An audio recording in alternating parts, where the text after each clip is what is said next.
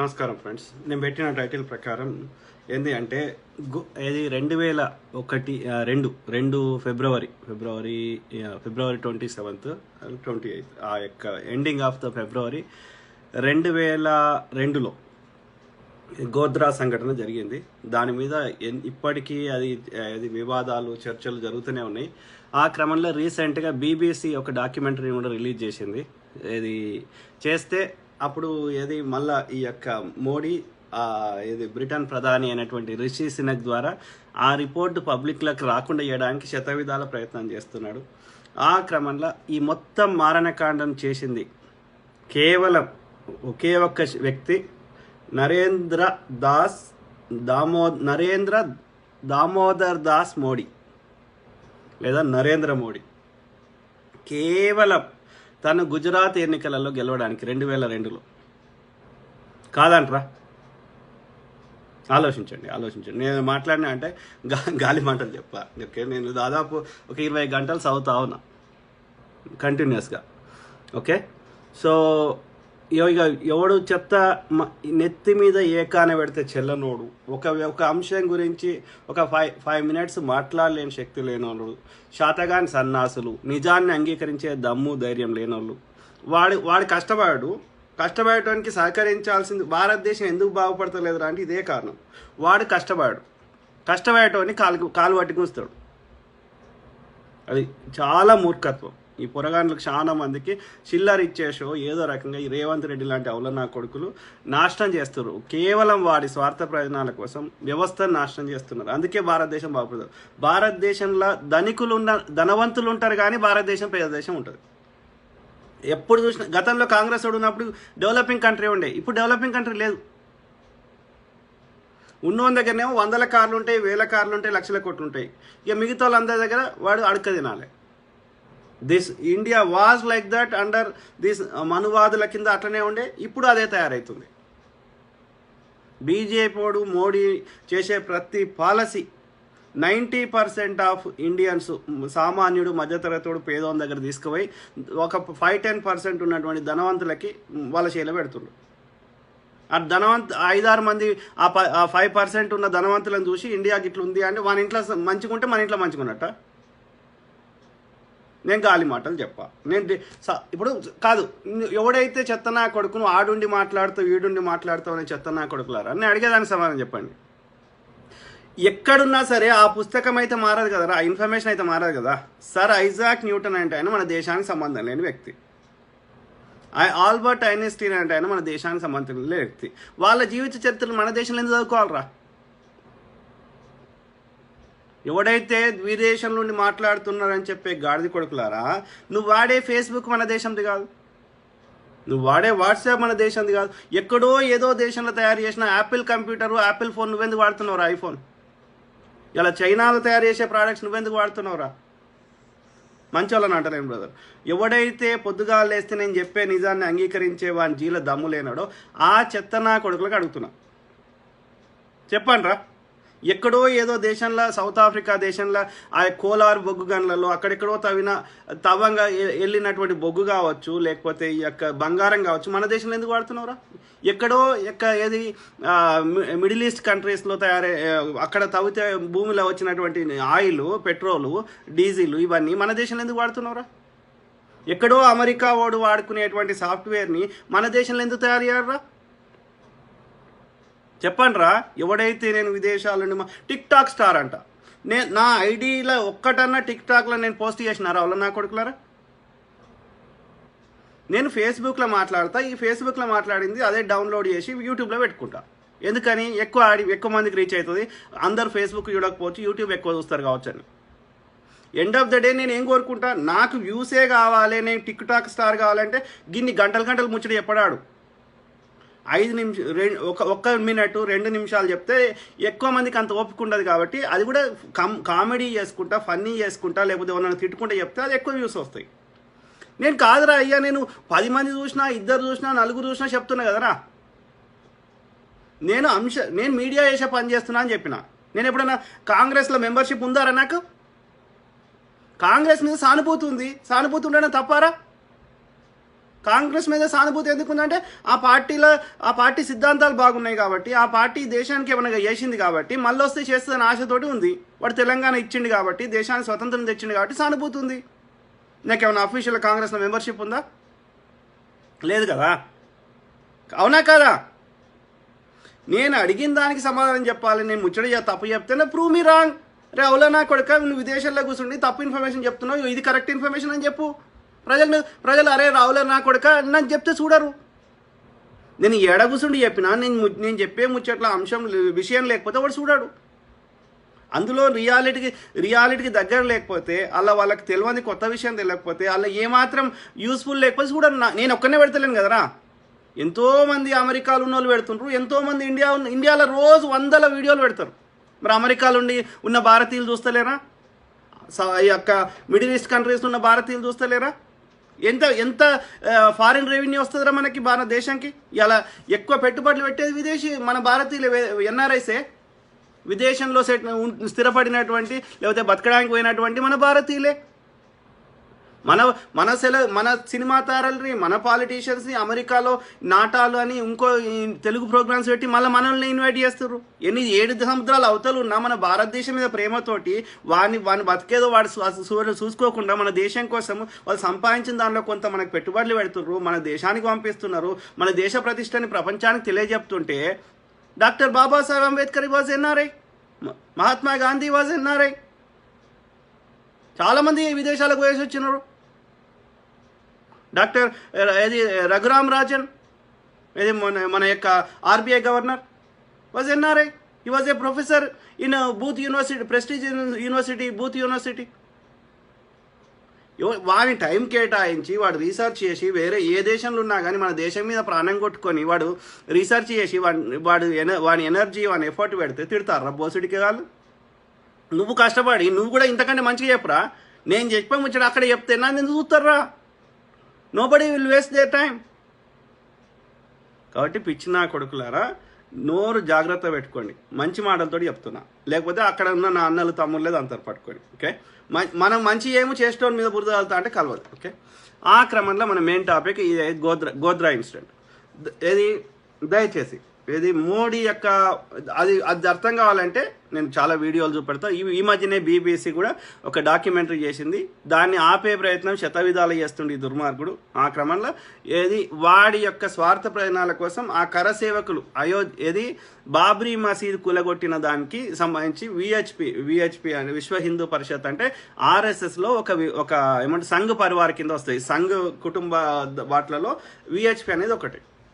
అది బాబ్రీ మసీద్ గులగొట్టిండ్రు అన్న దాంట్లో వాళ్ళు అక్కడ ఏదో ఈవెంట్ చేస్తే అక్కడికి పోయినరు ఈ కరసేవకులు. సో పోయి వస్తుంటే అప్పుడు ఈ యొక్క 2 బోగీలు S5 అండ్ S6, ఆ S6లో ఆ యొక్క పెట్రోల్ పోసి కాలబెట్టిరు, మొత్తం డోర్లు రాకుండా చేసి.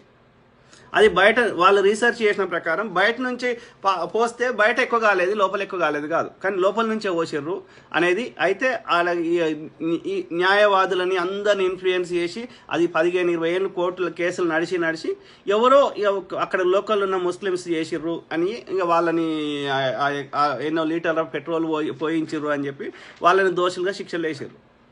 ఓకే, అక్కడ లోకల్లో Modi government, BJP government, Gujarat state. Okay, so అప్పటి నుంచి వీడు ఎప్పుడైతే 2001లో కేశుభాయ్ పటేల్ను దింపేసి వీడు అయిన తర్వాత వితిన్ 6 months లోపల మళ్ళీ ఎన్నికలకు పోయిండు. సో ఆ ఎన్నికల కోసం ఇది మొత్తం ఒక పథకం ప్రకారం చేసిండు. నా అనుమానం ఏంటంటే ఆ ముస్లిమ్స్ గాలబెట్టిరా లేదని మన దగ్గర అయితే ఎలాంటి ఆధారం అయితే లేదు.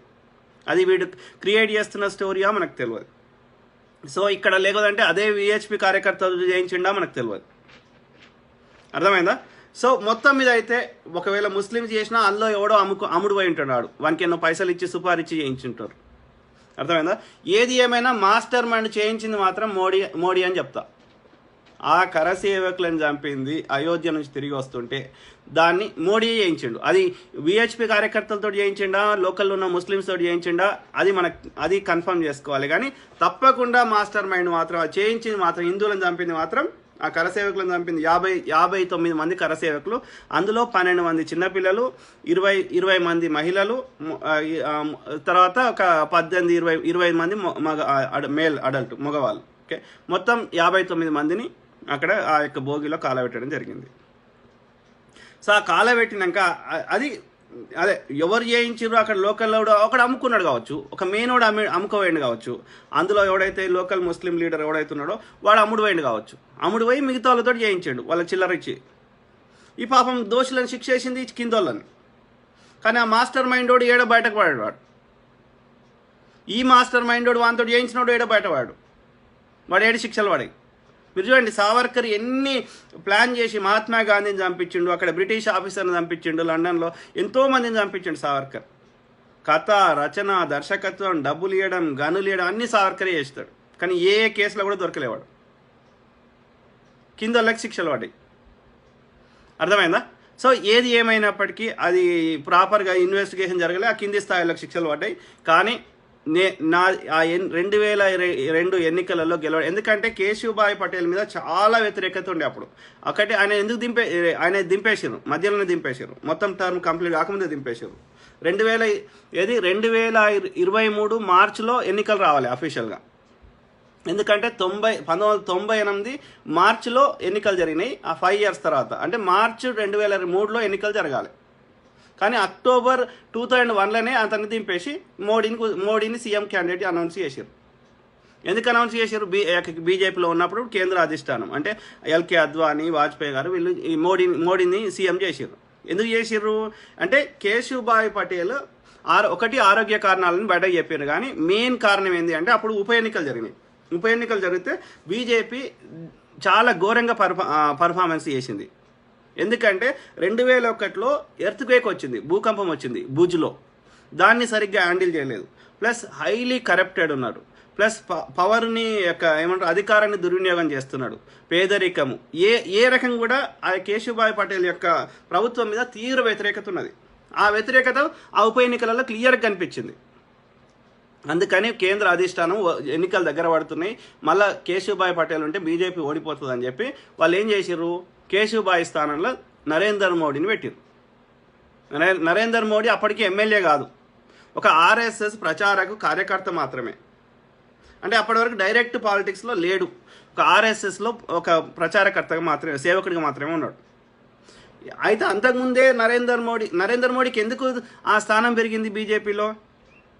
కారణం ఏంటంటే ఈయన స్ట్రాటజీ వల్ల బీజేపీకి చాలా అద్వానీ ఎప్పుడైతే ఈ యొక్క రథయాత్ర అయిపోయినాక అద్వానీ ఎప్పుడైతే బీజేపీ ప్రెసిడెంట్ అయిందో అప్పటి నుంచి ఈ యొక్క నరేందర్ మోడీ యొక్క ప్రాబల్యం పెరుగుతూ వచ్చింది. కారణం అప్పుడు జరిగిన మున్సిపాలిటీ ఎన్నికలలో కానీ అన్ని ఎన్నికలలో నరేంద్ర మోడీ చేసినటువంటి స్ట్రాటజీస్ వల్ల బీజేపీ యొక్క ఓటింగ్ శాతం గెలవడం స్టార్ట్ అయినప్పటి నుంచి అద్వానీ ఎప్పుడైతే బీజేపీ ప్రెసిడెంట్గా అయిందో అప్పటి నుంచి నరేంద్ర మోడీని పైకి లేపుతా ఉన్నాడు. ఆ క్రమంలో అంతకుముందే నువ్వు డిప్యూటీ చీఫ్ మినిస్టర్గా ఉండు, కేశుభాయ్ పటేల్ చీఫ్ మినిస్టర్గా ఉంటాడు, నువ్వు డిప్యూటీ చీఫ్ మినిస్టర్గా ఉండు అని బీజేపీ అధిష్టానము అంటే నరేందర్ మోడీ నిరాకరించాడు, రిఫ్యూజ్ చేసిండు. ఏమని అన్నాడు నరేంద్ర మోడీ అప్పుడు అంటే కేంద్ర అధిష్టానం బీజేపీ అధిష్టానం చెప్పింది ఏంటంటే నాకు సెకండ్ పొజిషన్ వద్దు, ఇస్తే ముఖ్యమంత్రి లేకపోతే నాకు వద్దు. అప్పటి వరకు ఈయన ఒక గెలవలే, ఒక మున్సిపాలిటీ గెలవలే, ఒక కార్పొరేటర్ గెలవలే, ఒక ఎంపీటీసీ గెలవలే, జడ్పీటీసీ గెలవలే, ఒక ఎమ్మెల్యే కాలే, ఏది కాలే. నాకు ఇస్తే ముఖ్యమంత్రి లేకపోతే వద్దు. ఆ విధంగా కేశుభాయ్ పటేల్ మీద వ్యతిరేకత తెప్పియడంలో కూడా మోడీయే పాత్ర ఉండి ఉంటుందని నా అనుమానం. అర్థమైందా? ఎందుకంటే బీజేపీ అధిష్టానానికి పొద్దుగాలేస్తే కేశుభాయ్ పటేల్ మీద అనేక ఆరోపణలు పొద్దుగాలేస్తే చెప్పేది మోడీ. అంటే అతని టార్గెట్ సీఎం మాత్రమే, అంతకంటే తక్కువ ఏది తీసుకోండి. అర్థమైందా? ఆయన మళ్ళీ ఎప్పుడన్నా ఆయన మొత్తం జీవిత చరిత్ర చెప్తా కానీ సో ఆమె జశోదా బహెర్ను పెళ్లి చేసుకుని ఆయన ఒప్పుకోలే. ఆర్ఎస్ఎస్లో ఆయన జీవిత చరిత్రలో 16-17 ఏళ్ళు ఆయన ఏంది 8 ఏళ్ళు ఉన్నప్పుడు ఆర్ఎస్ఎస్కి పరిచయం అయ్యాడు. తర్వాత వాడ్నగర్ అనేది గుజరాత్లో నార్త్ ఈస్ట్లో ఒక చిన్న ప్రాంతం, ఒక చిన్న ఊరు. ఆ ఊర్లో రైల్వే స్టేషన్లో వాళ్ళ నాయనకు టీ స్టాల్ ఉండే. స్కూల్ అయిపోయాక వాళ్ళ నాయనకున్న టీ స్టాల్లో రైల్వే స్టేషన్లో వాళ్ళ నాయనకు సహకరించేటోడు, అంటే ఛాయ్ అమ్మేటోడు. ఓకే, అదే నేను అప్పుడప్పుడు గుర్తు చేసుకుంటాడు కదా ఎందుకు ఛాయ్ అమ్మేటోడు మై ఛాయ్ అని. ఎందుకంటే వాళ్ళ నాయన ఆ యొక్క వాడ్నగర్ అనే యొక్క ఊర్లో అక్కడ రైల్వే స్టేషన్ ఉంది. ఆ రైల్వే స్టేషన్లో వాళ్ళ నాయనకి టీ స్టాల్ ఉంది. ఆ టీ స్టాల్లో బడి అయిపోయాక స్కూల్ అయిపోయాక అక్కడ పోయి వాళ్ళ నాయనకి సహకరించేటోడు. 8వ తరగతిలో అక్కడ ఆ రైల్వే స్టేషన్ దగ్గర ఈ యొక్క ఆర్ఎస్ సంబంధించిన ఒక ఆయన పరిచయం అయ్యాడు. ఆ విధంగా అతని ఆర్ఎస్ఎస్కి అనుబంధం ఏర్పడ్డది. ఓకే, తర్వాత 18వ ఏట అతనికి పెళ్లి చేశారు వాళ్ళ ఇంట్లో. ఆయనకు నచ్చకపోయినా బలవంతంగా వాళ్ళ పక్కకే ఉన్న గ్రామంలో ఉన్నటువంటి జశోదాబెన్ చిమన్ లాల్ ఏం పేరు మోడీ, జశోదాబెన్ చిమన్ లాల్ మోడీ. కానీ ఆమె జశోదాబెన్ నరేంద్రబాయ్ మోడీ అని పెట్టుకుంటే ఆమె ఆ పేరు తొలగించేసి ఆమె వాళ్ళ నాయన పేరే పెట్టిస్తాడు. పెళ్ళి అయినాక 3 ఏళ్ళు ఆమె ఇతనితో కలిసి ఉండాలని శతవిధాల ప్రయత్నం చేసింది. ఆయన 18 ఏళ్ళు, ఆమెకి 17 ఏళ్ళు. ఇప్పుడు రిటైర్డ్ టీచర్ ఆమె. ఓకే, సో ఇప్పటికి కూడా చాలా సింపుల్ లైఫ్ ఉంటుంది. ఆమెకు ఒక పెన్షన్ 14,000 రూపాయలు ఎంతనో వస్తాయి. అంతకు మించి ఆమె ఈ యొక్క సో ఆ విధంగా 3 ఏళ్ళు ఆమె ఇతనితో కలిసి ఉండాలని శతవిధాల ప్రయత్నం చేస్తే హార్డ్లీ ఒక 3 నెలలు కూడా ఇతనితో కలిసి లేదు. పెళ్ళైన 3 నెలలకే వెళ్ళిపోయాడు. ఇంట్లోకి వెళ్ళి అందరిని వదిలేసి వెళ్ళిపోయాడు. 2 ఏళ్ళు ఏడికి పోయిండో ఎవరికి తెలియదు. ఏడికి పోయినవరా అని తర్వాత కనుక్కుంటే అతను తన సన్నిహితులకు చెప్పింది ఏంటి అంటే, ఇది రామకృష్ణ మఠ్ బేలూరుకి, కలకత్తాకి, ఈ యొక్క అస్సాంకి, చాలా అనేక ప్రాంతాలకు తిరిగిండు. ఈ యొక్క ఏదైతే ఆధ్యాత్మిక కేంద్రాలు ఉంటాయో వాటి అన్నిటికీ పోయిండు. పోతే అక్కడ వాళ్ళు నిరాకరించారు, అతన్ని జాయిన్ చేసుకోలే. 1968లో ఈ ముచ్చట. సో 68 తర్వాత 70 ఒక 2 ఏళ్ళ తర్వాత మళ్ళీ తిరిగి వచ్చిండు వాడ్నగర్కి, గుజరాత్కి. తిరిగి వచ్చినాక ఇంకా మళ్ళీ వాళ్ళకి ఇంట్లో ఆ జశోదాబెన్ తెచ్చి ఇతనితో కలిపి ఉంచే ప్రయత్నం చేశారు వీళ్ళ అమ్మ హీరాబెన్ మోడీ.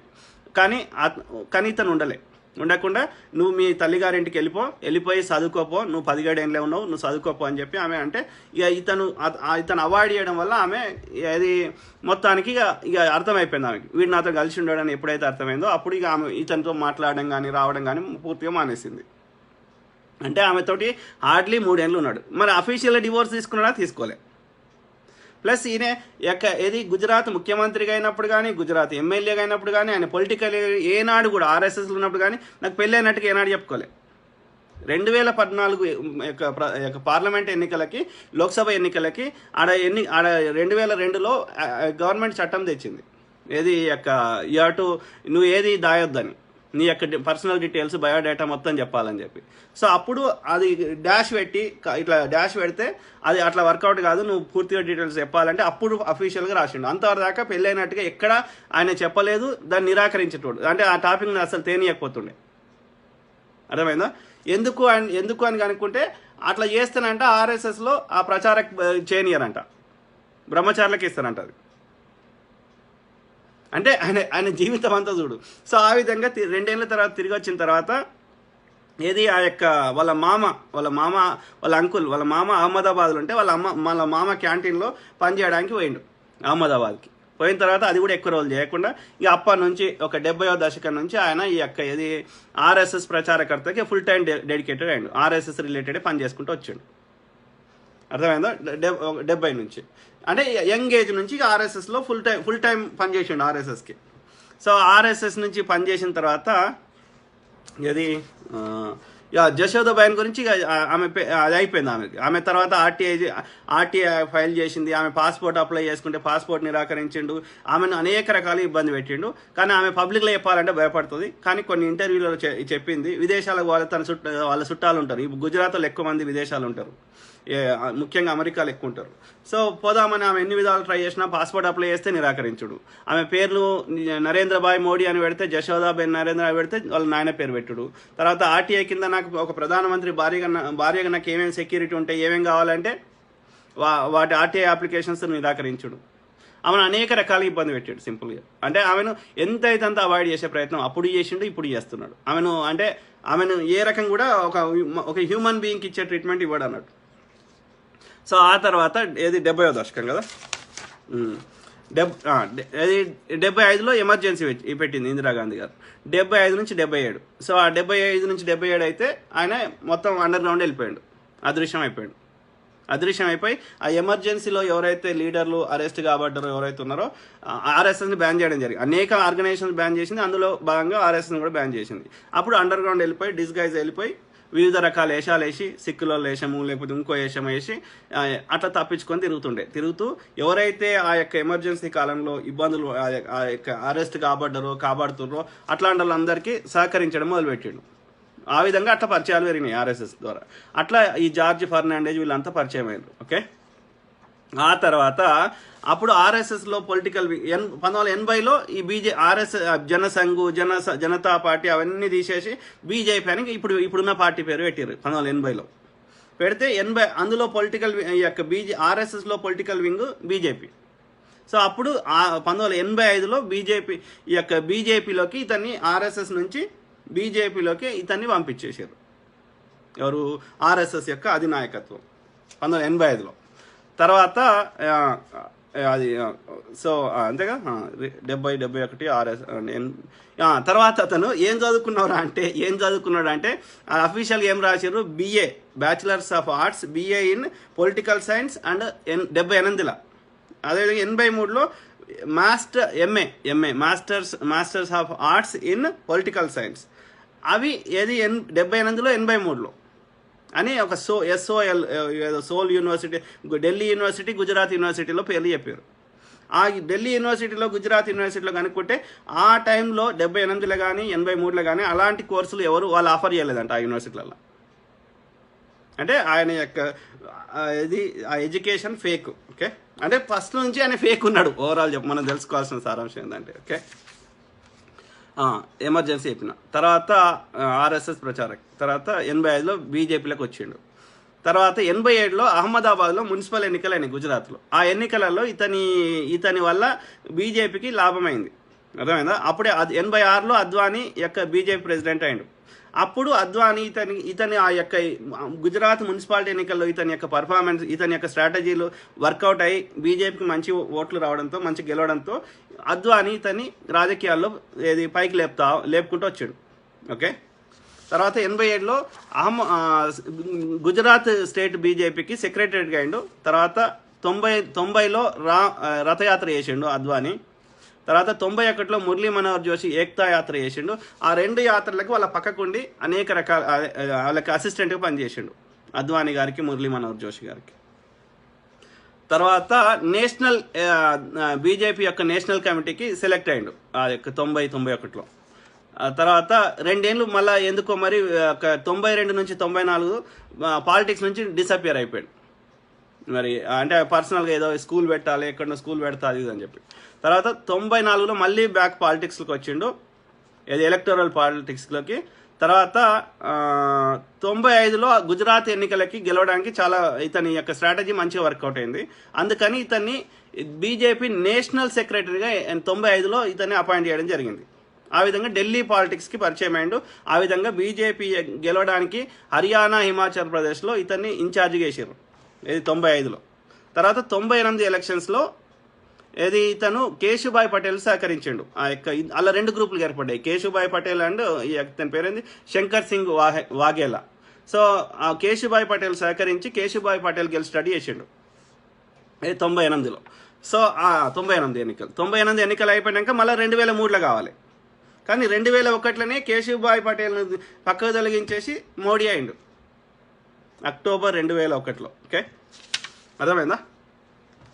సో ఆ విధంగా అయిన తర్వాత డిప్యూటీ సీఎం ఇస్తే తీసుకోలేదు, అతను సీఎంఏ కావాలి, అయినాక ఎన్నికలు 2003లో రావాలి. కానీ జూలై 2002లోనే విధానసభ అసెంబ్లీని రద్దు చేసిండు.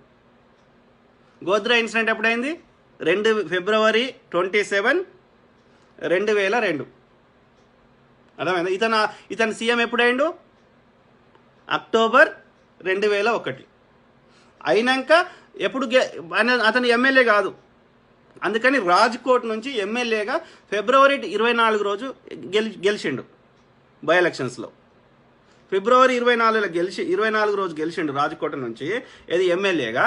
ఫిబ్రవరి 27 రోజు ఈ యొక్క ట్రైన్ ఇన్సిడెంట్ జరిగింది. అంటే ఈయన బై ఎలక్షన్స్ గెలిచిన మూడో రోజే, మూడో రోజు. అది బూచిగా చూపెట్టి ఇక ఈ గోద్రా ఊచకొత్తారు. 59 మంది ఏమో హిందువులు, అదే కరసేవకులు.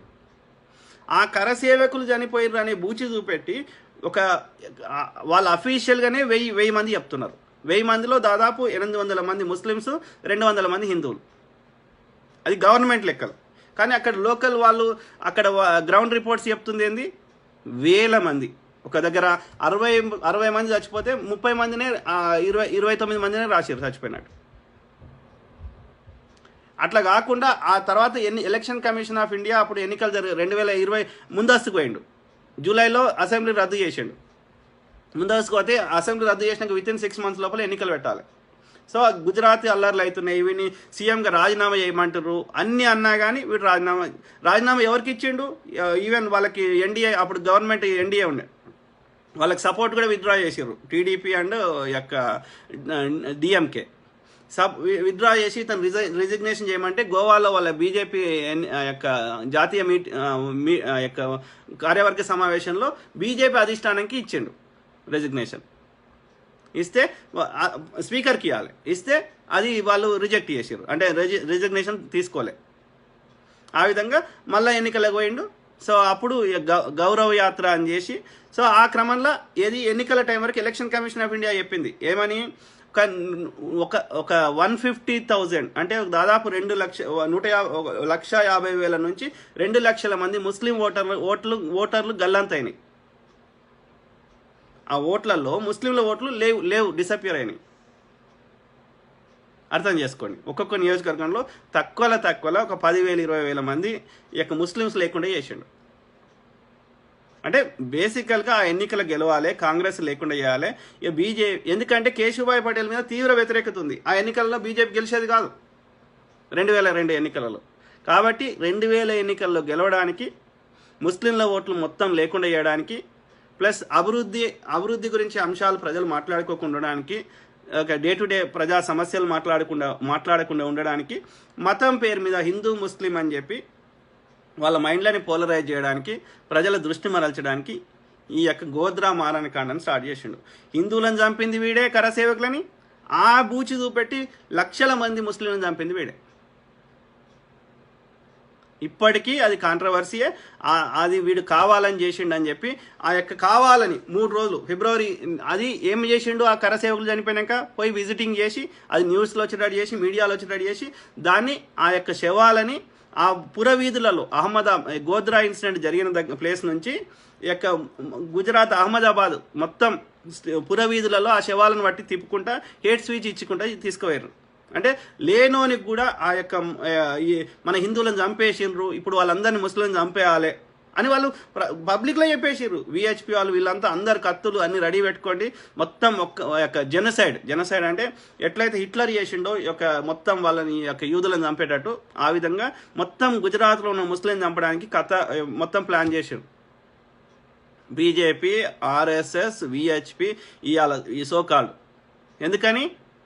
ఒకటి, ప్రజల దృష్టి ప్రజా సమస్యల నుంచి మరల్చాలి.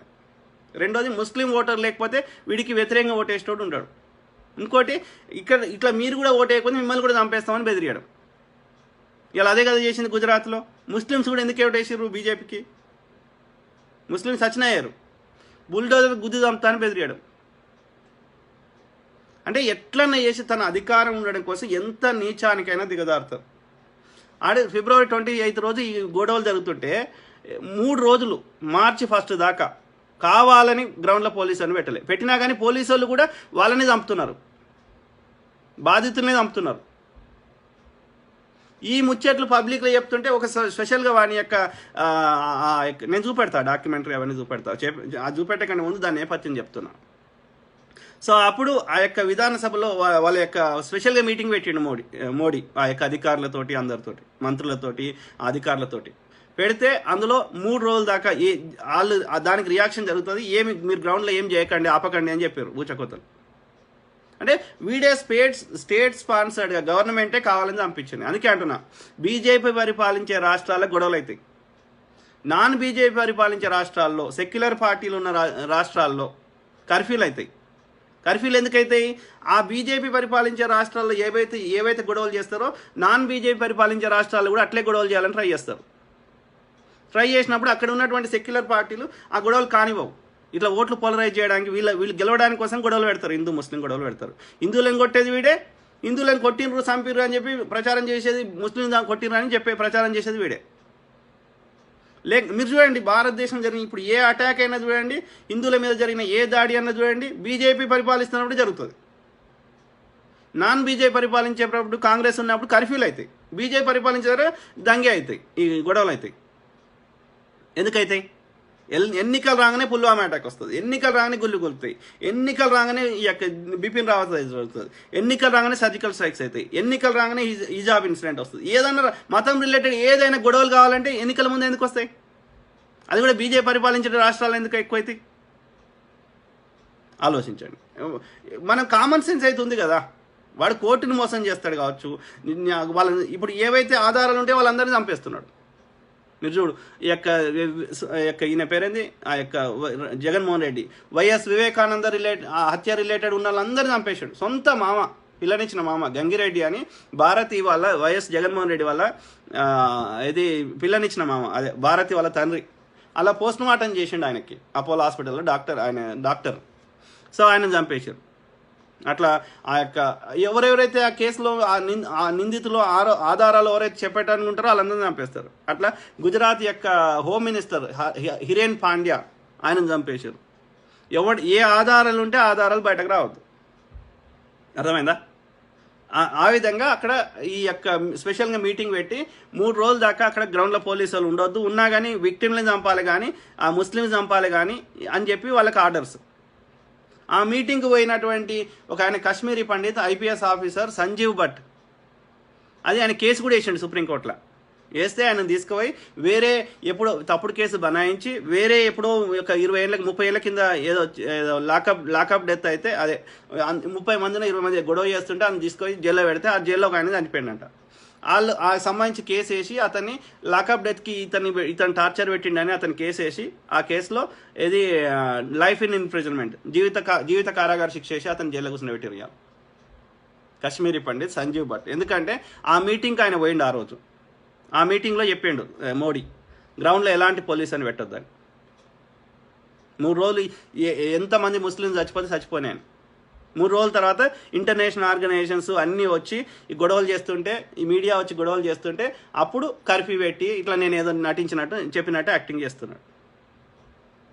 ఆ ఆధారం బయటకు వస్తుందని చెప్పి అలా ఉన్న కేసులో ఉన్న వాళ్ళందరూ చంపేశారు. ఇప్పుడు సంజీవ్ భట్ ఆయన ఫేమస్ అయ్యింది కాబట్టి ఆయన చంపితే వీని మీదనే వస్తుంది కాబట్టి చంపకుండా వేరే కేసులో అతన్ని యొక్క జీవిత కారాగార కోర్టులు ఎందుకు ఇతనికి అనుకూలంగా ఫేవర్గా తీర్పులు ఇస్తున్నాయి 2014 నుంచి? ఎందుకంటే ఒక బిల్లు తెచ్చారు పార్లమెంట్లో, ఏమని ఆ కోర్టులలో జడ్జిలను అపాయింట్ చేసేటువంటి అధికారాలని మొత్తం వీళ్ళ చేలకి తెచ్చుకున్నారు. అంటే ఇలా ప్రభుత్వ రంగ సంస్థల్లో ముఖ్య నిర్ణయం తీసుకునే అన్ని శాఖలలో బీజేపీ ఆర్ఎస్ఎస్లకు సంబంధించిన పెట్టుకున్నారు. ముఖ్యంగా ఆర్ఎస్ఎస్ సంబంధించిన పెట్టుకున్నారు.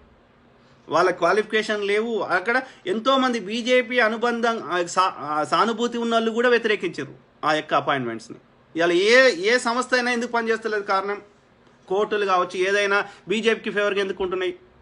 ఎందుకంటే అన్ని ముఖ్య నిర్ణయం తీసుకునే శాఖలలో ఆర్ఎస్ఎస్లను పెట్టుకున్నారు. అర్థమైందా? సో ఇది వాస్తవాలకు ఇట్లే ఉంటాయి. ఎవరినో మెప్పు కోసం నేను చెప్పా. ఓకే, నేను ఆధారం చెప్తాను. నేను తప్పు చెప్తే ఏడ తప్పు చెప్పినో అది ప్రూవ్ చేయండి. అంతేగాని నన్ను నిజాన్ని అంగీకరించే దమ్ము లేక నన్ను తిడతా అంటే కలవదు. ఓకే, అర్థమైందా? సో ఇది గుజరాత్ రైట్స్, బాబ్రీ మసీద్ తర్వాత అంటే కేవలం వాడు గెలవడం కోసం ఈ యొక్క ఇది హిందూ ముస్లిం అనేది మతం ఫీలింగ్ ఇప్పటికి కూడా అదే చేస్తుండు కదా. ఎంఐఎంని తీసుకుపోయి ప్రతి చోట ఎందుకు పోటీ చేపిస్తున్నాడు? ఎందుకు తిట్టిపిస్తుండు హిందువులని? చెప్పండి. 2019లో కూడా వాడు గెలకపోతుండే, చాలా వ్యతిరేకత ఉండే. డిమానిటైజేషన్ చేసి జిఎస్టీ తెచ్చి అని ఉద్యోగాలు ఒడగొట్టి అనేక రకాల ఇబ్బంది పెడితే వాడి మీద తీవ్ర వ్యతిరేకత ఉండే. వాడు చేసేది 2 పనులు. వాడు ఏం అభివృద్ధి చేసిండో చెప్పాడు. ఒకటి, కాంగ్రెస్ గాంధీ కుటుంబం వేస్ట్ అని చెప్తాడు. అక్కడ ఆల్టర్నేటివ్ లేదని ప్రచారం చేసే ప్రయత్నం చేస్తాడు ఫస్ట్ది. దానికోసం లక్షల కోట్లు ఖర్చు పెడతాడు. తర్వాత ఈ యొక్క ఎన్నికల ముందు ఏదో ఒక సెంటిమెంట్ రాజేయడానికి హిందూ ముస్లిం గొడవలను తెస్తాడు, దేశ భద్రత అన్నది తెస్తాడు. మన సైనికుల్ని చంపుతాడు, లేకపోతే సర్జికల్ స్ట్రైక్స్ అంటాడు. ఏడేసినవరా అంటే సో ఆ మేఘాలు అడ్డం వచ్చినాయి అంటాడు. మేఘాలు అడ్డం వస్తే మరి పాకిస్తాన్ రిలీజ్ చేసిండు కదరా. మేఘాలు అడ్డం వస్తే నువ్వు ఫోటోలు తీయడానికి మేఘాలు అడ్డం వస్తాయి, బాంబు వేయడానికి కూడా మేఘాలు అడ్డం వస్తాయి కదా. ప్లస్ దేశ భద్రతని దాని ప్రచారంగా వాడుకోరు ఎప్పుడు, అది వాడుకోకూడదు. ఎందుకంటే దేశ భద్రత అనేది ప్రభుత్వానికి సంబంధం లేని ముచ్చట. అది ప్రభుత్వం ఉన్నా లేకున్నా త్రివిధ దళాలకు అధిపతి రాష్ట్రపతి. సో కాబట్టి రాష్ట్రపతికి ఫుల్ పవర్స్ ఉంటాయి, ఆయన ఏమని నిర్ణయం తీసుకోగలుగుతాడు. కాబట్టి దాన్ని ప్రభుత్వ ప్రచారంగా వాడుకోవద్దు దేశ భద్రతను. అంటే అర్థం చేసుకోండి ఎంత వాణి రాజకీయం కోసం ఎంతమందిని అనేది చంపుతాడు అని చెప్పడానికి అంత నేను డేటా చెప్తున్నా. ఓకే, సో అప్పటి నుంచి ఆ 2000 వీడు వచ్చినప్పటి నుంచి ఇప్పటి వరకు బీజేపీ గెలుచుకుంటూ వస్తుందాడు. అంతకుముందు మొత్తం గుజరాత్లో 35 ఏళ్ళు కాంగ్రెసే ఉండే, 35-40 ఏళ్ళ దాకా. వీడు ఎప్పుడైతే వచ్చిండో అప్పటి నుంచి దాదాపు 2001 అంటే ఎంత, 2001 ఇవాళ 21 ఏళ్ళు, 21 ఏళ్ళు, 22 ఏళ్ళు మొత్తం వీడే 21 ఏళ్ళు, 21 అంటే అర్థం చేసుకో. అంటే వీడి ప్లానింగ్ ఎట్లా ఉంటుంది, వీడి స్ట్రాటజీ ఎట్లుంటుంది, గెలవడం కోసం ఎంతకైనా దిగజారుతాడు అనేది ఇక్కడ అర్థం చేసుకోండి. సో ఆ 2002లో చేసిన గొడవల వల్ల 2014లో బీజేపీ ఓడిపోయింది. ఓడిపోతే వాజ్పేయి గారు ఏమన్నారు, ఈ దుర్మార్గుని 2001 వాజ్పేయి గారు, నేను అంటలే, రాజ్బోడా అంటలేడు, ఈ దుర్మార్గుని ఆ 2001 యొక్క 2002లో గుజరాత్ మారణహోమం జరిగింది కదా, దాని తర్వాత వీడిని అట్లనే సీఎంగా ఉంచడం పెద్ద తప్పు చేసినామని వాజ్పేయి గారు బాధపడ్డారు. ఓకే, నేను ఆధారాలు చూపెడతా, అర్థమైందా. తర్వాత వీడు గుజరాత్ని బాగా అభివృద్ధి చేసినా అని చెప్పుకుంటుండే కదా. గుజరాత్లో ఆ యొక్క గుజరాత్ అల్లర్లు అయినాక 2002లో అమెరికా కానీ, బ్రిటన్ కానీ, యూరోపియన్ దేశాలు కానీ అన్ని దేశాలు వీని మీద శాంక్షన్లు విధించినాయి, వీనికి వీసా నిరాకరించినాయి. 10 ఏళ్ళ తర్వాత 2012-13 ఆ ప్రాంతంలో ఆ యొక్క పార్లమెంట్ ఎన్నికల తర్వాత అప్పుడు ఇది మళ్ళీ 10 ఏళ్ళ తర్వాత వీని మీద బ్యాన్ ఎత్తేసినాయి. అర్థమైందా. తర్వాత గుజరాత్ సీఎంగా అట్టర్ ఫెయిల్ అయ్యిండు. వాడు ఈజ్ గుడ్ ఎట్ మార్కెటింగ్, వాడికి ప్రచారం చేసుకుంటాడు కానీ గ్రౌండ్ రియాలిటీ వేరుంది. అర్థమైందా. ఇది ఎకనామిక్ గ్రోత్ పెద్దగా జరగలేదు గుజరాత్లో. తర్వాత ఇది హెల్త్, పేదరికము, ఆరోగ్య సమస్యలు, education, mall nutrition, social welfare schemes అన్ని రంగాల్లో గుజరాత్ వీని హయాంలో అట్టర్ ఫ్లాప్ అయింది. అంటే ఇంకా పెరిగింది పేదరికం. ఓకే, ఇది ఇన్కమ్ ఈక్వాలిటీ అదే జరుగుతుంది. గుజరాత్లో ఏం జరిగిందో ఇప్పుడు భారతదేశంలో అదే జరుగుతుంది. ఏ పాలసీ అన్న తీసుకో, కొద్ది మంది ధనవంతులకి యూజ్ అయ్యే విధంగా ఉంది, కానీ మెజారిటీ యొక్క ఇప్పుడు వీడు వచ్చినాక మొత్తం బడ్జెట్లో స్పెండింగ్ అంతా ఈ రెడ్యూస్ రేట్ యొక్క సబ్సిడీలు యొక్క రేషన్స్ అదే సబ్సిడీలు ఎత్తేసిండు. ఓకే, పేదోడికి మధ్యతరగతి యూజ్ అయ్యేటి అన్నీ ఎత్తేస్తున్నాడు. సోషల్ వెల్ఫేర్ స్కీమ్స్ మీద స్పెండింగ్ తగ్గించిండు, ఎడ్యుకేషన్ మీద తగ్గించిండు. ఓకే, యొక్క పేదరిక నిర్మూలన చేసుకునే చర్యలు తగ్గించిండు, ప్లానింగ్ కమిషన్ తీసేసిండు. ప్లానింగ్ కమిషన్ అంటే కంపల్సరీగా నీకు నచ్చకపోయినా స్పెండ్ చేయాలి. సో మరి ఎవరికి లాభం అవుతున్నాయి వీని వల్ల, కొద్ది మంది 5% ధనవంతులే తప్ప మెజారిటీ భారతీయులకి తీవ్ర నష్టం జరుగుతుంది. ఓకే, సో మీరు ఏదైనా తీసుకోండి, డిమానిటైజేషన్ ఫస్ట్ దరిద్రం స్టార్ట్ అయింది. మెయిన్గా మన ఆర్థిక వ్యవస్థ కుప్పకూలడానికి మెయిన్ ప్రధాన కారణాలు ఒకటి డిమానిటైజేషన్, ఇంకోటి జిఎస్టీ. ఓకే, ఆ రెండింటితోటే దరిద్రం స్టార్ట్ అయింది. ఆ తర్వాత మిగిలిన ఎన్ని పాలసీస్ ధనవంతులకి అనుకూలంగా ఉన్నాయి. ఓకే, ఒక 2007లో ఒక కర్మయోగ అని చెప్పి ఒక 101 పేజీల బుక్ లెటర్ రాసిండు వీడు, ఒక ఆర్టికల్ రాసిండు. అందులో ఏమని రాసిండంటే మాన్యువల్ స్కావెంజింగ్ అంటే వాల్మీకిస్ అని ఒక దళితులలో ఒక ఉపకులం నార్త్ ఇండియాలో ఎక్కువ ఉంటుంది. సో వాళ్ళ కుల వృత్తి ఏంటంటే మాన్యువల్ స్కావెంజింగ్. అంటే మీరు అది చూసి ఉంటారు, అతన్ని అమీర్ ఖాన్ షో చూసి ఉంటారు. ఓకే, అది సత్యమేవ జయతే. అందులో వాళ్ళు ఇప్పటికీ చేయి పెట్టి క్లీన్ చేస్తుంటారు అవన్నీ వేస్ట్ మెటీరియల్. ఓకే, అది వాళ్ళని చూస్తేనే హృదయ విదారకంగా ఉంటుంది. యూపీఏ గవర్నమెంట్లో ఏదో చట్టం కూడా తెచ్చింది అవన్నీ అట్లాంటివన్నీ బ్యాన్ చేయాలని చెప్పి. ఓకే, అట్లా మనుషులు చేయొద్దు అని చెప్పి. ఓకే, సో అట్లాంటిది అదంటే కర్మయోగ, అదంటే ఆధ్యాత్మిక తృప్తినిస్తుంది అంట. మరి నువ్వు చేయరా అయ్యా, నువ్వు దిగు అలా వేస్ట్ అలా దిగు, వాళ్ళు ఇప్పటికీ చేస్తారు, వాళ్ళని చూస్తే జాలి అనిపిస్తుంది నాకు. సో చేయొద్దు, అట్లాంటి మిషన్లతో చేపియాలి, మనుషులు చేయొద్దు. ఓకే, తర్వాత పొద్దుగా లేస్తే మతం తప్ప ఏం లేదు. సోహరాబుద్దీన్ కేసుని కానీ, అఫ్జల్ గురు కేసు కానీ, ఇవన్నీ తన యొక్క పొలిటికల్ దానికి పొద్దుగాలేస్తే మతం రిలేటెడే ఉంటుంది, హిందూ ముస్లిం గొడవలు తప్ప. ఓకే, ఆ యొక్క హిందూ ముస్లిం గొడవలను తీసుకొస్తే ఏమవుతుంది, హిందూ ముస్లిం మతం తీసుకొని వస్తే వీడి అభివృద్ధి గురించి మనం మాట్లాడడం. మేము వాడు ఎంత దోసుకున్నా, ఎంత నాశనం చేసినా మనం మాట్లాడడం. మా కులపోని కొట్టిండు అంటాడు, అనగానే ఆ కులపోలు అందరూ ఉరుకుతారు. వీడు మంచిగా చేసిండా, వీడు తప్పు చేసిండా చూడరు. అంటే that is what is doing. మనకి ఎమోషన్స్ ఏవైతున్నాయో, సెంటిమెంట్స్ ఏవైనాయో వాటిని వాడుకొని గెలవాలని ప్రయత్నం చేస్తున్నాడు. డే టు డే ప్రజా సమస్యల మీద మన డిస్కషన్ ఉండదు ఏ రోజు. అంటే నీచుడు నికృష్టుడు ఎంత గలీజ్ నా కొడుకో ఆలోచించమని కోరుతున్నాను. ఓకే, వాడు కేవలం 2014 ఎన్నికలలో వాడు యొక్క ఒక 50 మిలియన్ రూపాయలు, లేదంటే 630 బిలియన్లు, 50 బిలియన్ల ఇండియన్ రూపీస్, లేదా $630 మిలియన్, అంటే ఈక్వల్ టు ఒక 500 కోట్ల రూపాయలు కేవలం తన ప్రచారానికి ఖర్చు పెట్టి, మీటింగ్లో ఖర్చు పెట్టుకున్నాడు. ఎవరిచ్చిర్రు ఈ పైసలు అంటే అదాని, అంబానీ. సోషల్ మీడియాలా, హోలోగ్రామ్లల్లా, రెగ్యులర్ మీడియాలా ఒక 1000 మీటింగ్లు ఈజీగా పెట్టిండాడు, ఇంక్లూడింగ్ హోలోగ్రామ్స్ అన్ని కలిపి.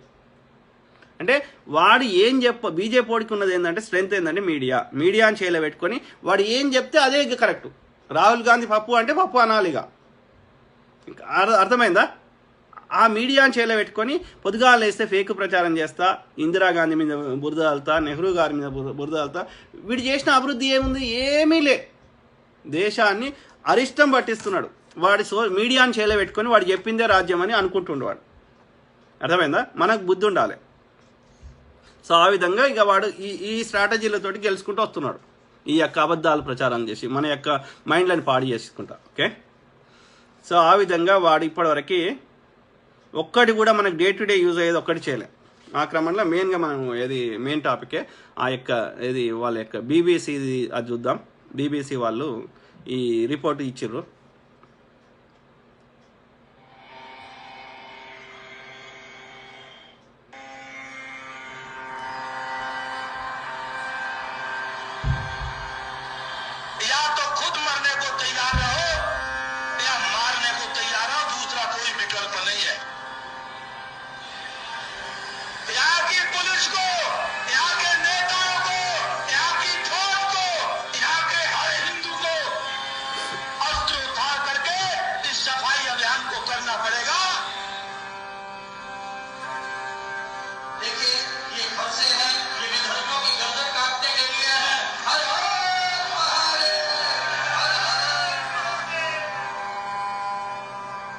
My name is Alishan Jafi. I am a journalist reporting on hate crimes and the rise of extreme politics. అంటే ఇది రీసెంట్గా బీబీసీ ఈ డాక్యుమెంటరీ రిలీజ్ చేసింది. దీని గురించి ఇది ఆపాలని శతవిధాల ప్రయత్నం చేసిండు. Okay, a state where calls for genocide against Muslims are on the rise. इस देश को हिंदू राष्ट्र बनाने के लिए लड़ेंगे, जरूरत पड़ी तो हारेंगे. भारत माता की जय. There is a very direct call to violence to make India a Hindu nation. కాదు మిత్రులు, మీరు చెప్పండి, హానెస్ట్గా చెప్పండి, మత రాజ్యాలు బాగున్నాయా, సెక్యులర్ రాజ్యాలు బాగున్నాయా ప్రపంచంలో? మరి అట్లా అంటే ఇప్పుడు మరి హిందువులని ఏ దేశంలో ఉండనియారు? మరి మీరు చెప్పిన లాజిక్ ప్రకారం హిందువులు బంగ్లాదేశ్లో ఉన్నారు, పాకిస్తాన్లో ఉన్నారు, అమెరికాలో ఉన్నారు. ప్రపంచంలో హిందువులు లేని దేశం లేదు. ఆడ దేశం ఈవెన్ ముస్లిం కంట్రీస్లో కూడా ఇస్లామిక్ రాజ్యాలు అన్న దగ్గర కూడా గుళ్ళ కట్టుకొని ఇస్తారు. How that is possible? Nepal Hindu దేశం, పాకిస్తాన్ ముస్లిం దేశం, ఏం బాగుంది? అమెరికా సెక్యులర్ దేశం, బాగుంది. మరి అట్లా మరి వాళ్ళు కూడా అంటారు అప్పుడు ఒక్క భారతీయుడు కూడా ఏ దేశంలో ఉండలేడు. మళ్ళా why this non sense?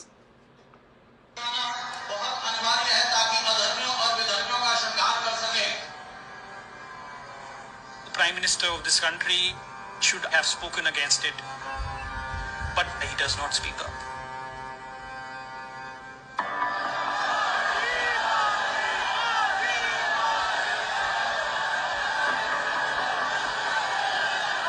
The man of the moment Minister of India. He is the leader of the world's biggest democracy. मैं Narendra Damodar Das Modi He came to power promising a new age of prosperity.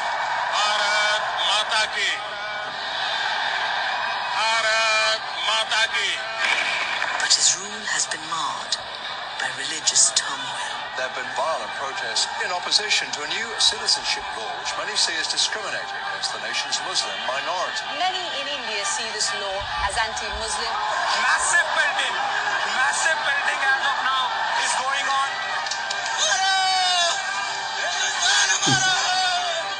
This series tells the story of Narendra Modi's troubled relationship with India's Muslims. As a young child, Mr. Modi joined an organization which believes that this is a country of the Hindus. Could he have done more to prevent violence that killed hundreds of Muslims? We were hearing that those orders to let all this happen were coming from the top. It is obviously a stain on his reputation. There's no way out of that. I'm not agree with your analysis. I'm not agree with your information. From where you have picked up this type of garbage, I do not know. He was cleared of criminal conspiracy, a finding upheld by India's highest court. Agenda was to destroy Narendra Modi politically. The agenda was explicitly political. But concerns he can escape from the our court system. మన దేశంలో ఉన్నటువంటి కోర్టులను escape కాలుతాడు కానీ ఆ పైన ఉన్న court నుంచి escape కాలేడు. Okay, will not go away.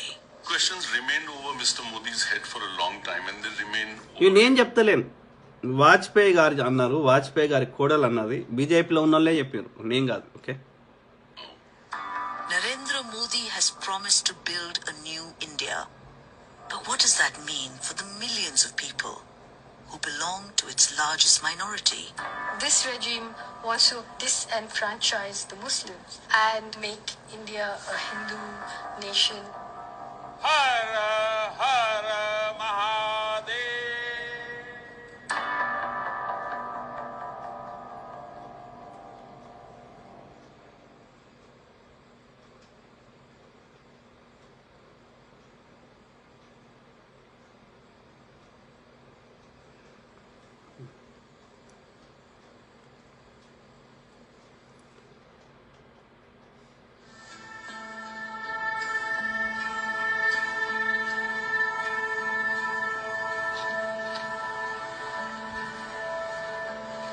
My name is Imran Dawood.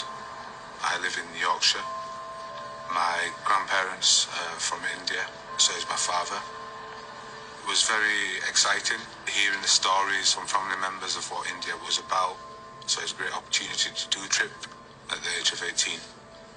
With me was my two uncles, Sakil and Saeed Dawood, and my next door neighbour, Muhammad Aswat.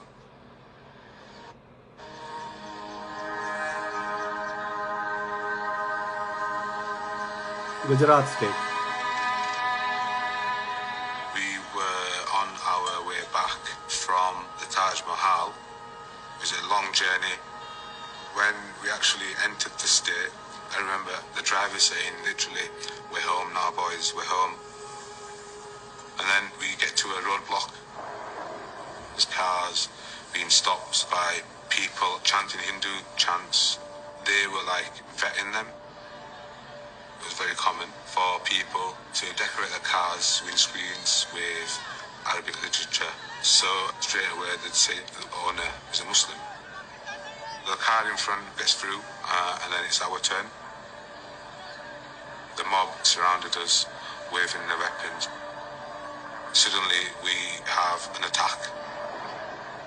We're just literally getting out of the car and running for our lives. The first person that the mob attacked and tortured was the driver. Then I see Muhammad Aswat getting close to his head. One of the people in the mob and having a knife in his hand, saying to us, "Pull your pants down. We want to see if you've been circumcised." And literally feeling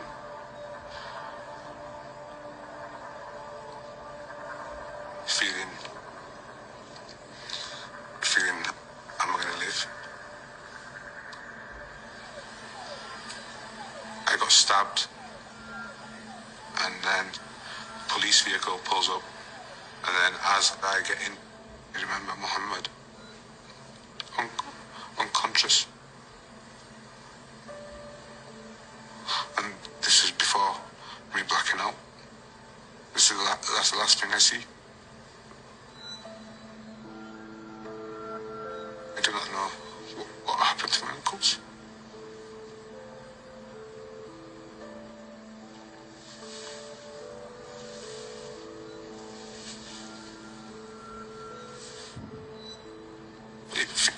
It's fresh in my mind like it happened yesterday.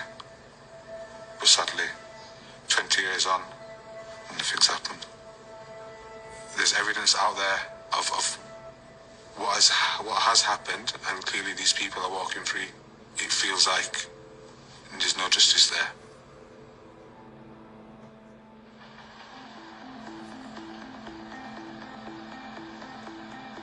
Godra. 57 people have died after a train carrying Hindu activists was set alight by a group of Muslims. The train was carrying thousands of Hindus who had visited a holy site. The wreckage is horrific, all the worse for being man-made and deliberate. One of the worst acts of religious hatred India's ever seen. In some areas, the grief and anger here have already erupted into violence. That's alarming news in a state where racial hatred is deeply ingrained. Jill McGivering, BBC News, Godhra, Gujarat. People were saying there'd been a group of people inside. They were Hindu pilgrims, including women and children. Somebody had either locked them in or kept them inside, poured petrol in and set fire to them. And a lot of people had died. Mummy daddy का कुछ मालूम नहीं है, तो हम ये सोच रहे थे शायद पीएम रिपोर्ट यहाँ आ जाए, शायद जान पहचान हो जाए, इसलिए हम ही एक थे पहचानने वाले कपड़ा से और बॉडी से. भाई आके क्या भाई को कुछ मालूम नहीं पड़ा. It was horrific. People were outraged. The perception all over Gujarat and in fact all over India was that these Hindu pilgrims had been చెప్పండి మిత్రులారా, అట్లాంటి ఇన్సిడెంట్ అయినప్పుడు అట్లాంటి కాంగ్రెస్ హయాంలో కూడా ఎన్నో అయినాయి, దిల్సుఖ్నగర్ అటాక్స్ అయినాయి. కానీ దాన్ని ఇంకా స్టేట్ స్పాన్సర్డ్గా ఇంకా దాన్ని పెంచి పోషించలే కదా. మొత్తం కర్ఫ్యూ పెట్టేసి అట్లాంటి ఎవరైతే దోషులకు ఇన్వెస్టిగేషన్ చేసి శిక్షలు వేసారు కానీ ఇంకా దాన్ని కొట్టుకొని చావమనిలే కదా. ముంబై దాడులు అయినాయి, ఇది మన కసబ్ది. కాంగ్రెస్ వాడు హయాంలో అయినప్పుడు మొత్తం ఇంకా కొట్టుకొని రా అని చెప్పి అనలే కదా. ఉన్న దేశంలో ఉన్న ముస్లింలు మొత్తం చంపేయమనలే కదా. ఎవరైతే దోషులు ఉన్నారో వాళ్ళకి శిక్ష చేశారు కదా, కసబ్ను ఉరి తీశారు కదా. బట్ బీజేపీ ఉన్న దగ్గర ఆలోచించండి. The final death toll was 59. The cause of the fire. So ఆ శవాలని ట్రక్కులలో ఎక్కించుకొని మొత్తం వీధులలో తిరుక్కుంటా మనం ఇప్పుడు రివెంజ్ తీసుకోవాలి, మనం చంపాలి అని చెప్పి దాన్ని ప్రచారాస్త్రంగా వాడారు. అందుకని వాళ్ళు ఆడియోలు కూడా ఉన్నాయి, వాళ్ళు ఎట్లా రెచ్చగొట్టారు అనేది. అంటే క్లియర్లీ షోస్ దాన్ని ఎన్నికల అస్త్రంగా వాడుకోవడానికి. ఇది చేయించింది కూడా మోడీయే. వాళ్ళు ముస్లిం వాళ్ళు ఎవడో చేసి ఉంటారు అక్కడ లోకల్ ఉన్న వాళ్ళు గోద్రాల, కానీ వాళ్ళకి పైసలు ఇచ్చి చేయించింది ఈడే. But at the time, Muslims were blamed. This is in a state which has a particular history of tensions between the Hindu majority and the Muslim minority community. There have been a history of communal riots and of very nasty violence between the communities. And the concern was, something like this happens, members of the Hindu community feel angered that their people have been targeted. There might be a big reaction to that. The Chief Minister of Gujarat was Narendra Modi. He was seen as a rising star, quite visionary, the man who got things done. Somebody who was very pro-Hindu, a very powerful, influential figure. गई काले गोधरा में 58 लोगों ने railway ना डब्बा में एक साथ नराधमोए कूटी बाळ्या. क्यारे माफ न करी शकाय एवं आकृत्य છે. ક્યારે સમાજનું ભલું ન કરી શકે. આપની લાગણી હું સમજી શકું છું, પરંતુ હું આપને કરબદ્ધ પ્રાર્થના કરું છું કે આજે સમય છે શાંતિનો, આવશ્યકતા છે સંયમની. I got a call from a foreign diplomat. She was a diplomat of one of the foreign Western nations. So she asked me that, have you heard what had happened in Godhra? Do you think that this is going to escalate? I just used one word. I said hugely. Ahmedabad. My producer started to get information that something was happening nearby in Ahmedabad. It was clear from our arrival that something was very, very wrong. As we were driving in, we were seeing plumes of thick black smoke ahead of us in the centre of town. There were no emergency services there were no police. My memories then are going into the centre of Ahmedabad.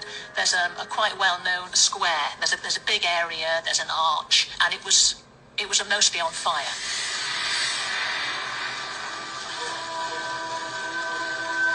వీళ్ళు ఏమంటున్నాడు, నేను అన్ని చర్యలు తీసుకున్నాను. చర్యలు తీసుకుంటే అట్లా అవుతాయా? చెప్పండి మీరే.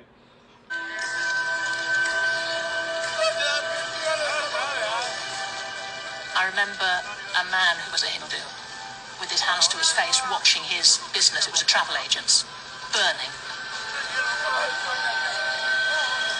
There were also other people informing me sometimes that the areas that were being targeted belonged to Muslims. This is exactly what the authorities hoped would never happen. The streets have become a battleground. The grief and anger at yesterday's murders has boiled over into violence, looting, and religious hatred. There was this sense of absolute lawlessness. It was a free-for-all. I remember seeing the police here and there, very, very disengaged. I didn't see anybody, from what I remember, trying to stop the setting fire to things and the looting. Police నిలబడి తమాషా చూస్తారు. చూడండి మిత్రులారా, కావాలని చేయించాడు Narendra Modi. On the worst day of the violence, when murder and looting were taking place all across the city. లేని వాళ్ళకి కూడా మతం ఫీలింగ్ రావాలి. మనం ప్రజా సమస్యల మీద మన దృష్టి ఉండకూడదు. Policemen just standing by, watching what was happening, but doing nothing to try to stop it. One of my colleagues in the team was having quite regular phone calls with a contact of his. It was someone I understand who was high up in the police force, and they were giving information to my colleague that they'd been told, let it happen. There will be a reaction to what happened in Godhra. Let it happen. And we were hearing that those orders to let all this happen were coming from the top. కానీ అని స్పెషల్గా meeting పెట్టి చెప్పిండు. ఎంత ఊచకోత లేదో అంత కానీ, అంటే ముస్లిమ్స్ మొత్తం గుజరాత్లో మాయం కావాలి. ఎందుకని హిందూ ఫీలింగ్ తెప్పించి ముస్లిమ్స్ ఓట్లు లేకుండా చేసేస్తే కాంగ్రెస్ను పూర్తిగా భూస్థాపితం చేయొచ్చు. ఎల్లకాలం ఆ హిందువుల మతం ఫీలింగ్ తెప్పించి హిందువుల ఓట్లు పడేటట్టు చేసుకోవాలి. అదే కుట్ర చేస్తున్నాడు.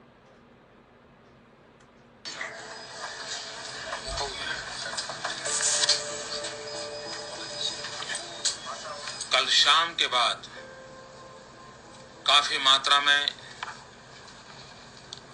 हिंसक वारदातों में कटौती आई है. दिन गया है.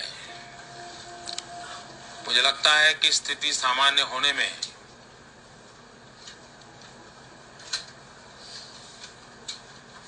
तेजी आएगी. ఇది ఎప్పుడు ఆఫ్టర్ 3 days 27th రోజు జరిగితే March 1 తర్వాత మాట్లాడుతుండే మాట. 3 రోజులు గ్రౌండ్లో కావాలని వదిలేసిండు సంపమని. 3 రోజుల తర్వాత ఇంటర్నేషనల్ ప్రెషర్ వల్ల అప్పుడు ఈ మాటలు వచ్చి మాట్లాడుతుంది. Did Mr. Modi do enough to stop the violence? I think that's something he has to answer for, depending on how you look at it. He oversaw mass violence or was not able to stop it. Questions remained over Mr. Modi's head for a long time, and they remain over him now. Did the police under your command do enough to stop the riots? Not only enough, but excellent work they have done. Excellent work. Excellent work they have done. Within 72 hours, we were able to control. 72 hours means 3 days. More than 500 people dead, most of them innocent civilians, and you're calling this excellent work? I'm not happy what happened, but what we have done, I'm happy. everyone we've spoken to have said that అంటే he's ఎ pathetic liar. Pathetic liar అంటే ఏమంటారు తెలుగులో? అంటే ఒక అబద్ధాలు చెప్పడం అనేది అది వాని బ్లడ్లో ఇంకిపోయింది అన్నట్టు. police did absolutely nothing. This is absolutely false propaganda. This is not the truth. As questions grew around Mr. Modi's actions, attention turned to his past.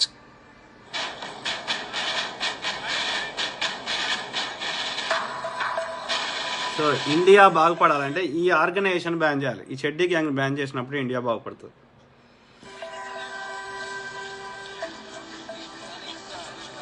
RSS stands for Rashtriya Swayamsevak Sangh, the Association of Indian Volunteers. It is equal to ఒక ఏమంటారు ఒక Islamic terrorist organisation al Qaeda, Lashkar e Taiba, ISIS, దానికి దీనికి ఏం తేడాలే, రంగు ఒకటే తేడా, everything same. The RSS is a political organization. It believes that this is a country of the Hindus.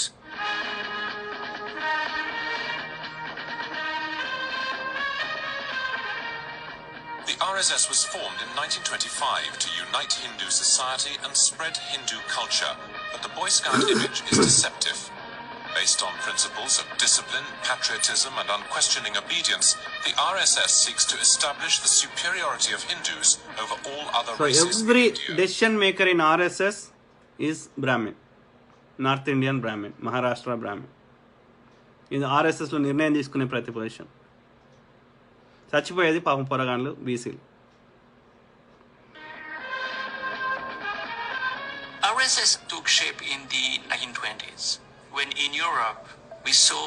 అవును బ్రదర్, తప్పకుండా అతను పని ఇది 1000%. ఎన్నికల కోసం 2002లో ఎన్నికలలో గెలవాలి. కేశుభాయ్ పటేల్ గారి మీద తీవ్ర వ్యతిరేకత ఉండే, కాంగ్రెస్ గవర్నమెంట్ రాకూడదు, మోడీ మళ్ళీ సీఎంగా కావాలి, అందుకోసం కావాలని చేసిన పథకం, ముస్లింల ఓట్లు గల్లంతు చేయడానికి చేసిన పథకం.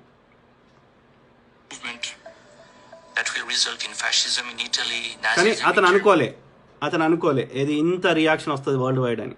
ఏమన్నాడు తర్వాత వస్తుంది, ఏమన్నాడు ఆమె అడిగింది, మరి నీకేమైనా రిగ్రెట్ ఉందా, అది చేసినందుకు బాధ అవుతుందా, గోద్రా అల్లర్లు జరిగినందుకంటే 1% కూడా బాధ అవుతలేదంట. ఒకే ఒక విషయంలో బాధ అయిందంట ఆయనకి. ఏంటంటే అంటే ఆయన చెప్పిందే చెప్తాను, మళ్ళీ చూపెడతా. ఏంటంటే అంటే మీడియాని సరిగ్గా కంట్రోల్ చేయలేదంట. అంటే ఆ న్యూస్ పబ్లిక్లోకి వచ్చేదాకా చేయకుండా ఇంటర్నల్ కథం చేసేసి ఉండేదని చెప్తున్నాడు. మీడియాని ఎవరిని పడితే వాడి చూపించేటట్టుగా నేను అలో చేసి తప్పు చేసిన అని చెప్తున్నాడు. అంటే ఇప్పుడు మీడియాని ఫుల్ కంట్రోల్ చేస్తున్నాడని అర్థం చేసుకోండి. They liked the idea of the supremacy of the race theory which was created by the European fascists, and also the idea of creating a common enemy for the RSS. The enemy were the Muslims. Today RSS is భారతదేశంలో ఎన్నో మతాలు ఉన్నాయి, అట్లనే అన్ని దేశాల్లో అనేక మతాలు ఉన్నాయి. ఒక్క ముస్లిమ్స్ ఎట్లా చెడ్డోళ్ళు అవుతారు నాకు చెప్పండి. Why you are treating only Muslims as enemies when there are so many religions? Think. But definitely pro-Hindu, and they believe in the glorious past of this country. And Muslims are not doing any conversions. ఆలోచించండి. Idea of national reconstruction. The very core cultural values of this country. Now they are being called Hindu value system. People can have any way of worship, but if they believe in that value system, they are very much part of India.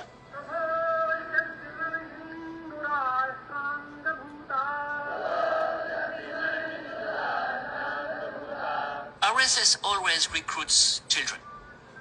అంత చిన్న పిల్లలకి ఏం తెలుస్తుంది మిత్రులారా? బాల స్వయం సేవక్ అంట వాళ్ళ పేరు. అట్లా బాల స్వయం సేవక్గా మోడీ ఆర్ఎస్ఎస్కి పరిచయం అయ్యిండు ఎట్ ద ఏజ్ ఆఫ్ 8. అర్థం చేసుకుని 3వ తరగతి ఉన్నప్పుడు. Because they want to tell them who they are when they are still malleable. To reshape the psyche of the youth is very important. So Narendra Modi joined when he was very young. After school, he would participate in the activities of the young wing of the RSS. That is how he got attracted. Gradually, he has climbed all the ladder of all the posts of responsibility. And at a very young age, Modi is a product of the RSS. Oh. He has learned his politics, his lifestyle. He made a mark for himself, and so he was deputed to the Bharatiya Janata Party, or the BJP, which is the political affiliated organization of the RSS.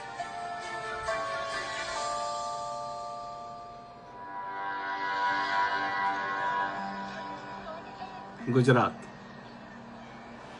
2002. As the violence subsided, stories began to emerge about what had happened to some of the victims. In this largely Muslim neighborhood, more than 100 people had sought shelter in a house to escape a Hindu mob. Oh.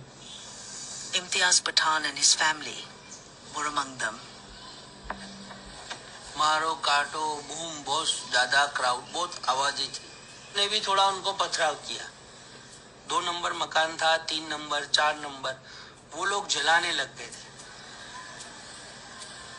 यहाँ पे पूरी society के लोग बचने के लिए यहीं पर आ गए थे फिर सारी जो औरतें थी वहाँ चिल्ला रही थी बहुत आवाज था मैं डरा था हमारा गुनाह क्या है क्या गुनाह हम मुस्लिम इसके लिए आज मुसलमान के घर पैदा हुए उसका गुनाह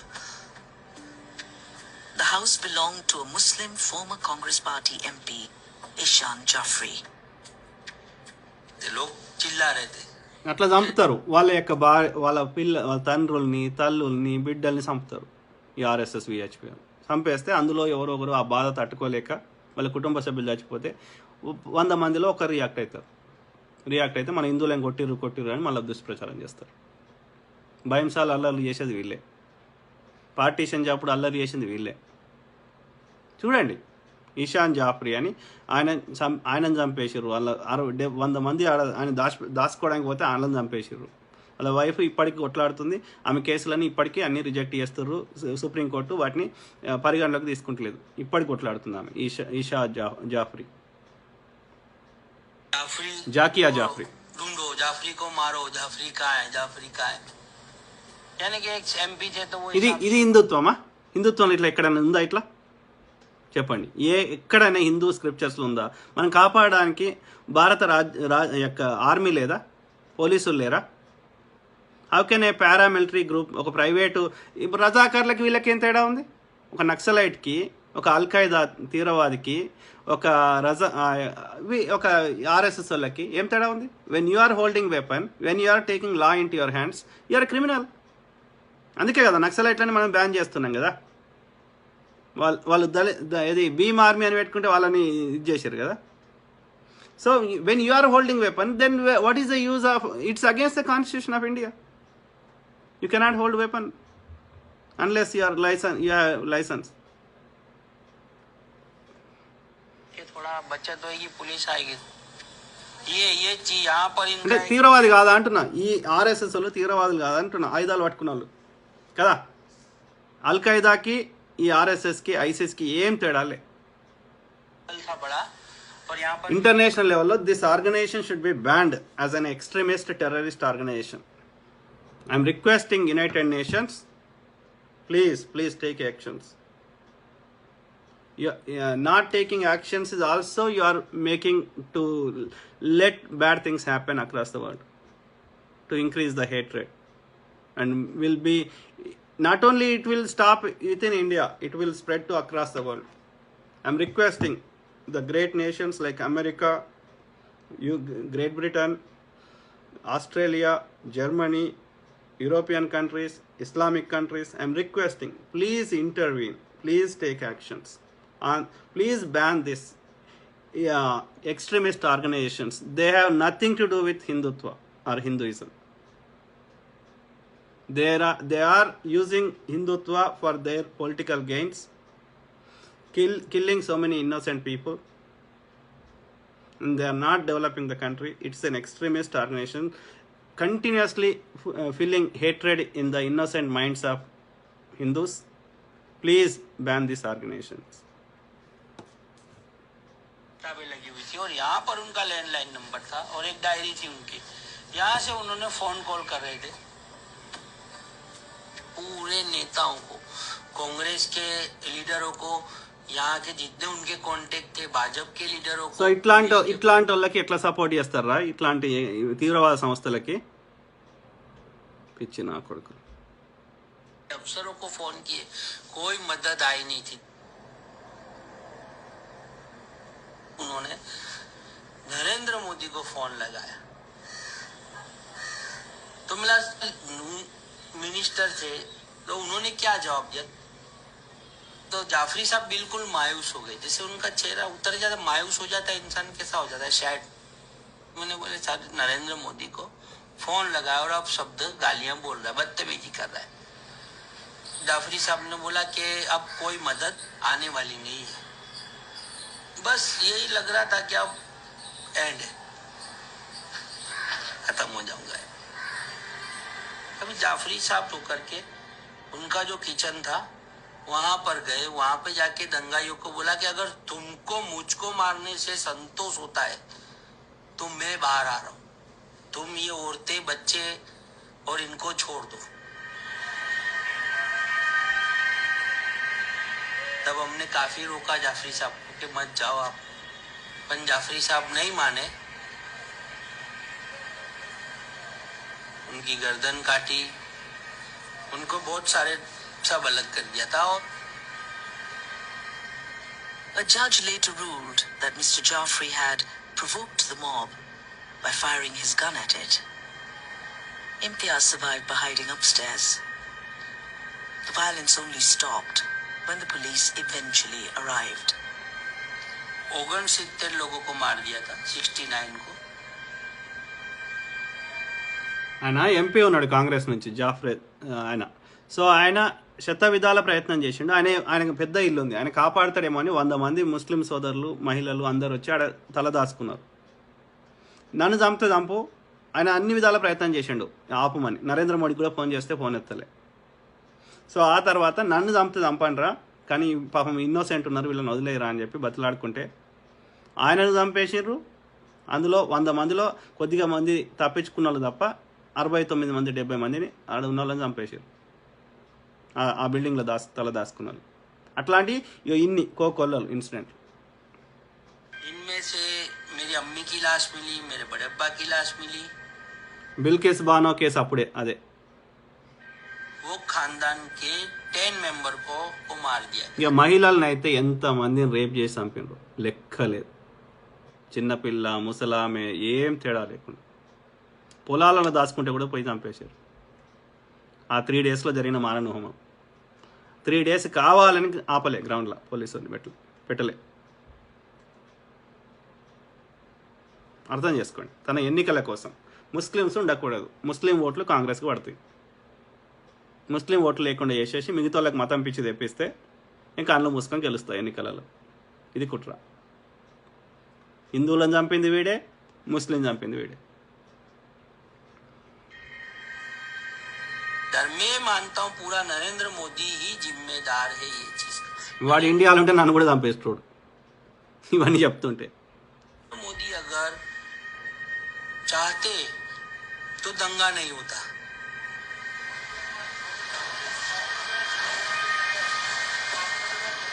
When a senior police officer arrived at the house that evening, the victims' corpses were still smoldering.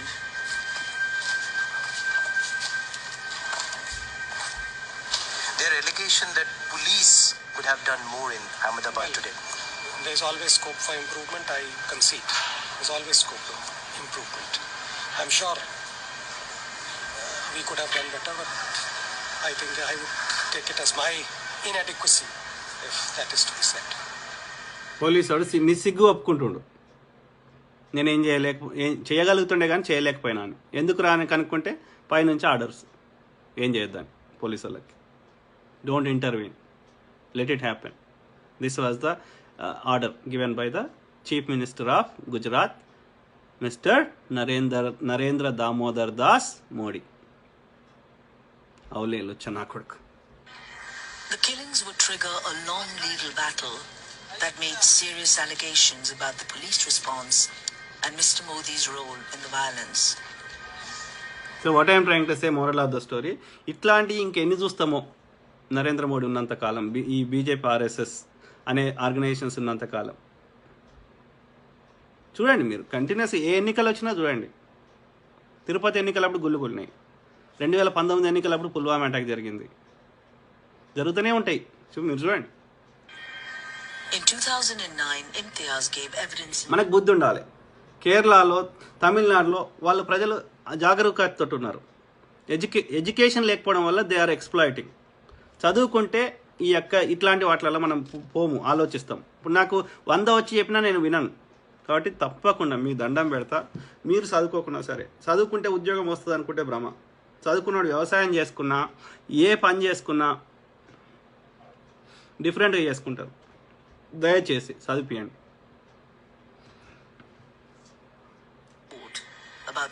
ఇక్కడ అంబేద్కర్ గారు చదువుకోకపోతే అలా మన పరిస్థితి ఎట్లుంటుండే? దయచేసి చదివియండి. Between Mr. Modi and Mr. Jaffrey. Mr. Modi denied receiving the call, and an inquiry said there was no evidence it was made. Imtiaz later stood for election against Mr. Modi's political party.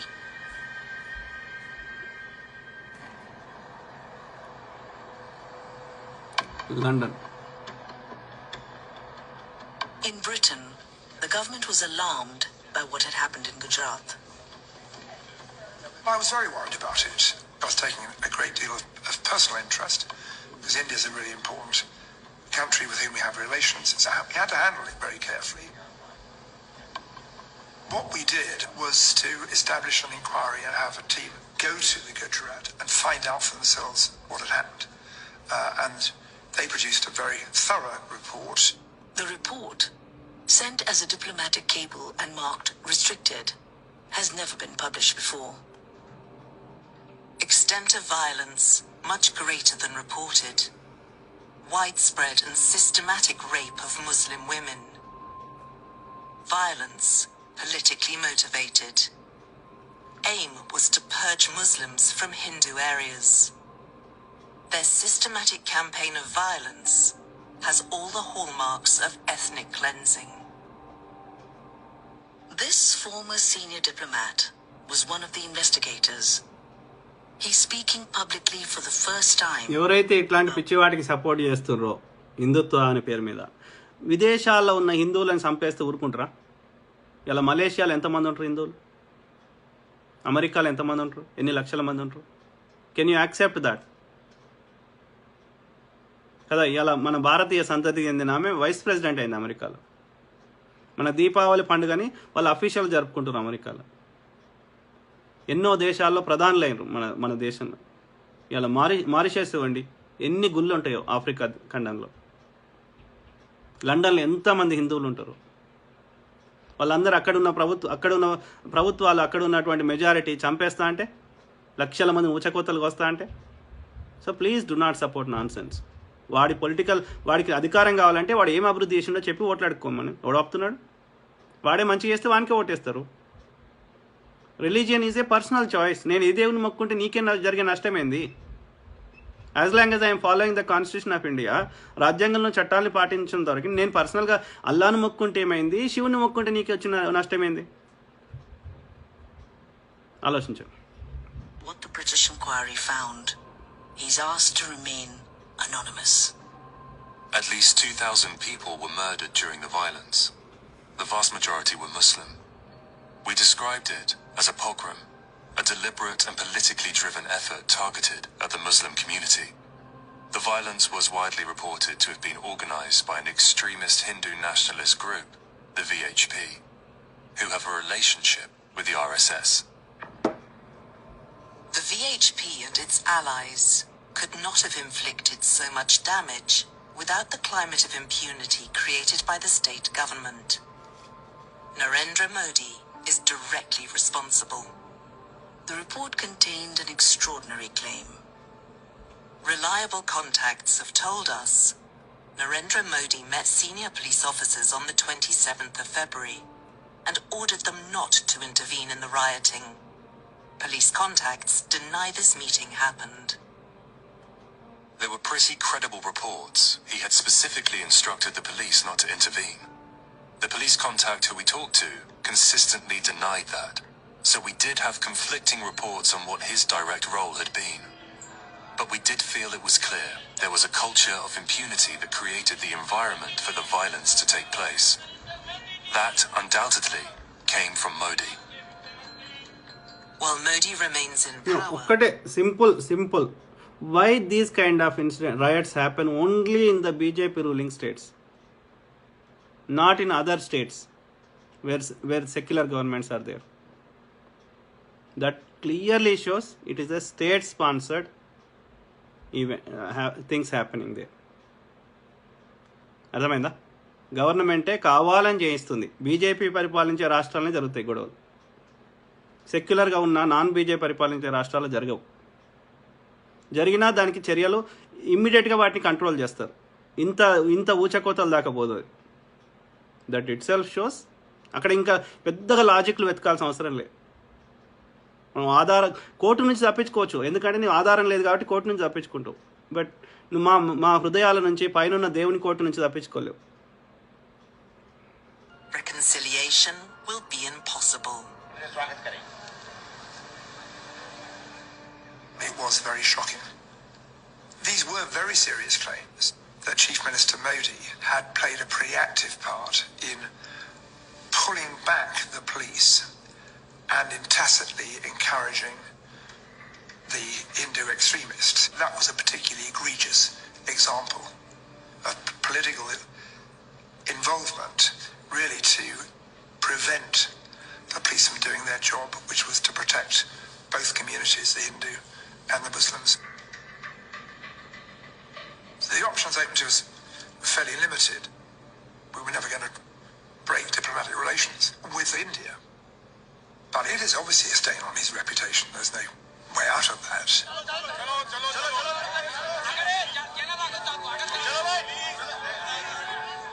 The European Union carried out an investigation at around the same time. It reportedly found that ministers took active part in the violence, and senior police officers were instructed not to intervene in the rioting. They looked upon this in terms of the suffering which had happened to the Muslim community. And if you look at it in that way, you're certainly bound to come to this conclusion that it was completely one-sided and that there was nothing done on the part of the administration to seriously check this. That it was a deliberate, pre-planned, motivated assault on Muslims by mobs who were not restrained is, to my mind, an exaggeration. It was unstoppable for anyone, and as a Chief Minister, Modi did all the effort, and after 3 days he was able to stop with the help of police. Modi definitely shows not true, brother. Not true. కావాలని మన ఇండియాలో అదే మోడీకి సంబంధించిన వాళ్ళు కావాలని మోడీకి ఫేవర్గా మాట్లాడుతారు. Not true. కావాలని చేయించండి 3 రోజులు. He even puts in his resignation to the BJP, but the BJP rejects it. ఇంకా ఇందులో అంత డీటెయిల్ లేవు కానీ ఇంకా వేరే ఉన్నాయి, నేను చూపెడతా. Because politically, if you offer the resignation at that particular juncture and it is turned down, that's the end of your resignation drama. Resignation ఎవరికి ఇచ్చిండు? బీజేపీ వాళ్ళకి అధిష్టానానికి ఇచ్చిండు, స్పీకర్కి ఇవ్వలే. గుర్తుపెట్టుకోండి.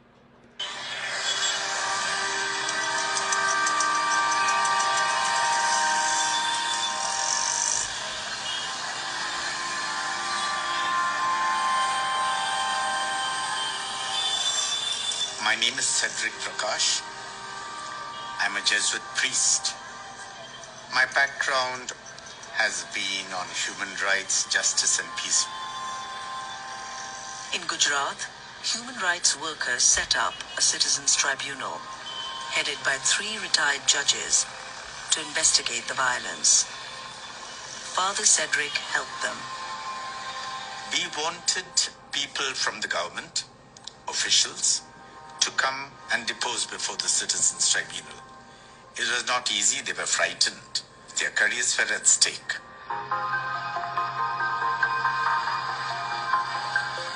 On a flight to Delhi, I happened to be seated next to a minister of the Gujarat government. He belonged to the BJP. Harin Pandya was responsible for the home affairs of the state for several years. He just very recently relinquished office when Modi took over as chief minister of the state. So ఇతన్ని చంపేశారు. ఇప్పటికీ ఎవరు చంపారో ఆధారం లేదు. Home minister of Gujarat, very close associate of Modi. I know everything what was happening. Then I said, we have the Citizens Tribunal. Would you? He said, of course I'll be willing. He swore us to secrecy. We tried to do everything possible in order to protect his identity because he was big catch. The tribunal was examining Mr. Modi's role, including the directions he had given to the police. I think Harin Pandya wanted to explain what had transpired on the 27th of February, so he came to my office. Mr. Pandya told the tribunal he had attended a late-night meeting with Mr. Modi and senior officials, and he claimed Mr. Modi said the police should not interfere with the Hindu reaction to what happened at Godhra. Mr. Pandya was very clearly blaming Modi for the violence. He felt he was responsible and he should be brought to book. That was clear. అర్థమైందా? ఆ ట్రైబ్యునల్కి ఇన్వెస్టిగేషన్లో భాగంగా ఆ హరేన్ పాండ్యాని పిలిచి home మినిస్టర్ని ఆ రోజు meeting 27th ఏ రోజైతే అది ట్రైన్లో 59 మందిని కాల్చినరో అదే ఫైర్ అయిందో ఆ రోజు నైటు మీటింగ్ పెట్టిండు మోడీ ఈ యొక్క హోమ్ మినిస్టర్ హరేన్ పాండ్యా అదేవిధంగా పోలీస్ ఆఫీసర్లతో. ఆ ముచ్చట ట్రైబ్యునల్ ముందు చెప్పిండు ఆయన హరేన్ పాండ్యా. ఏమని, ఇది మీటింగ్ జరిగింది, ఇట్లా మోడీ ఇన్స్ట్రక్ట్ చేసిండే కాబట్టి మీరు మోడీని ఇన్వెస్టిగేషన్ చేయండి, నన్ను కాదు అని. ఆ తర్వాత కొద్ది రోజులకే హరేన్ పాండ్యాని చంపేశారు. ఇప్పటికీ అది ఎవరు చంపారు అనేది నో వన్ నోస్. ఎవరు చంపి ఉంటారు? అతను బతికుంటే ఆ ఆధారాలు ట్రైబ్యునల్ ముందుంటే మోడీ లోపలికి పోయేటోడు. ఆలోచించు. తన రాజకీయం కోసం ఎంతకైనా దిగజారుతాడు. This was the real first indication from within the government that there was actually a decision taken. He is indicating that the chief minister of the state was party to a decision where the law and order agencies do not do their work, let Muslims be attacked. Mr. Pandya wanted to remain anonymous, but news about his evidence leaked out and he resigned from Mr. Modi's government. Narendra Modi has said he gave categorical and clear-cut instructions to maintain peace and communal harmony at any cost. So was Harin Pandya lying? Frankly, I don't know. I wasn't at the meeting, so I don't know exactly what it is. But a chief minister of a state cannot give a blank check to people to run riot. Last year, India's Supreme Court said Mr. Pandya's claim was false. Its findings were based on an official inquiry which found Mr. Pandya was not at the meeting. The inquiry heard that others who were there disputed his presence, and records showed his government mobile was several miles away at the time. But some questioned the inquiry's credibility and thoroughness.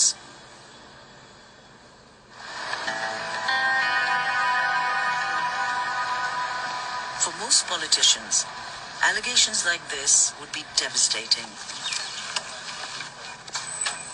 But in the midst of all the criticism, Narendra Modi did something unexpected. He called an election in Gujarat. గుజరాత్లో ఎన్నికలు March 2003లో కావాలి. Incident అయింది February ending లేదా March. After 4 months he resolve ఇది assembly. జూలైలో resolve చేసాడు. ముందస్తుకు పోయింది 8 నెలల ముందు. ఎందుకని? He wants use that sentiment for elections. Hindu Muslim ఆ పోలరైజేషన్ చేసి కావాలని చేసి ఆ సెంటిమెంట్ని వాడుకుందాం ఎన్నికల కోసం. ఆలోచించండి. This This election is all about one man, Narendra Modi. To his supporters, he preaches an extreme form of Hindu nationalism, offering hope and security against Muslim extremists. Just after the events of 9/11. గుజరాత్లో ఎడ్డోళ్ళు ఉన్నారేమో కానీ మన మిగతా ప్రాంతాల్లో అంత ఎడ్డోళ్ళు లేరని నేను భావిస్తున్నా. నార్త్ ఇండియాలో ఎక్కువ ఉన్నారు రెడ్డి నా కొడుకు. Which in many ways has legitimised actions against Muslims across the globe. This, at the very least, emboldens what the BJP are doing in అందుకే నార్త్ ఇండియాలో ఆ హిందూ ముస్లిం గొడవలతోటి వాళ్ళకి ఇంతో అంత సక్సెస్ అయ్యారు గతంలో అయినా ఇప్పుడైనా. ఈ సౌత్ ఇండియాలో కారు అని నేను ఆశిస్తున్నా. ఎందుకంటే we understand the facts. Mr. Modi realized that there was a very strong sentiment of Hindu victimhood, and he decided to harness that electorally. Yes. Correct.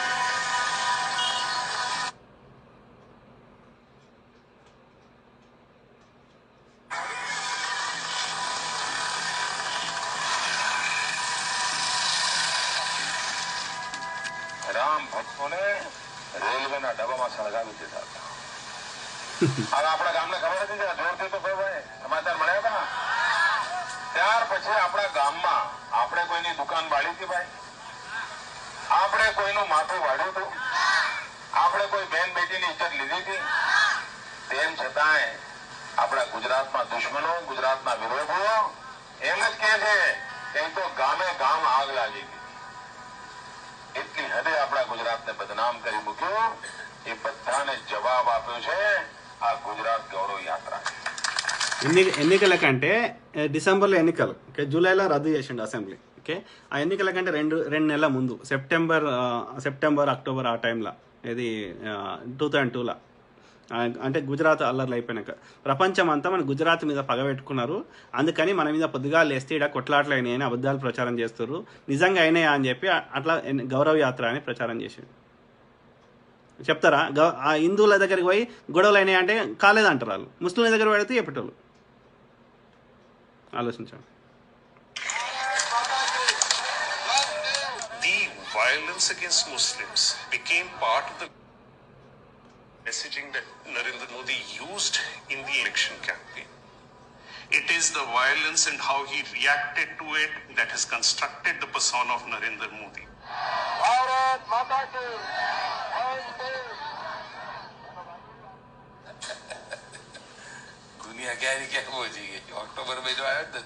Narendra Modi doesn't tend to be very media friendly. You follow what I say? A little bit, yes. So for him to agree to do a sit-down interview with us felt like a bit of a scoop.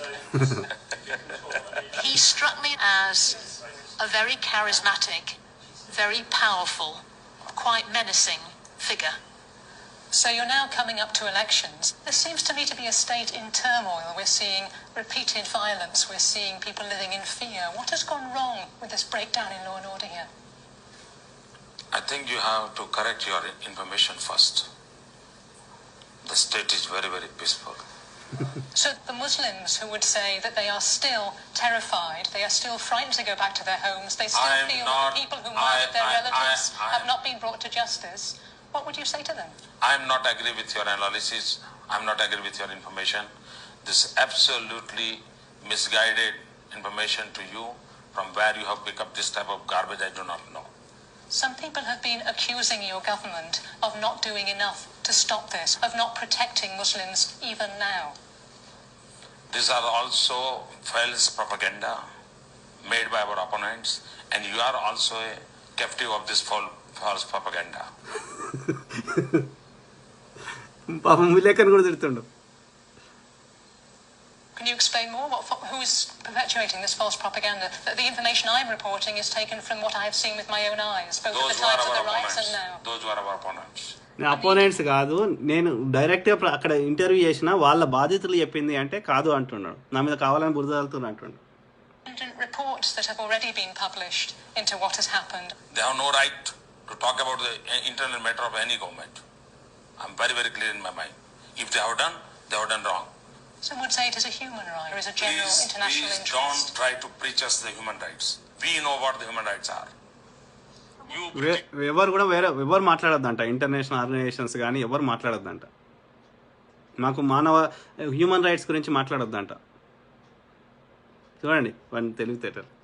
should not preach us human rights.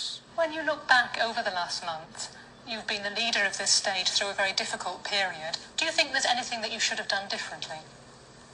Yes. The one area where I was very, very weak, and that was how to handle the media. అసలు నువ్వు మరి ఏం బాధ అయితే లేదా, నువ్వు ఇంత అంటే నేను ఏం తప్పు చేయలేదని ఫస్ట్ అంటుండు. తర్వాత మరి నువ్వు దేనికన్నా రిగ్రెట్ అవుతావా అంటే నేను మీ మీడియాని కంట్రోల్లో పెట్టలేదు అంటుండు. చూడండి, అంటే ఆలోచించండి ఎంత దుర్మార్గుడు. Ecstatic crowds of BJP supporters started to celebrate the election win before it was official. The architect of victory, Narendra Modi, the controversial Chief Minister of Gujarat. The more Mr. Modi was attacked, the stronger he became. By simply saying that he was being targeted only because he was standing up for the rights of Hindus. ఎంత దుర్మార్గుడు, చేసిన లంగ కథలని చేసి మళ్ళీ హిందుత్వం అని అంటుండు. చెత్త నాకు. New repertoire had taken shape. You polarize, you vote. Yes. And you get the majority supporting you. That's what they are continuously doing. They polarize. లేని వానికి మతం ఫీలింగ్ తెస్తారు. అది హిందువులు ఎక్కువ ఉన్నారు కాబట్టి, హిందువులలో 84% హిందువులు ఉన్నారు కదా, 84లో సగం వేసినా 34-40% వచ్చినా చాలు. ఎంత వచ్చింది మోడీకి 2014 ఎన్నికలలో? 31%. అంటే 84%లో 30% వచ్చినా చాలు. 50% సగం కూడా రావాల్సిన అవసరం లేదు, 40% ఓటు వస్తే చాలు హిందువులలో. That's what they are doing.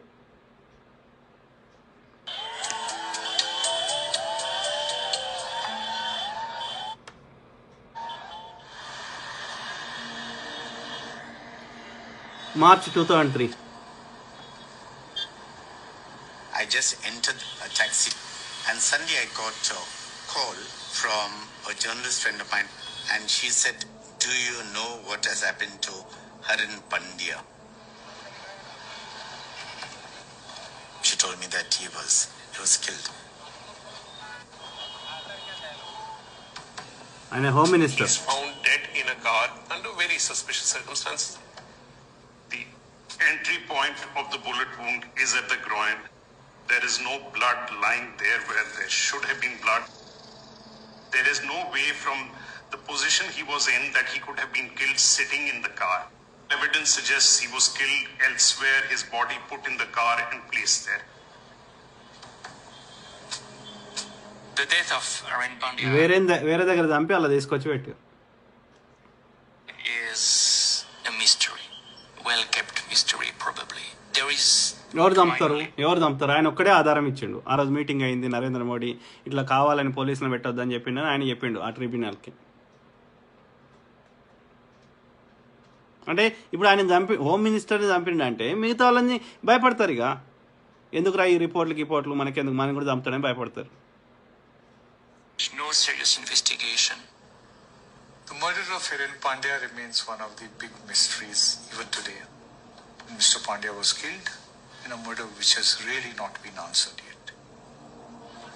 12 men were jailed in connection with his murder, but this verdict was overturned, the court blaming a botched investigation. All accused in the Harin Pandya murder case have been అక్కడ ఏ గొడవలు జరిగినా Muslims అన్నట్టు దోషులు అన్నట్టు తప్పుడు ఆధారాలు పెట్టి లోపల ముస్లింలను దోషులు పెడతారు హిందువుల ఓట్ల కోసం. చేసేది మళ్ళీ ఈడే Narendra Modi. was the former Home Minister, you might remember, of Gujarat. In 2019, so ఆ కర సేవకులను కూడా 2 బోగిల S6 బోగిలో చంపింది ఈడే నరేంద్ర మోడీ ఎన్నికల కోసం. ముస్లిమ్స్ అని అబద్ధాలు తప్పుడు చెప్తారు. పోలీసు వాళ్ళు అన్నీ ముస్లిమ్స్ చేసినట్టుగా రాస్తున్నారు, మన గవర్నమెంట్ వాందే కాబట్టి. Supreme Court upheld the original verdict. But even some in కోర్టులు ఏం చేస్తాయి, వాడికి నిజం తెలిసినా వాళ్ళు ఏం చేయలేడు, ఆధారాలు ఉంటేనే చేయగలుగుతాడు. ఆధారాలని తారుమారు చేస్తున్నారు. own party have doubts about the investigation into Mr. Pandya's death. I knew him personally. I think the killing of Mr. Pandya was tragic and suspicious, and the circumstances explained to me don't make me believe in it. I'd like to know who organized it so well. Modi. It is not just a stray killer or somebody taking revenge, but it is well organized. I don't think it has been properly అంటే investigated. What I'm trying to say here, Muslims ఒక్కరే చచ్చిపోతలేరు ఇక్కడ, హిందువులు కూడా మస్తు మంది చంపేస్తున్నాడు. He was killed by terrorists who wanted to kill him so that the blame could be apportioned to Narendra Modi. The investigation was thorough. It went into every stage of the ఈ ముసలాయన మొత్తం మోడీకి ఫేవర్గా మాట్లాడుతున్నాడు ఈ ముసలాయన. process and culminated in a Supreme Court judgment. I think we should leave it at that. No, కోర్టులు పని చేస్తలేవు, వాటిని పని చేయనిస్తలేడు.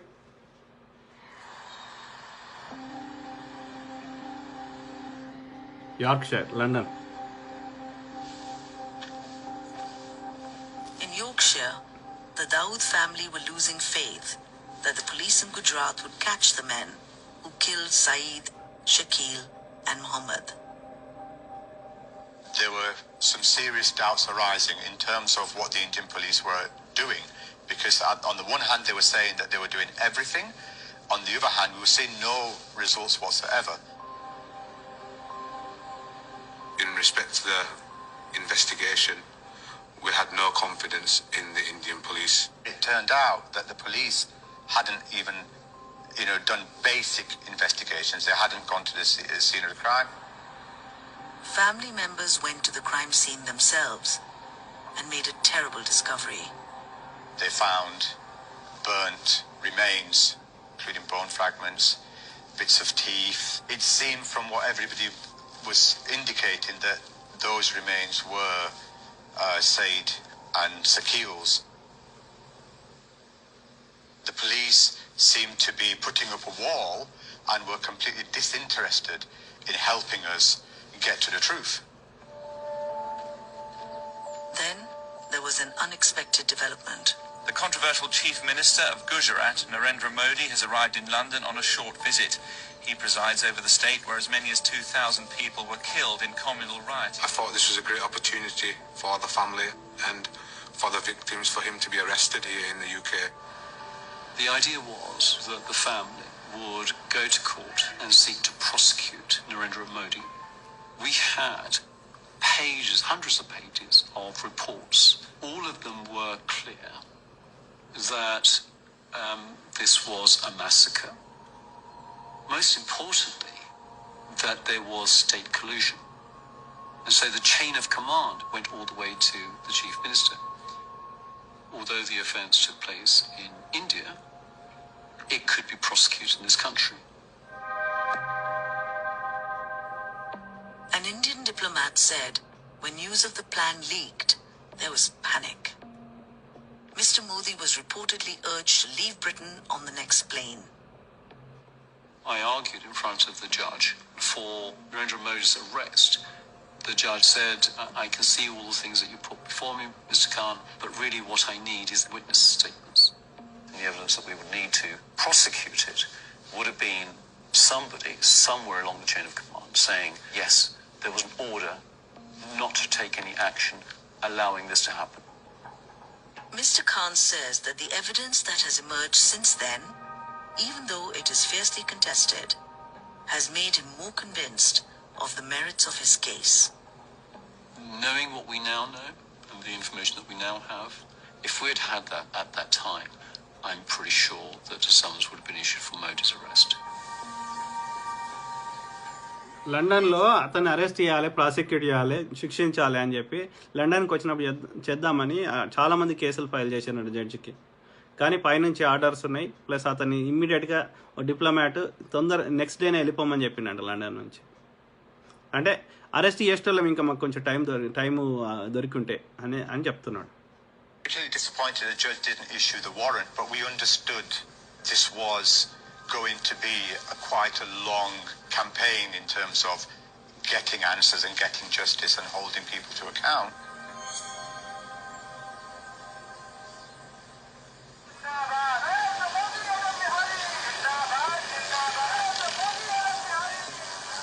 Western governments began to take action against Narendra Modi over the Gujarat violence.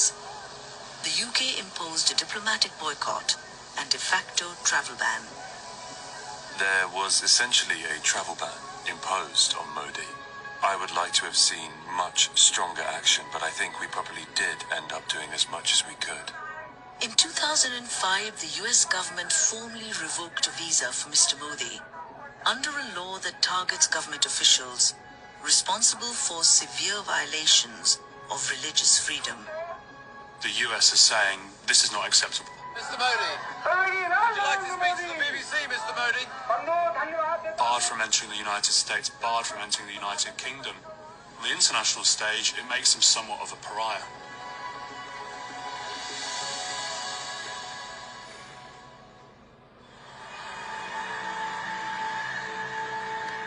Gujarat.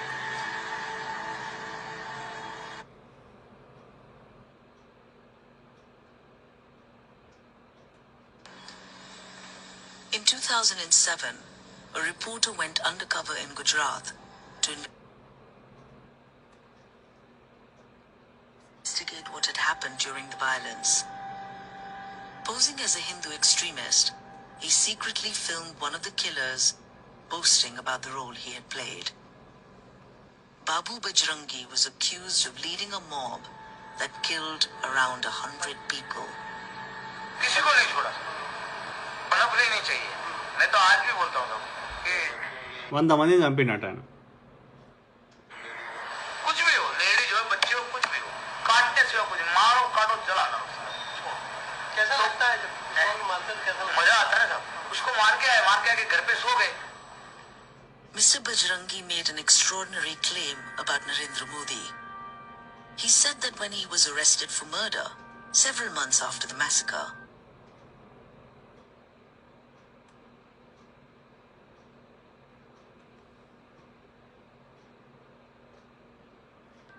Mr. Modi helped him get bail by changing the judge.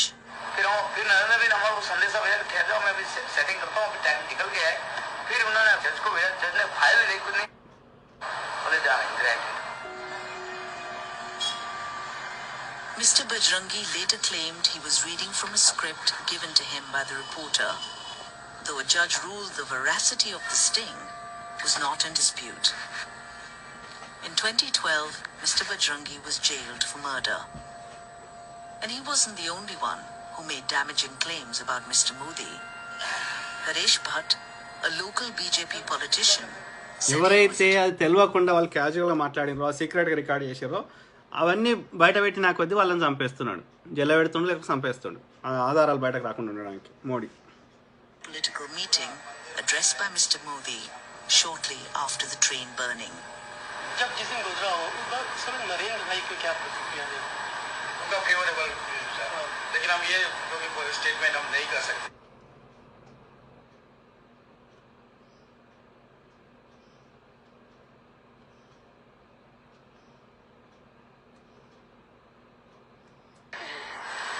जो उन्होंने किया है ना, तो शायद किसी मुख्यमंत्री ने नहीं किया होगा. मैं कहीं इसको कोट नहीं करूंगा, मैं वैसे भी आपको कोट नहीं करूंगा कहीं किसी किताब में. तो उन्होंने जो 3 दिन का मोहलत दिया था, जो भी करना चाहो कर लो, 3 दिन के बाद में बंद कर दूंगा, ये उन्होंने खुलेआम कहा था. और 3 दिन के बाद बोला कि आप बंद कर दो और सारा बंद हो गया. అర్థమైందా ఆయన చెప్పింది? ఇవన్నీ ఆయనకు తెలియదు, రికార్డ్ చేస్తున్నాడు సీక్రెట్ కెమెరా. 3 రోజుల దాకా ఏం చేసుకుంటారో చేసుకోరు, 3 రోజుల తర్వాత నేను కర్ఫ్యూ పెడతా, అంతవరకు దాకా ఎంతమంది ఉన్నా చంపుకోరు. కావాలని ఆయన చెప్పి చేయించండి వీళ్ళందరితో. Mr. Bhatt later said he told the reporter an imaginary story. తర్వాత ఎప్పుడైతే పబ్లిక్ వచ్చిందో ఇట్లా ఇలా వాళ్ళు మేము చెప్పలేదు, మాకు తెలియదు, వాళ్ళు కావాలని చెప్పి ఇచ్చారు మమ్మల్ని అని తప్పించుకుంటారు. Modi has said నాకు తెలిసి allegations వాళ్ళని ఎప్పుడో చంపేసి ఉంటాడు Modi. against him in the recordings are false and incorrect. You often find that activists at the lower level make claims which are, in hindsight, quite preposterous. They exaggerate their own importance. ఎట్లా చెప్తుండదు. But pressure was now building for a new investigation into the violence. Gujarat. By the beginning of 2011, Narendra Modi had run Gujarat for nearly a decade.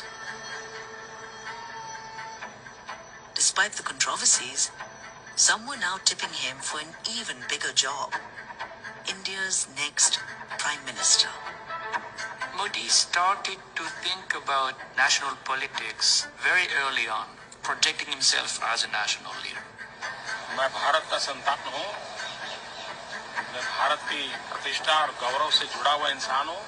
It was already clear that he was headed on a course which would lead him to the national stage. But Mr. Modi had a problem.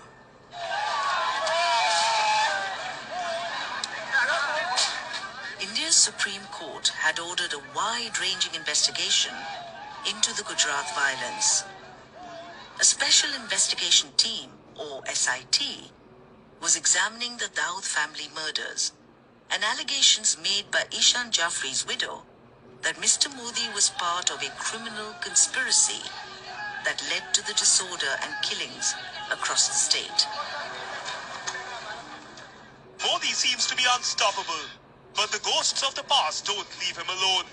Grilled for 9 hours on the case in 2010. ఆధారాలను చంపేస్తున్నాడు. ఆ యొక్క కోర్టుల ద్వారా అన్ని అతనికి ఫేవర్గానే తీర్పులు తెప్పించుకుంటున్నాడు. On his image remains. The mandate was to look into the possibility that there was a criminal conspiracy by the government, led by Narendra Modi. The criminal conspiracy is a particular term in law which requires a very strong standard of evidence. For the first time in the history of independent India, a sitting Chief Minister, Narendra Modi, has been questioned on the role of his government in mass murders in connection with the post-Godhra riots in Gujarat. I think Mr. Modi definitely was very worried. The special investigation team was definitely a very serious threat to Mr. Modi's political career. An important witness was the former head of police intelligence in Gujarat, R.B. Srikumar, who'd made a string of claims about police and government failures. He claimed that on the night of the Godhra train burning, Mr. Modi instructed officials to allow Hindus to give vent to their anger. He claimed Gujarat's police chief had told him this, though the chief denied it. Without Sri Kumar, the case against the Narendra Modi government would be much weaker, simply because there would have been no information from inside the government which would tell you what was happening. In that sense, he was a central figure in this investigation. Another senior police officer, Sanjeev Bhatt, gave evidence. The ghost of the Godhra riots back to haunt Narendra Modi. This time, it's senior police officer Sanjeev Bhatt who alleges that Modi was complicit in the Godhra riots. In an affidavit filed in the Supreme Court, Bhatt says that he was present at the crucial law and order meeting chaired by Modi. I know my truth. I've stated my truth. ఈయన IPS officer, okay, ఐఐటీలో చదివిండు. Okay, ఈయన తీసుకొని వేరే కేసులో మొత్తం life in జీవిత ఖైదు ఇప్పుడు అనుభవిస్తున్నాడు.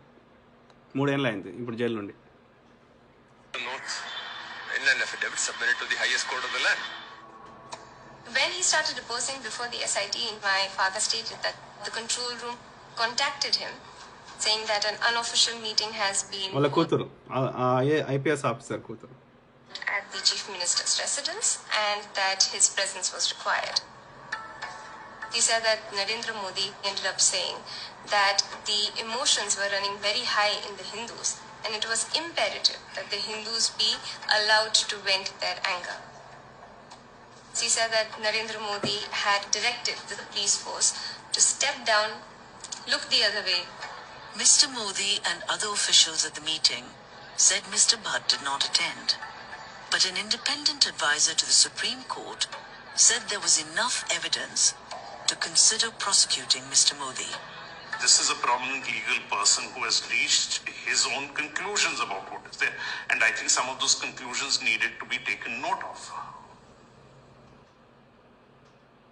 In major relief for Narendra Modi, the Supreme Court appointed riots panel has found no evidence against the Gujarat Chief Minister.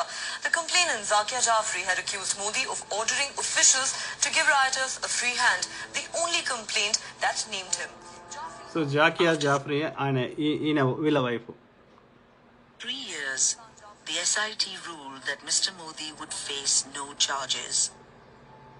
It said R.B. Srikumar's account was hearsay, and Sanjeev Bhatt's account could not be relied on. It said claims about the instructions Mr. Modi had given were not established. So what next for Modi? Legal experts say he has not got a clean sheet. ఎందుకురా criminals ని తీసుకొచ్చి కూర్చుంటే పెడుతుర్రు మోడీ అయినా జగన్ అయినా. Just that there is no evidence, but it could strengthen. The ruling did not stop the debate over what had happened. The special investigation team could not succeed for many different reasons.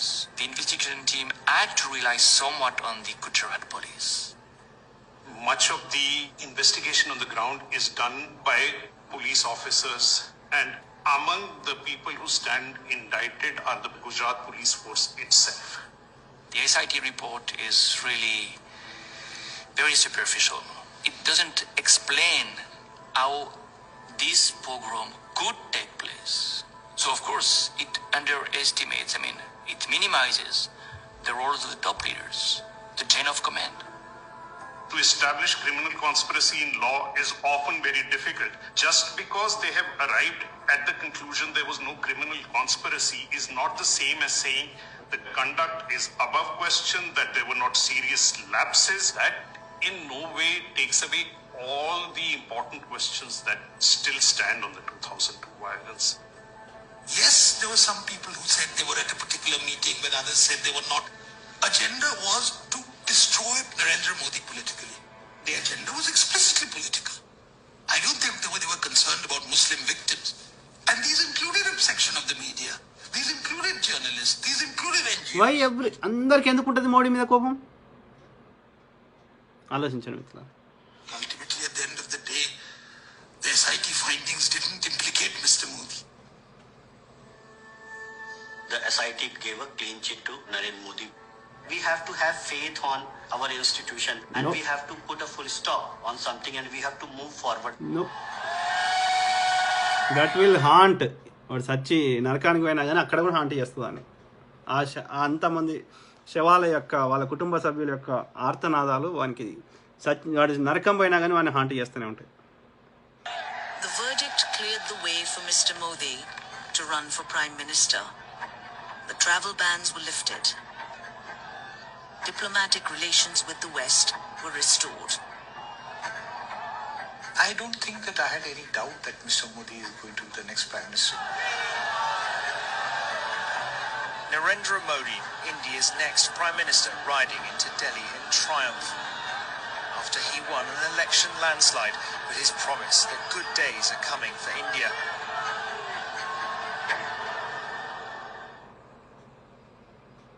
बड़ी खबर आ रही है इस वक्त। गुजरात के पूर्व IPS अफसर संजीव भट्ट को जामनगर की अदालत ने उम्र कैद की सजा सुनाई है। Sanjeev Bhatt was jailed for life in 2019 over a death in custody case dating back 30 years. His family insists he is innocent, and many say his trial was unfair. Correct. The government will try to do whatever they can to ensure that my father's Sanjeev Bhatt is a Pandit, Hindu, Kashmiri Pandit. is not hurt. He is the sole surviving witness who can die Narendra Hiren Modi. Pandyan, Hindu. The carnage of 2002. No one has ever been convicted for the Dawood family murders. Still feeling very angry, very frustrated. It feels like there's no justice there. Correct. Ihsan Jaffrey's widow challenged the findings of the SIT in court. In June 2022, India's Supreme Court upheld the findings, saying there was no larger conspiracy.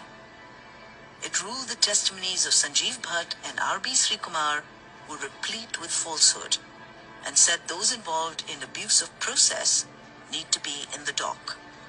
Shortly after, Mr. Modi's closest political ally spoke out about the case. आज court ने स्पष्ट कर दिया कि सरकार ने दंगा रोकने के लिए भरसक प्रयास किए।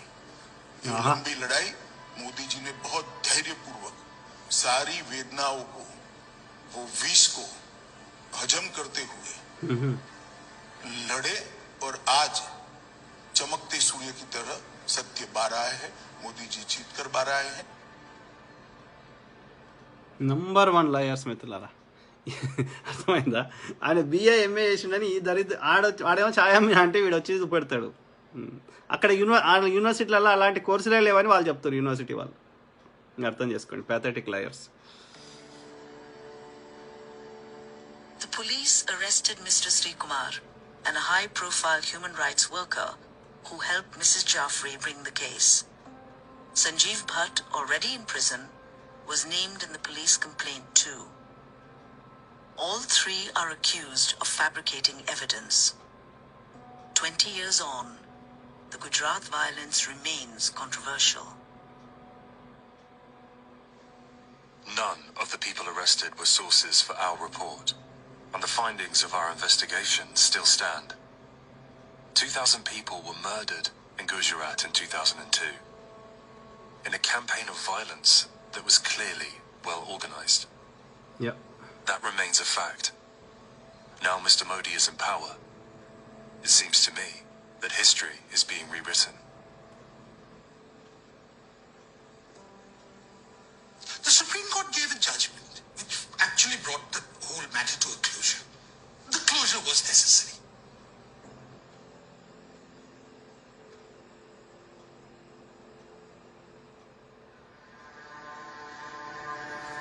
సో ఇది BBC documentary.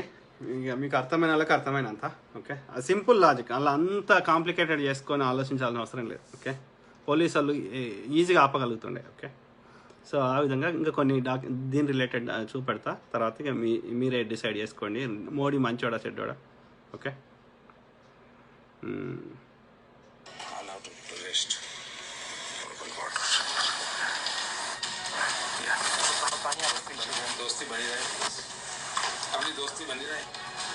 Still unwilling to talk about his role during the post-Godhra riots, Gujarat Chief Minister Narendra Modi abruptly ends an interview with CNN IBN's Karan Thapar and Devil's Advocate when asked if he regretted.